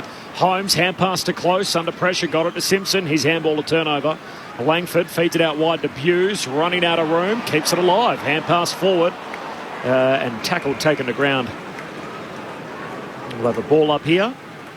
It's Tanner Bruin. Last man gets up with the footy. Well and truly feels like the sting's gone out of this as Hawkins knocks it close to the boundary line. Langford down to Parrish. Hand pass to Hines. Short handball to Langford. Turns it over. Myers takes the mark. Moves it on quick. Kicks inside 50. Duncan onto it. Jams it on the boot. Hits the post. Cats just peppering here to start this final term. 18-10 to 11-6. They've kicked the last 3 goals of the game. They've now kicked 3 straight behinds. 9 minutes played. Final term and an equal game high. 46 points Geelong's lead. Whether or not that 5-day break's coming back at them at the moment, it just seems like there's no run for Essendon. They're just very stagnant.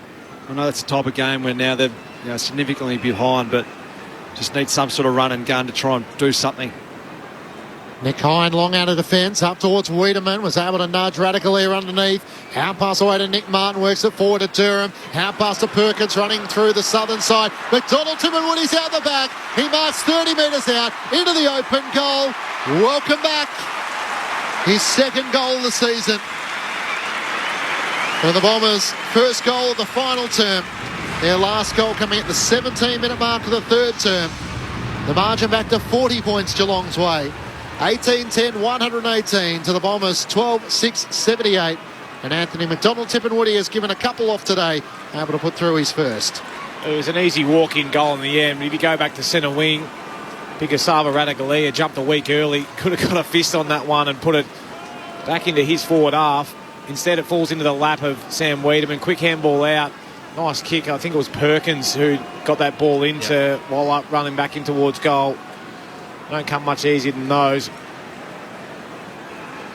No, they were sort of forced into the quick play by a mistake by Radicalier in the air, but that's the sort of thing they need in this last quarter, is to try and get it through corridor and just get that run and dash going. 40 points is the lead for Geelong as we're back in the middle of the ground. Parrish got it out the centre field. He's tackled and taken the ground. 11 played, final term 18-10 to 12-6. Geelong scoring the first 38 points of the game. And they led it by 40 at the moment. Another ball up in the middle of the ground. Of course, the late game still to come. Adelaide and Collingwood, arguably game of the round from Adelaide Oval. And Pies back there for the second time in 3 weeks, of course, after gather round. Here's Parrish. Hand pass out wide for D'Ambrosio. Gives it to Parrish in the famous number 3, but he turns it over. Nevitt intercepts for Geelong. Hand pass to Atkins. Kicks for Hawkins in the pack. No mark. Spoilt from the back. Nevitt inadvertently soccers it away. Runs after his own ball. Spins out of a would-be tackle from D'Ambrosio. Kicks to the top of the goal square. Hands on it from Rowan. No mark. Falls through to Bruin. He's pushed right as he went to kick. Says play on. Holmes hands it to Cameron. Kicks to the goal line and Zerk Thatcher knocks it through. It's 4 straight behinds for Geelong. 18-11. Essendon 12-6. Geelong by 41, 12 gone in the last.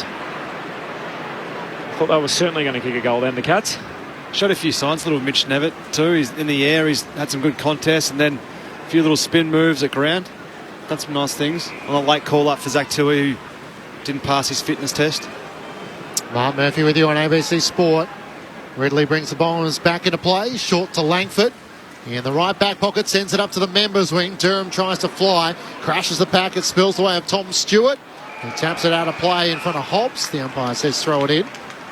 Interestingly, Geelong only have 16 premiership players in today, which is their fewest this season so far, so 7 missing. Henry, Menegola, Stanley, Stengel, Tui, Guthrie, all out injured. And obviously Selwood retired. So the new faces today, Clinchy, Bruin, Holmes, Nevitt, Bowes, who's hurt, Radicalier, Henry and Simpson. Dangerfield tries to fight for it for the Cats, but it's Zach Merritt who chips it forward to Stringer. He marks between wing and half forward, kicks inboard to Shield, not a great kick. Isaac Smith takes the intercepting mark. Hand pass to Nevitt, works it forward to Bruin, chips it over the head of Ollie Henry. He tries to race back after it. Zerk Thatcher in front of him, slaps it away to McGrath. Did that cleverly. Hand pass away to D'Ambrosio at left half back. Driving kick to Snelling, the sub into the action for Phillips. He marks members out the side of the ground as he comes inboard. Shield takes the mark, didn't have to break stride. Hand pass to Hobbs, chips it into the pocket. It's too wide for Sammy Durham. Out of bounds on the full. Unforced error there. And the Cats will take it, leading by 41 points. Yeah, and did all their hard work, didn't they? They fought to win the ball back and then used the ball really smartly. But then that last kick inside 50 just missed him by 15, 20 metres to a free man in Sammy Durham. Zach Guthrie marks the kick out and then goes on a little stroll out to the back flank, bangs it long up to the wing. Hawkins involved there, having kicked 6 in the first half. Slapped down by Henry into the path of Nevitt. Hand pass away to Myers. He kicks to half forward for the Cats. Bouncing footy. Langford hits up, collects. Hand pass away for Essendon. To Kelly. To Snelling. Hand pass out wide for Ridley. Looks back inboard. Dangerous kick. Hughes gets himself in there. Wins it back for the Cats. Hand pass to Henry. Pokes it in front of Holmes. Running forward. Reels it in. Juggled mark and the one-on-one with Zach Merritt. And Max Holmes can have a set shot here. 15 out, just left of centre. Well, it goes back to the turnover with Jed Hughes, who just read the play and cut off that inside 50 kick. And just something that Geelong tend to do really well all over the ground, not just worry about your opponent, but look at the bloke with the ball and watch his eyes and see where he's trying to possess the ball next. And just continually, they just cut off those balls that most other teams probably don't necessarily cut off. Arcs around onto the right peg and the Max Reward pops it through. Geelong move to 19-11, 125. Essendon 12-6-78.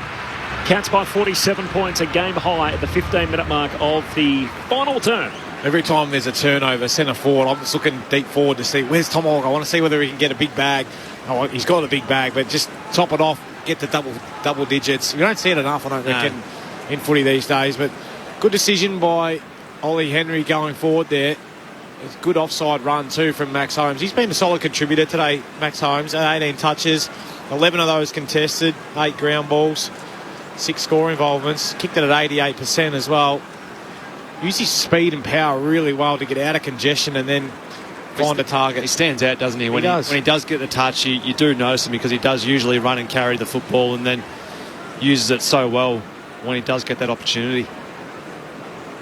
Mark Murphy, Brett Delidio, Matt Clinch, Corbin Minimas and Jess Webster with you for Sunday afternoon footy. Blitzhabs wins down the tap, does his own roving away from Draper, gets the hand pass forward to Tanner Bruin, dodges a tackle, kicks for Hawkins, it's over his head, bounces off Sir Thatcher's chest. Redmond with a clearing kick for the Bombers, out to Snelling who's pumping the legs at left half back. He takes the mark.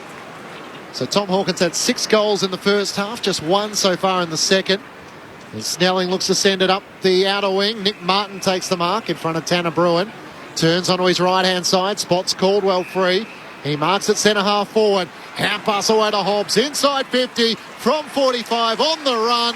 Steers it through.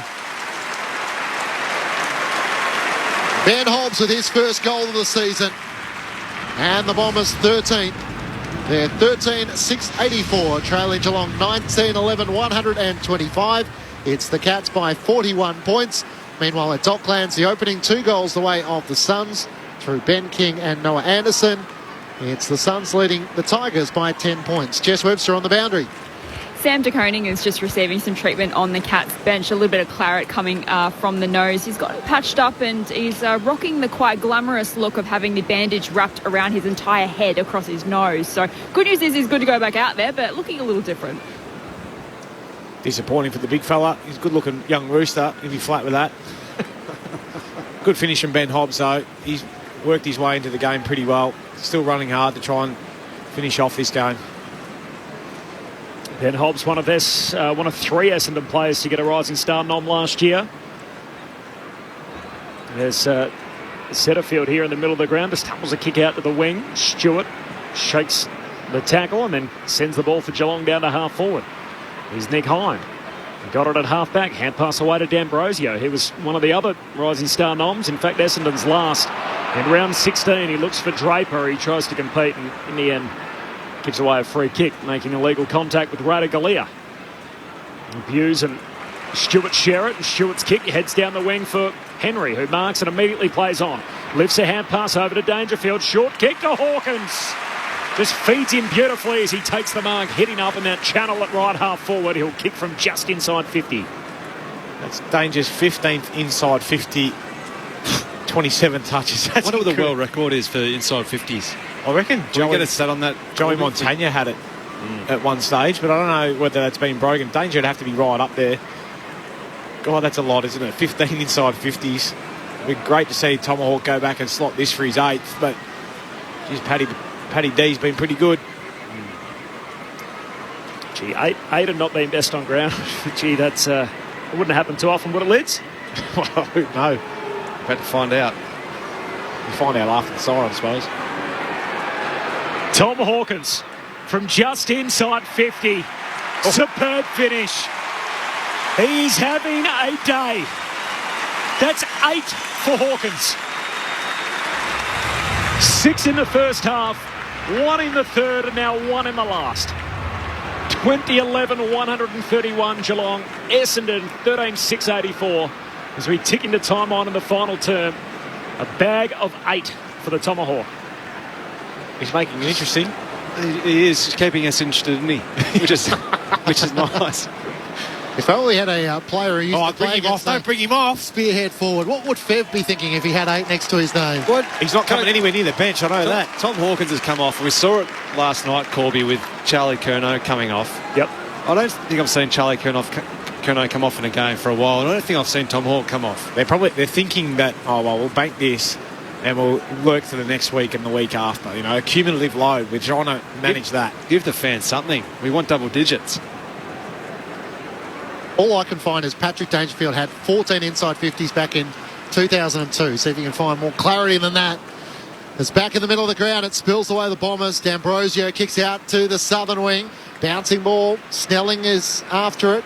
He can't quite reel it in with Mitch Duncan working him out of it. Couldn't get a clean disposal away. Blitzabs. Hand pass to Nevitt. He's tackled and ridden into the turf. Umpire had a look at it for a moment and now will pay holding the ball. Nick Martin will get rewarded on the southern side for a well-executed tackle. Oh. Chips it inboard, just got past the reaching fingertips and finds Ridley. 16 is the world record, Clinchy. Who has it? Danger got it? 5 players. Danger is one of the 5, along with Josh Kelly, your former teammate Libs, Jaden Short from the Tigers, Mark Rasciuto and Adam Simpson. Right. I reckon I know that day Chook did it.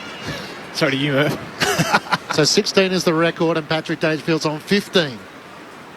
As the Cats through close, tries to get it to Atkins, locked up by Caldwell, and the umpire will ball it up. Might have been a game at Marvel Stadium when the Giants were probably 100 points up and you had 5 injuries and the runner dragged him. Said, Chook, off you get. We've only got 17. Yes, that's okay. We'll play with one less. Perkins squeezes the kick out of the congestion for the Bombers. It bounces towards Collar Jasny.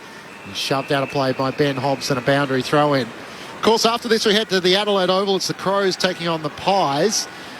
Bit of intrigue as to whether Rory Laird will play. Of course, he'll do the warm-up and then be either given the green light or not.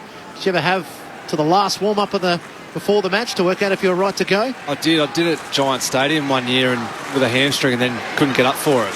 So Draper gets through. From the clearance, hand pass to Shield, kicks inside 50. Wiedemann in a 2 against 1. He did well. He might finish off. Beats Stewart and Radicalea. Snaps on his left for his 4th. Sam Wiedemann punching above his weight there in a 2-on-1. Something for Bombers fans that have hung around late here. Their cheer squad at the Punt Road end as that goal was scored at the City end. Cats lead by 41 points. 20-11-131 to the Bombers 14-690. I think Tom Hawkins is coming back on in front of you, Jess Webster. He is. When he came to the bench earlier, I noticed a few chuckles on the bench because he came off and was straight onto the phone. I reckon he might have had a couple of words to the coach, and much to the amusement of his fellow teammates and staff on the bench. But he is back out there walking a full forward at the moment. Gary Rowan has been put on ice. He's got ice on the right hamstring as well. Obviously, must have twinged it earlier in the game to go back out there, but they're just taking all precautions with him, so he's done for the day. Sam Wiedemann's had a good game. 4 goals. Battled manfully down there in their forward half. 41 points the Cats lead. Here we go. Clean break out the middle. Close. Kicks it inside the forward 50. Over the head of DeConing. Little push off. Zerk Thatcher wins possession against Hawkins. Runs around. Hand pass to McGrath. McGrath kicks to half back. In a 2-on-1, Martin is going to be beaten. Nevitt for the Cats. Hand pass to turnover to McGrath. Hand pass to Parrish to Merritt. Shoots a handball away to Perkins. Oh, he gives it back to D'Ambrosio. Dangerous kick across the half-back line. Langford competes in the air. Spills down to Caldwell. Hand pass back to Langford. To Hobbs. Steps through the middle of the G. Hand pass over to Merritt. So they work it forward by hand, the Bombers. Kicks to centre half forward for Parrish. Dishes a hand pass to the Red Dog. Mason Redmond finishes on the run. Transition goal for the Bombers. Geelong by 35 points. Not the usual darting celebration we see with Essendon so far behind in the game. 24 gone final term. Geelong by 35, 20-11-131. Essendon 15-6 96. Redmond with his first of the day, but all eyes on Tom Hawkins, who's still at full forward with 8 goals. Just play deep, Tommy. Just play deep. We all want to see the double digits. But I've actually enjoyed the way in which Essendon just kept on cracking in. It looked like it could have been a bit of a bad loss early in this last quarter when it looked like they just lacked that work rate and want to try and get to the next contest. But give them credit, they've actually kept on working themselves into the game and been good around the stoppage. And then we've had a few good coast-to-coast goals where they've had some good chain of handball and smart ball use going forward. And you mentioned Sam Weedham before, Lids. I think it's been a real plus for them today, seeing him kick a few goals.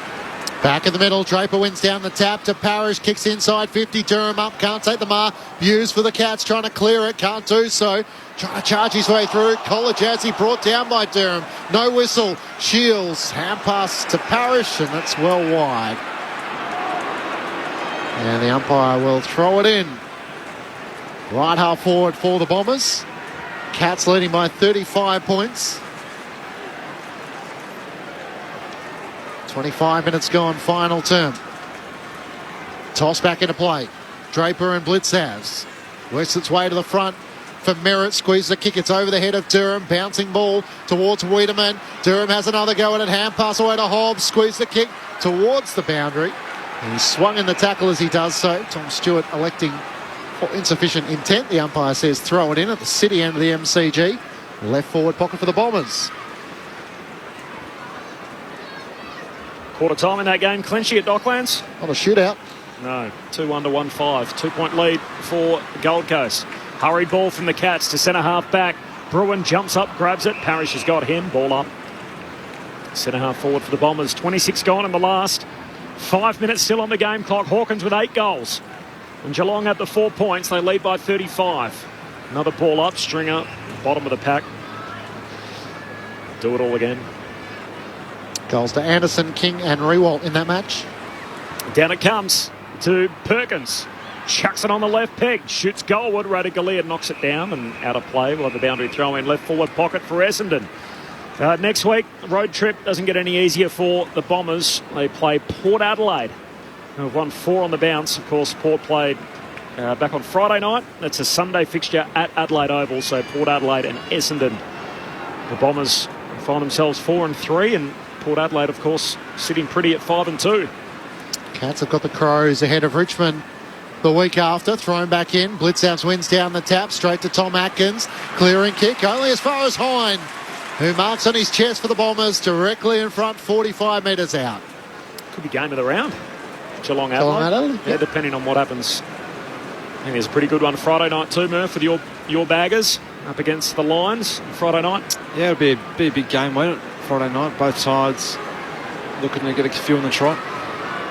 Nick Hine on the runway, crosses through 50, didn't like it off the boot. It's out to the right and through for a minor score.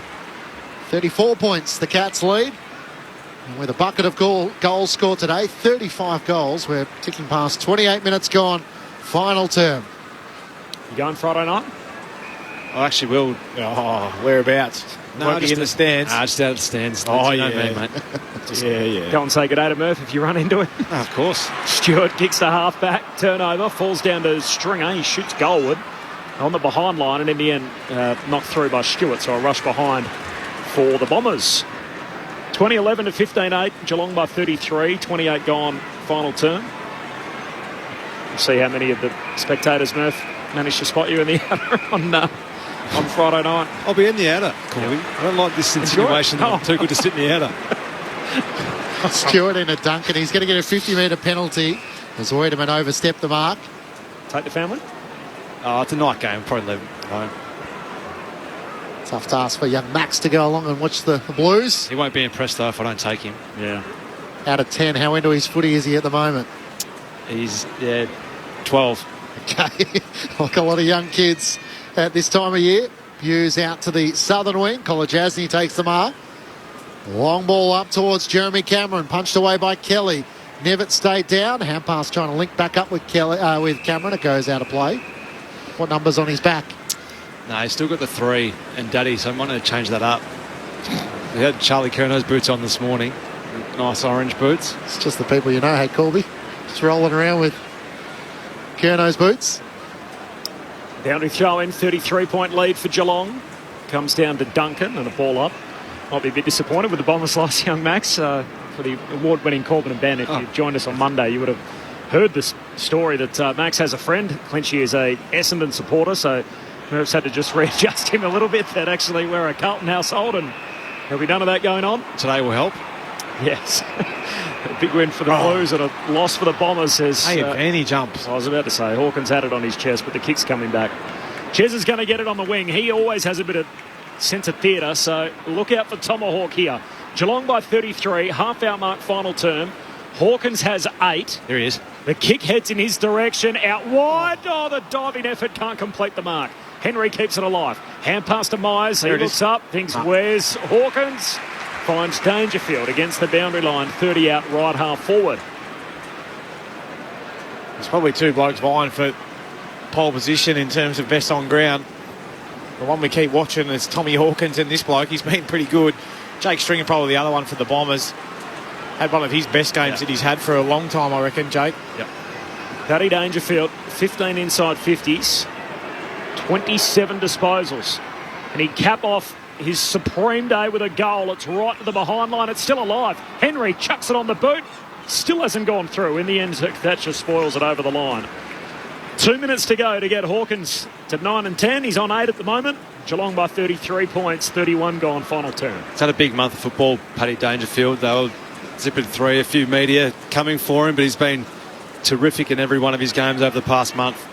Redmond long out of defence up towards Durham. It spills down the way of Snelling. Hand pass to Merritt, draws Zach Guthrie back to Snelling, to Durham. Hand pass missed Snelling. He was bumped as he got the hand pass away, so we'll get a free kick for having been taken high just as they turned over the footy. Jeez Louise, that was soft. Career best for Tom Hawkins. 8 goals. Kicked 7 back in 2018 in back-to-back weeks against Melbourne and the Brisbane Lions. You thought he would have had more than that given how long he's played. Long towards Draper and Radaglia. Radaglia spoils it down. Blitzabs can't take it cleanly. Perkins onto it. Hand pass intercepted by O'Connor.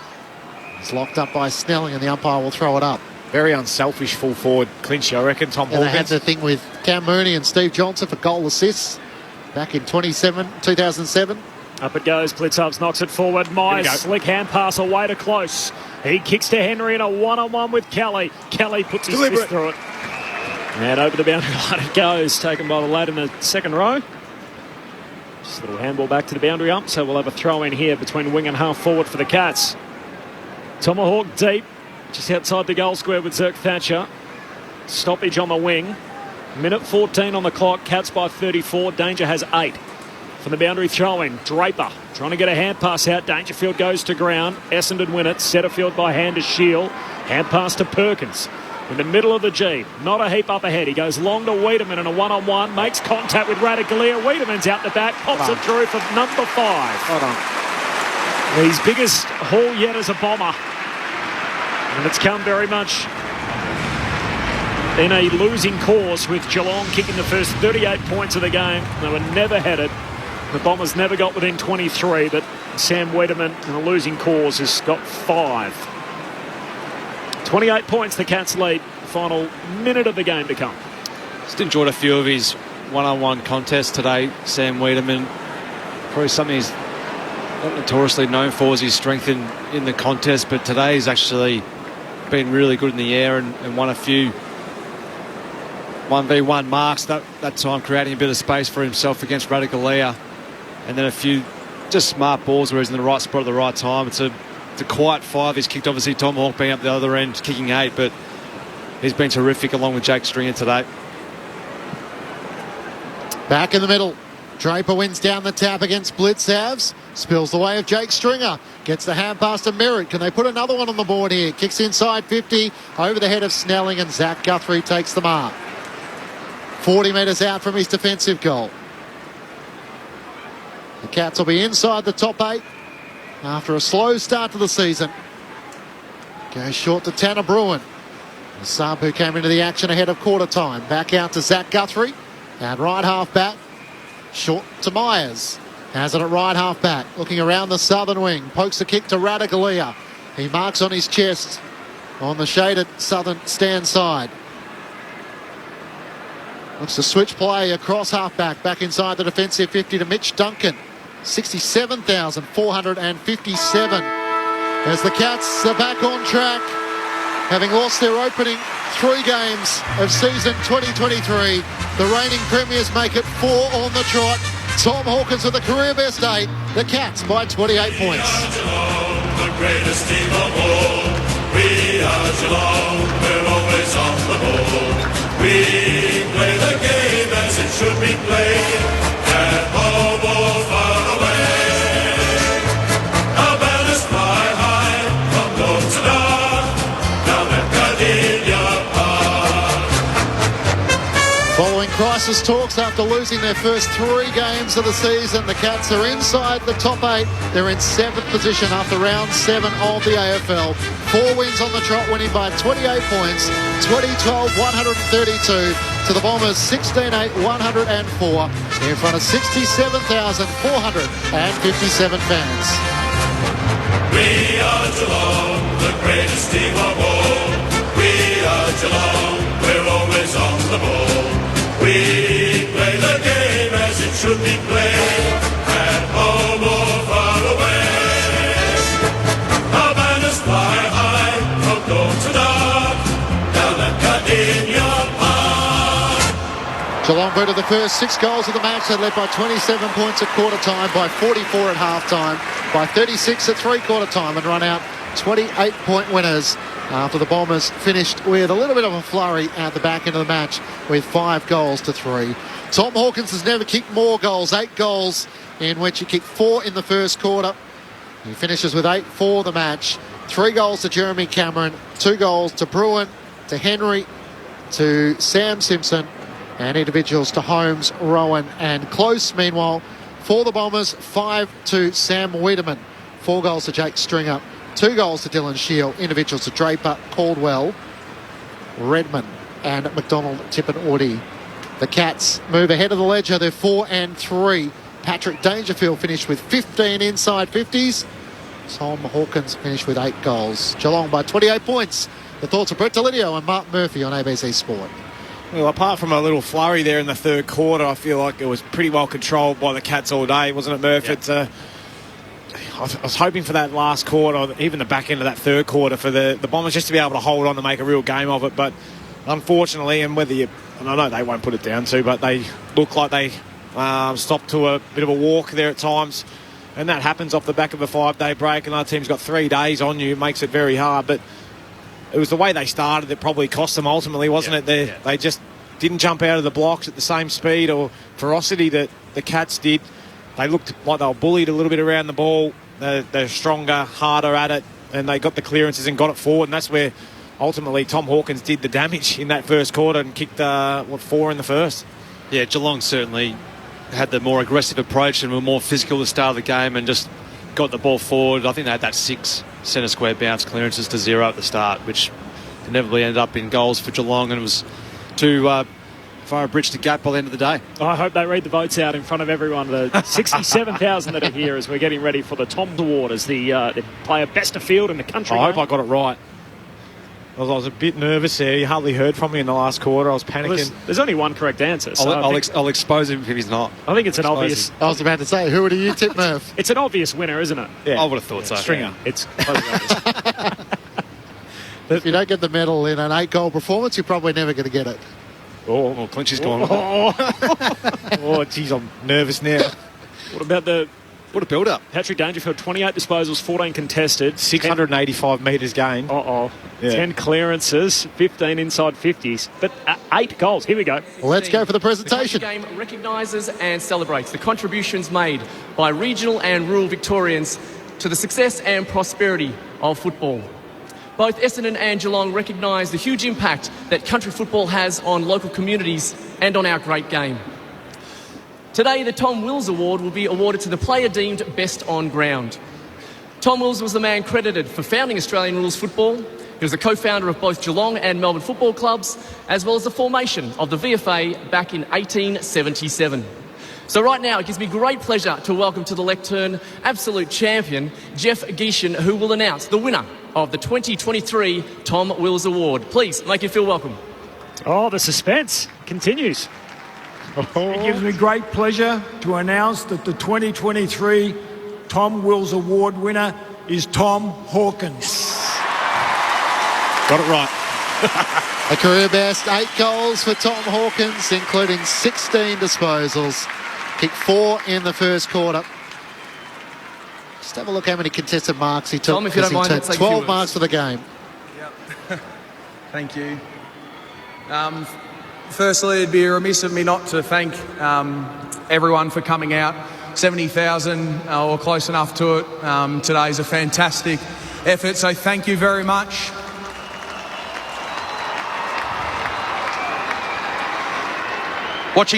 Watching two great clubs that have got a great connection to rural communities, and on this special day, which is closer to me as a boy from Finley growing up a long way away from the city, it's nice to be able to celebrate the contribution of those in country and rural areas. So for those that have made the effort, thank you for coming, and this is great, so thanks again. Tom Hawkins, the All-Australian captain. Another accolade to go alongside his career. I think that's the end of the presentation, isn't it? That's it. Microphone stand is just empty. The last word for Tomahawk. That's it. Put down the mic. Now the all-important Brett Delidio. Where did you sit in your voting? Well, I went one Jake Stringer. I thought he was Essendon's best, although Darcy Parish put up a pretty manful performance as well. 38 touches from Darcy, and 5 goals also to Wiedemann. 2 of those come in the last quarter when the game was dead pretty much. Jake Stringer, though, 4 goals, 1 and 26 disposals. 20 of those contested, 11 clearances. 9 of those centre bounce clearances. Big day. He's had a damn big day. I went 2 to Paddy Dangerfield. I thought he was outstanding. 14 contested, 10 ground ball gets, 10 clearances, 15 inside 50s. Pretty impressive, but the man who kicks 8, they don't see it enough probably. If we were seeing it more and more, we might not get that 3 voter, but I think I got it right. Yeah, 8-8. I think I got it right. I think you did as well. Yep. Yeah. I did and ah a bit though, because I'm a big believer in that the forward caps off the good work. So I appreciate the mids. Yeah, if Paddy kicked that last one in the last quarter, okay, maybe need another 1 or 2. Game was dead. So 5 contested marks in his 12 marks for the game, Tom Hawkins. They're our votes for the ABC Footballer of the Year, are they? Oh, they may as well be, because I had exactly the same 3. I just wanted to check, just to formalise it for our... Aaron Bryans calculates them all, doesn't he? He comes together with who's leading our Footballer of the Year, in which you would imagine Jeremy Cameron would be right up there, and a few others. No? Yeah, I remember looking at it during the week, actually. He has 11 votes. He's the leader. You're right. So he's 1 vote ahead of Nick Dacos in the ABC Footballer of the Year after 6 rounds. So obviously missed out today. Jezza Cameron and Dacos still to play. So we may have a lead change at the top of the leaderboard by the end of the round. So Cats by 28 points over the Bombers, 2012 132 to Essendon, 16-8 104 in front of 67,457 fans. So the Cats, having started slowly, Lids, all of a sudden have won 4 on the trot. Yep. Sets up a mouth-watering clash against the Adelaide Crows. That's down in Geelong next Saturday. Yeah. Seen enough to suggest that Geelong are back in town? I think so, yeah. An undermanned side probably today. I mean, Laverty would have made a bit of a difference. Yep. And if they were both coming off fresh same-day breaks, I reckon it makes a smaller difference as well. But, yeah, they've done what they've needed to do, the Cats, but it's more in the way that they're doing it. They're not allowing teams to get their game up and going. They're led by probably their skipper in Paddy Dangerfield. I feel like and you made mention of that in the last quarter. His last month's been really impressive. And Jezza up front, and now got the Tomahawk chipping in as well. And he kicked 13 in the last 2 weeks? I reckon now. They're just multifaceted, especially forward of the ball, but then they're so sound behind it as well, with still some guys to come back into that team. So yeah, it's going to be a tough road trip for Adelaide to come down. They've still got a game to play tonight, and then come down to Geelong. We know how tough that is and how well Geelong play down there. It's definitely the hardest travel in football is to go down Geelong and win down there. So we know that's going to be a real challenge, but you're right, like Paddy Dangerfield certainly led from the front. He's got 2 big keys up forward, which is so dangerous. Got some real pace in amongst their ageing stars, and they just look so composed with ball in hand. They're defending really well. They're certainly the ones to beat, I still feel, at the moment, along with probably Melbourne and Collingwood. They're the 3 that are really up there. But Geelong's last month it's been devastating. They just didn't allow Essendon to get in the game at all today. They probably got a chance to get it within 4 goals, and they had that opportunity, then Geelong would just kick away again. So they've certainly got a lot of class all over their field. And even the previous 3 weeks, it wasn't so much that they won, it was the way they won. Yeah, it's impressive. The bits of football that they played, and it feels like as the quality in opponent has stepped up, they've stepped up and handled their opponents with it. So they had the soft touches as such. The second half on that Easter Monday against Hawthorn, they started to turn around. A convincing win against the West Coast Eagles. They played a good half. Then they get a beaten grand finalist out of form in Sydney, do a job on them, and then they come here against a team who are in form and in the top 4, obviously, leading into the game, and that they kill it off early again with basically a piece of football in 20 minutes which can decide a game. Yeah.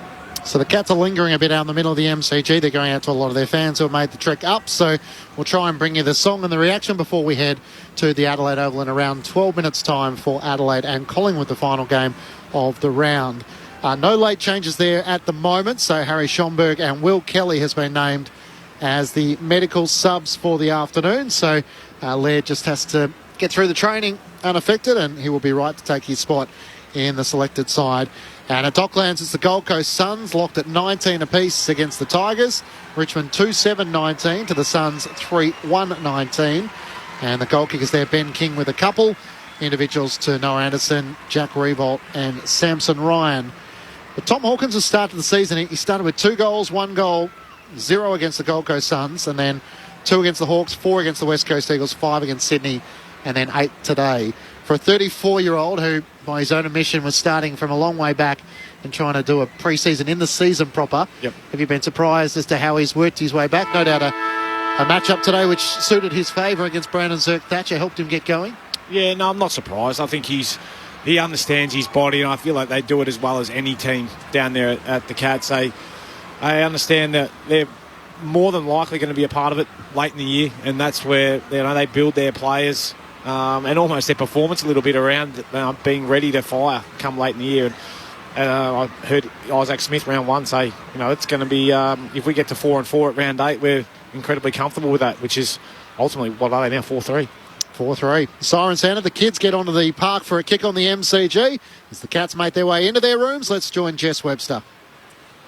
Yes, the players are filing into the rooms at the moment. A pretty content Geelong Football Club, another comprehensive win, and they've improved their win-loss record to 4-3. The Cats are back in the 8 with a win over traditional rival Essendon. They've gathered around in a circle, ready to sing the song in front of family and friends who have gathered into the rooms. Let's have a listen.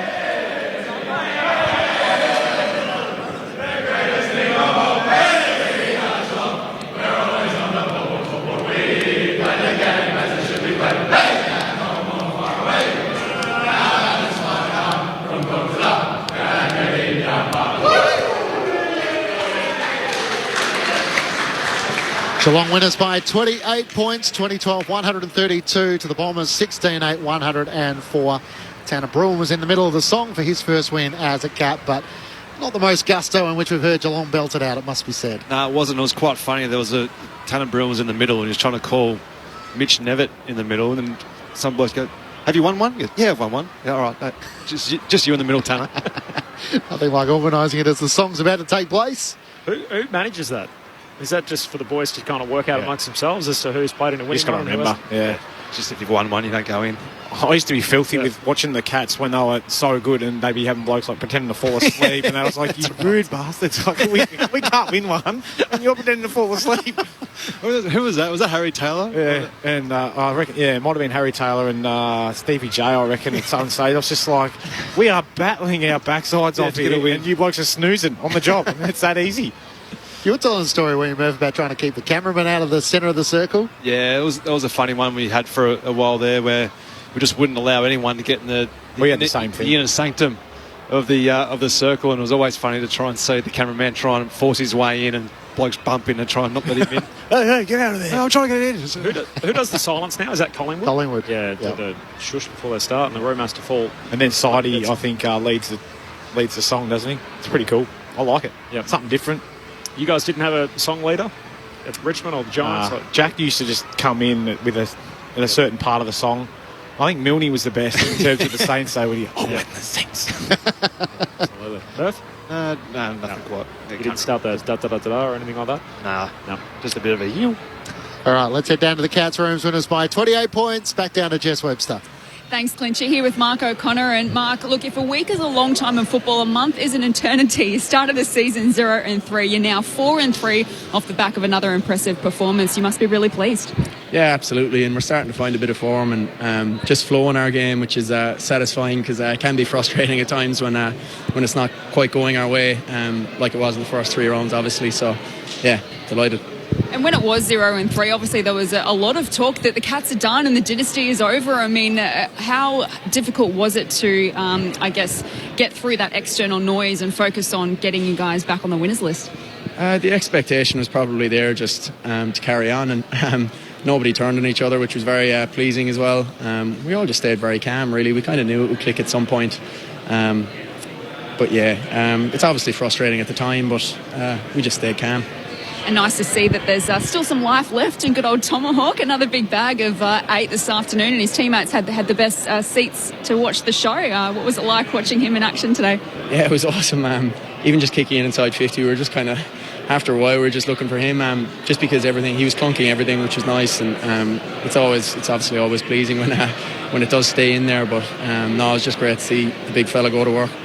Mark O'Connor with us on Grandstand AFL. Let's head upstairs to our experts, Brett Delidio and Mark Murphy. Mark, Brett Delidio, well done today. I just want to know if there's much focus put on the fact that Essendon had a 5-day break versus your 8.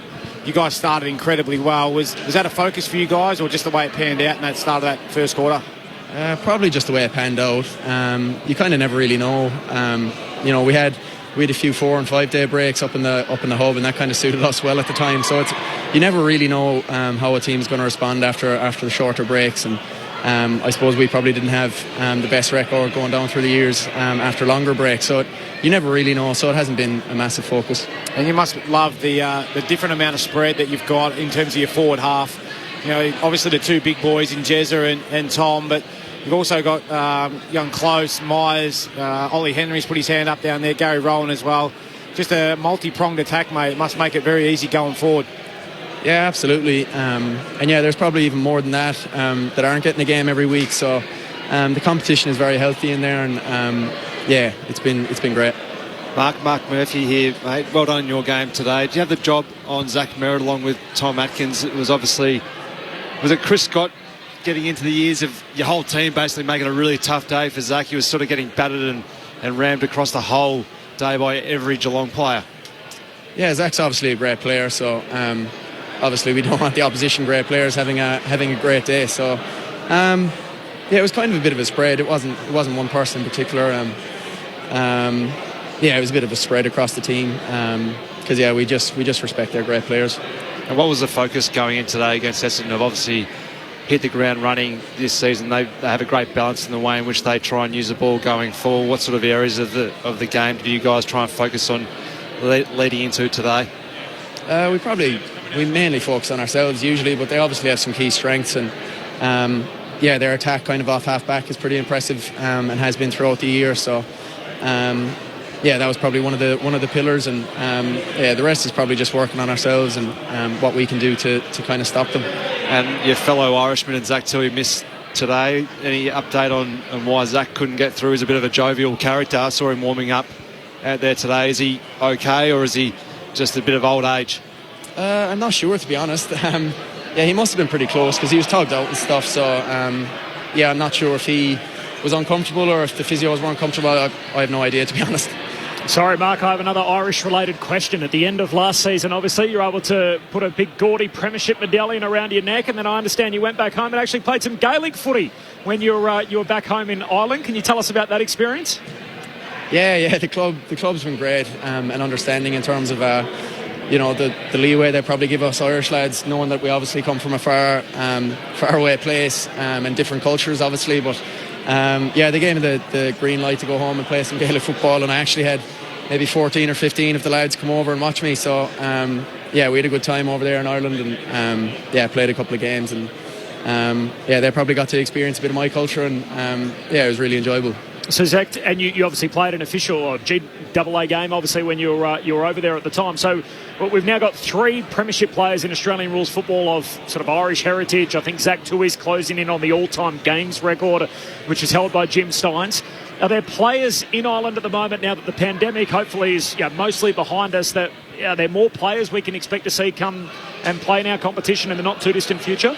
Yeah, I think so, to be honest. Obviously COVID kind of slowed that whole process down, but the talent's certainly there, and it's certainly in my time it's definitely grown. The whole prospect of coming to Australia is probably a small bit rarer 6 or 7 years ago, but it just seems like a realistic goal for young players at home now. So I certainly think the talent's there, and I think teams will probably chase it a bit more now. And is the international rules game ever coming back? I'm not sure. I definitely put my hand up if it was. But yeah, I'm not sure where that's at either. They were supposed to play in New York, I think, a couple of years ago, and obviously the pandemic hit then, so that was unfortunate. But look, we'll see what happens.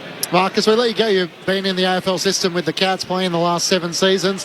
How homesick do you get? Do you feel like Australia's home now? It's probably not home just yet, because I have very strong ties at home, and I try and get home every year. Again, the pandemic probably hindered that a small bit, but every now and then I get homesick, but I'm very settled out here, and it's probably just my anchor's probably at home at the minute, but no, I'm certainly settled out here. And just in terms of the medal, were you happy with Tom Hawkins receiving it? Patrick Dangerfield had a pretty good game, the captain as well. He did, but I think Hawk might have kicked 8 goals, so it's hard to say no to someone who's after kicking 8. Absolutely. Well done today, Mark. Great to chat to you and learn a bit more about your footy journey. Good luck against the Crows back at home next week. Cheers, guys. Thank you. Mark O'Connor joining us from the victorious Geelong Rooms, winners by 28 points. I've had a change of heart. It's been great, the country game. We've enjoyed it. I suggested perhaps we should all go and watch the country game. Here we go. I've decided our priority is probably on the international rules return. So if there's a game in New York, I feel like we would be the call team for it. Yeah, look, I'm happy to put my hand up for that, Corby. Yeah. I wouldn't mind getting over to New York and just calling a game over there. Yeah, I'm happy. Jesse and Katie okay with taking the team away? Yeah, look, everyone come. I think so. Yeah. Oh, well, you didn't come to Adelaide, so... Plus babies. Oh, hang on. Plus, I don't think that's part of the... And business. Do you know what the one thing we missed here with country round, or country game, was the sprint to the centre circle? Yeah. I feel that was something when I used to come to the game as a kid, always used to look forward to, even though I never really dashed out there to try and win it. Yeah. But it was always a highlight seeing who was going to run out there and do a hammy or slide across it. Yeah. And you know why we can't do it? Because of the extra traffic for the 7 minutes that people are allowed to have a kick. Ridiculous. That it's completely going to change the whole ground in those 7 minutes. We probably use the corridor more than the wings these days. Yeah. It's always one of the great sights. All the kids on the middle of the MCG, and I can see a number of them trying to replicate the umpires out in the middle, and nothing like getting a footy in the back of your head. It's not just the centre square that's roped off. You can't even kick a goal. No, that's a bit They've roped the goals. That's I'm not sure about that. You got to at least be able to go out there and try and ping one through. I would have thought so. Narrowly miss one hitting you on the bonds. Bring that up with the AFL. Yeah, I'm writing it down on my list. We're going to go. Gold Coast winners, Gold Coast leading by 5 points. Geelong winners by 28 points. We're heading to the Adelaide Oval. It's the Adelaide Crows taking on Collingwood with Aaron Bryans, Neil Cross, Rod Jamison, Stephen Williams and Liz Walsh. Thanks to our team at the MCG, to Brett Delidio, Mark Murphy, Jess Webster, Corbin Middlemass, Jules, Aaron, Adam, everyone who's been involved with us this afternoon. Thanks very much to the entire team. We love bringing it to you on ABC Sport. Off to the City of Churches we go.